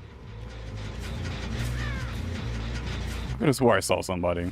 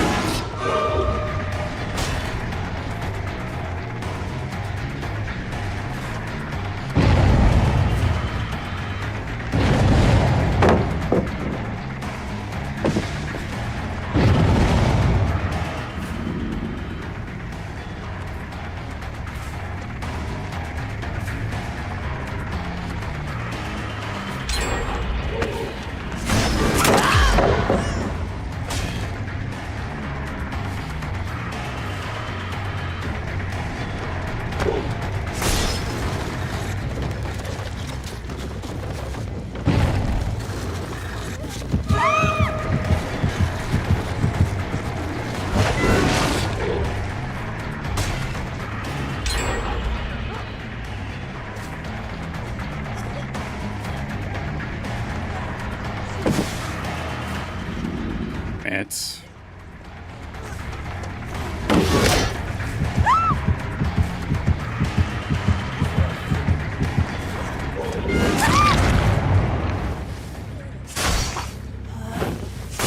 playing so bad, dude.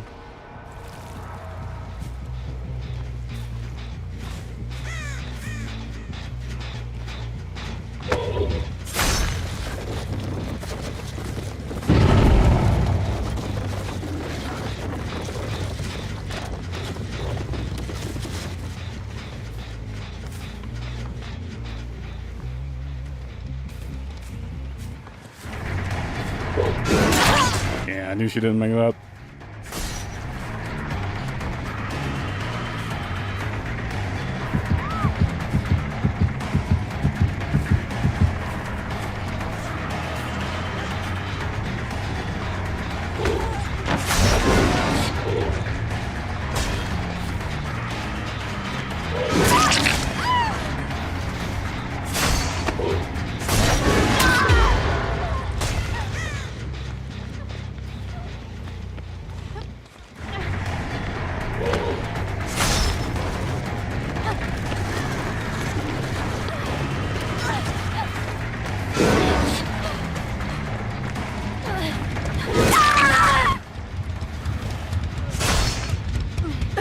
I'm so fucking bad, dude.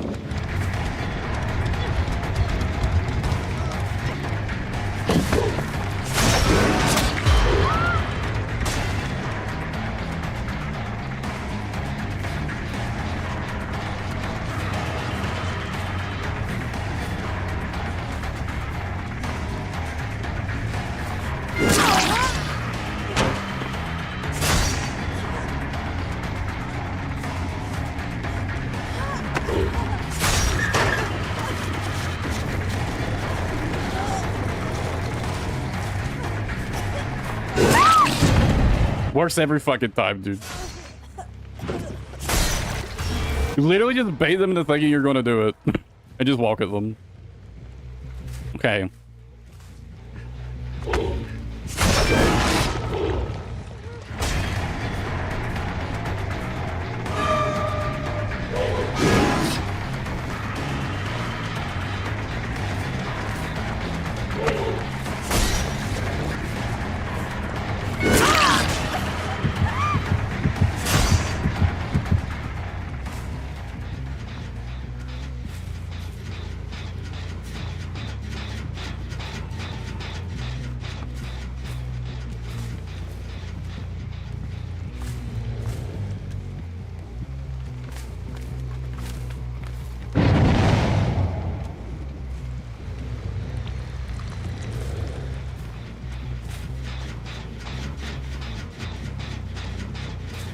Yelling under hook.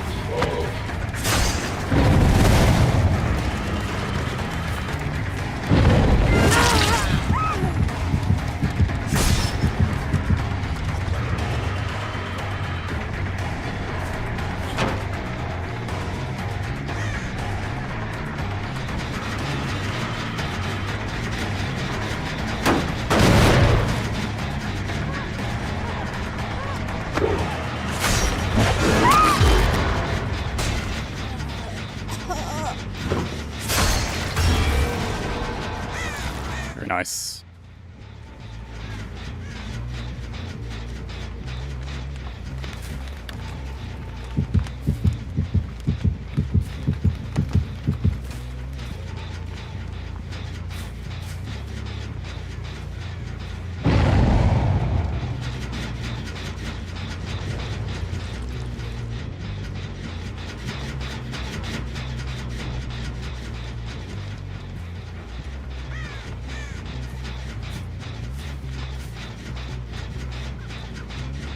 I feel like I should let them do that far, Jen. I'm gonna break this. This is kind of in the way.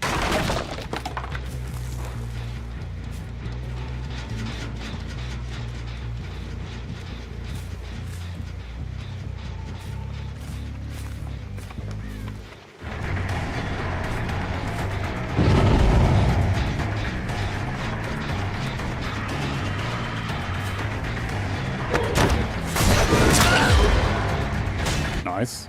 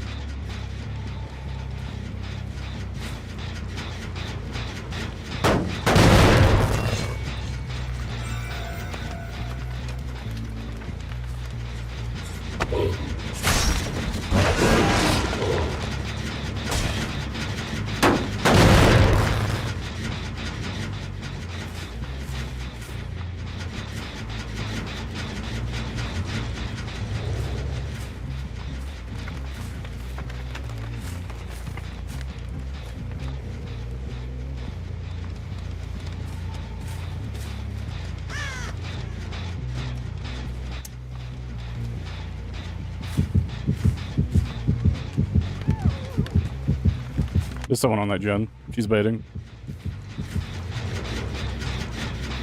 No?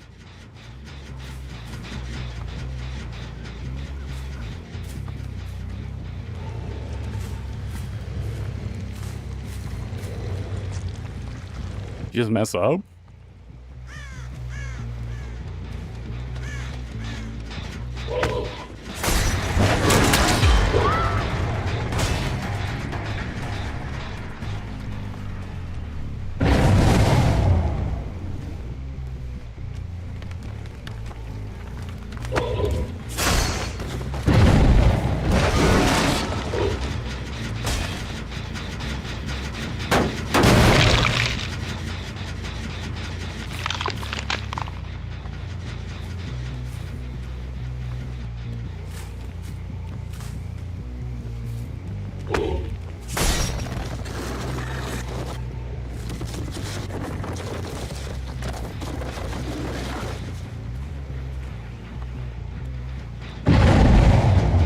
I shouldn't fucking known. I'm gonna get that gen done.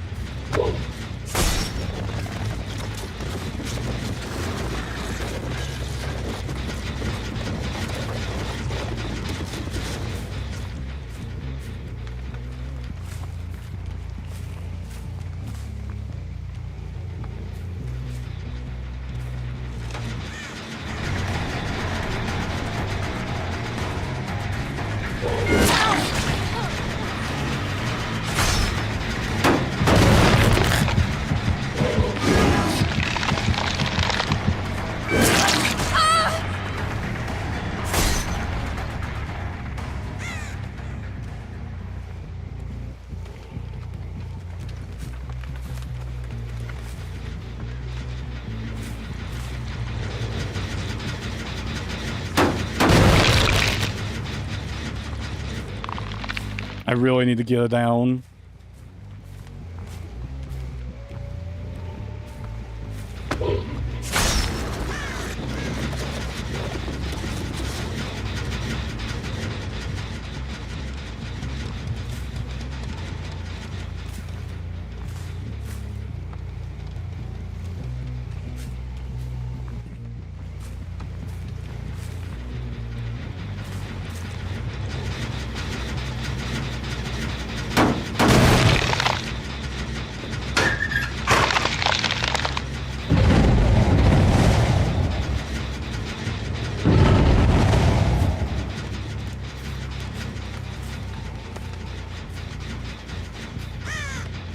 Damn it.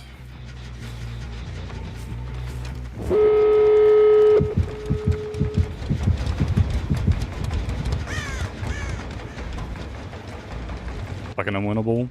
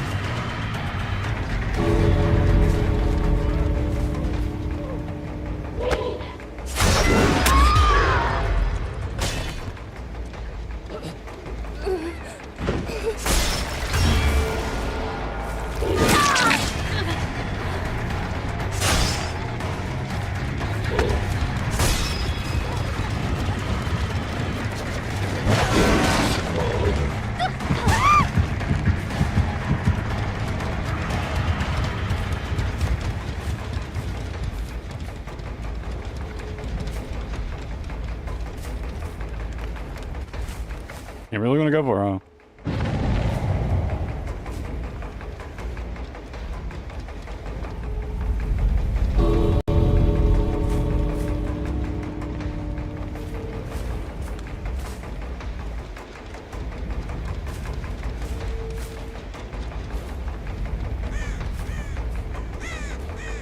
I lost them.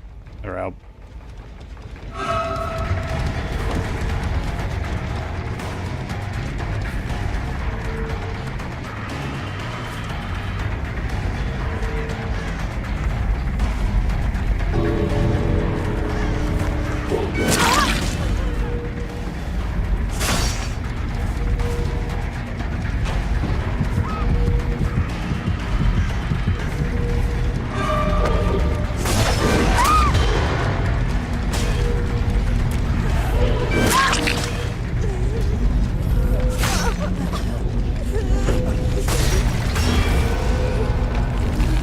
Nope.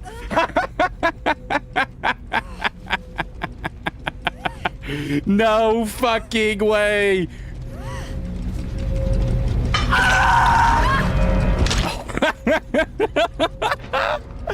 I can't believe I got a fucking 2K out of that. Holy shit. Should have just left, brother.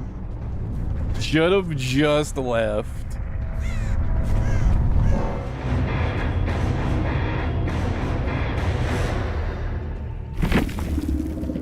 Should have just left.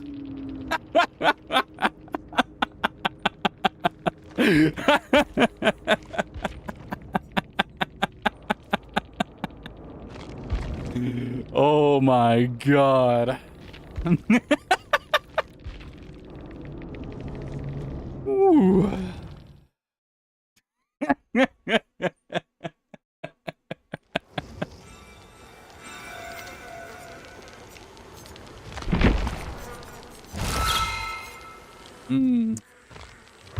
That felt good. Pulling a 2K back from that felt good.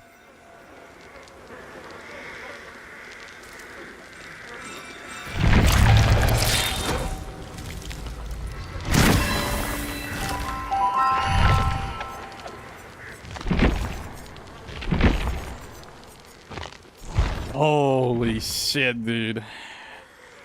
I can't believe I got a 2K out of that. Oh my god.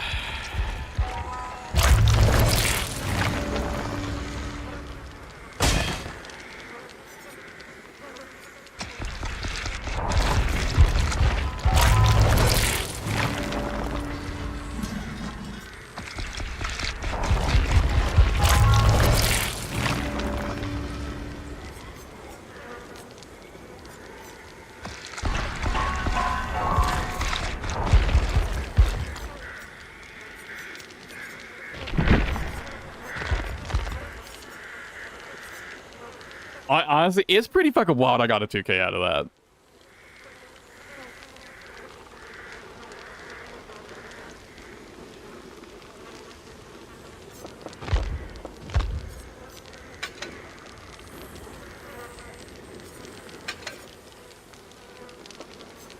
I can't believe it.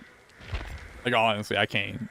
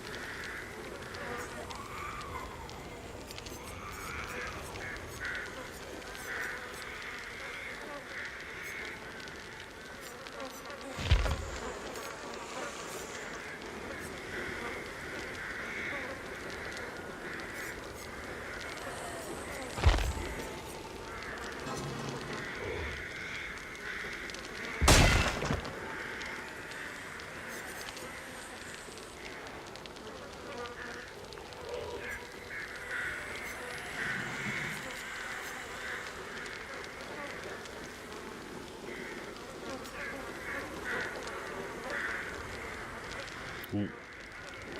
That seems nice.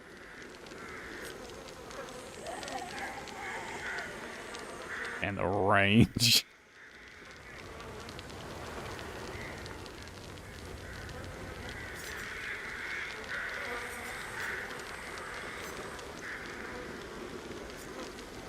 It's kind of wild that just the generic range is only 5%. Like, that's so fucking unbelievably dog shit.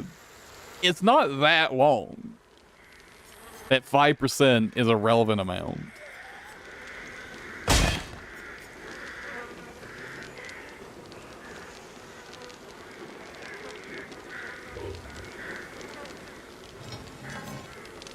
I mean, neither, honestly, any of these, like this, like neither like the lettering, black, like these really don't feel worth it.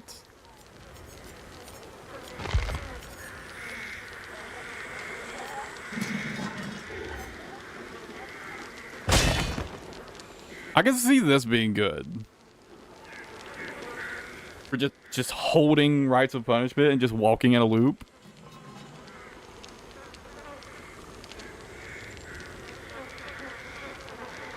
Even if they like fucking pallet stun you, it won't be as long, so.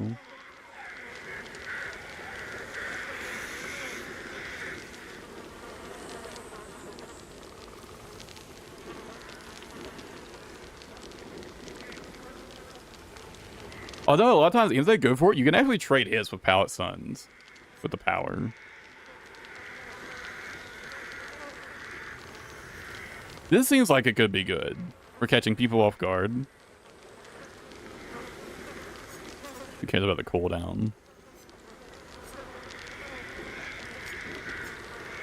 Could be good.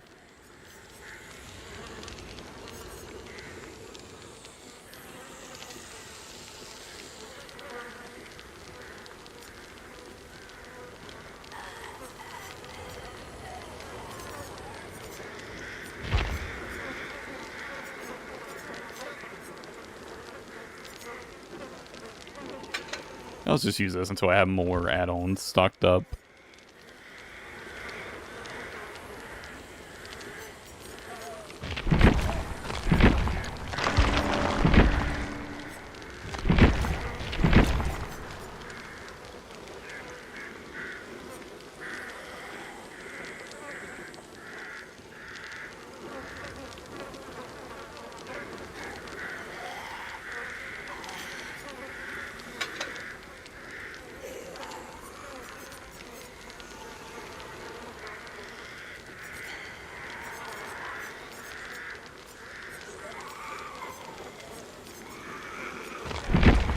Man, are there any killers with perks that I really want?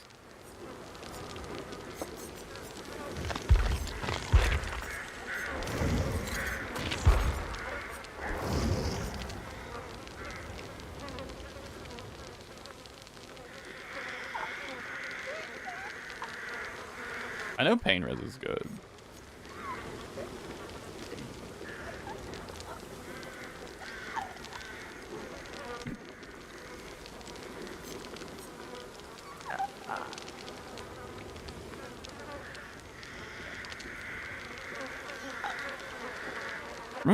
Grim Embrace seems like it could be good.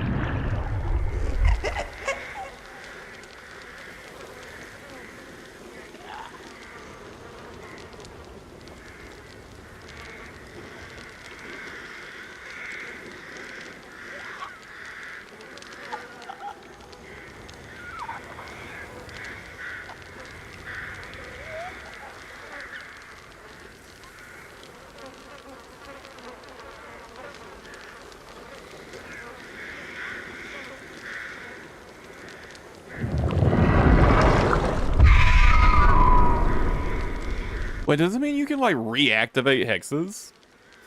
Is that what that does?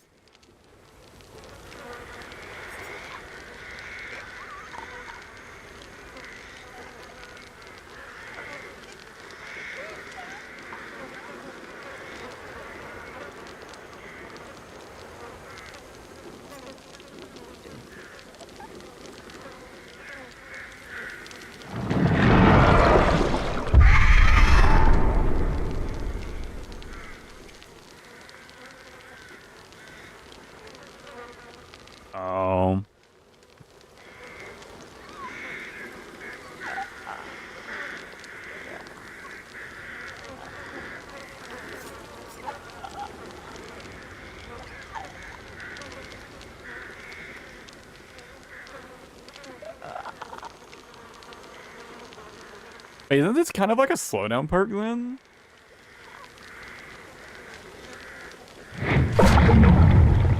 %slower. Like, all these perks seem really good. I think I might unlock the artist next.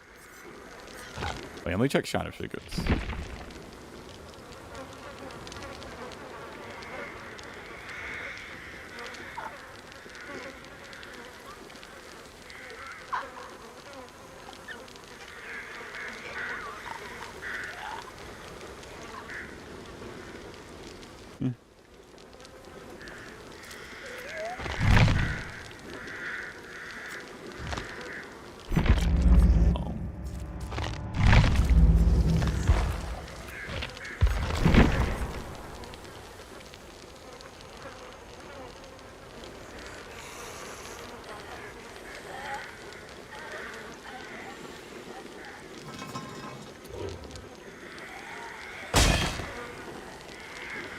All right, I think I need to wrap up for the day if I want to get any amount of practice on Doom later.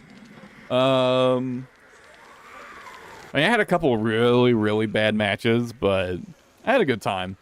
Executioner was fun. I think I kind of discovered the way to get around, like, by that, at least that one loop with the car.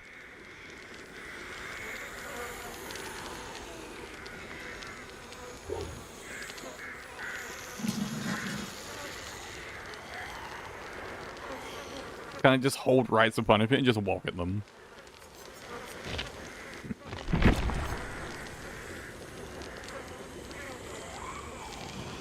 I think it either forces a hit or a trade.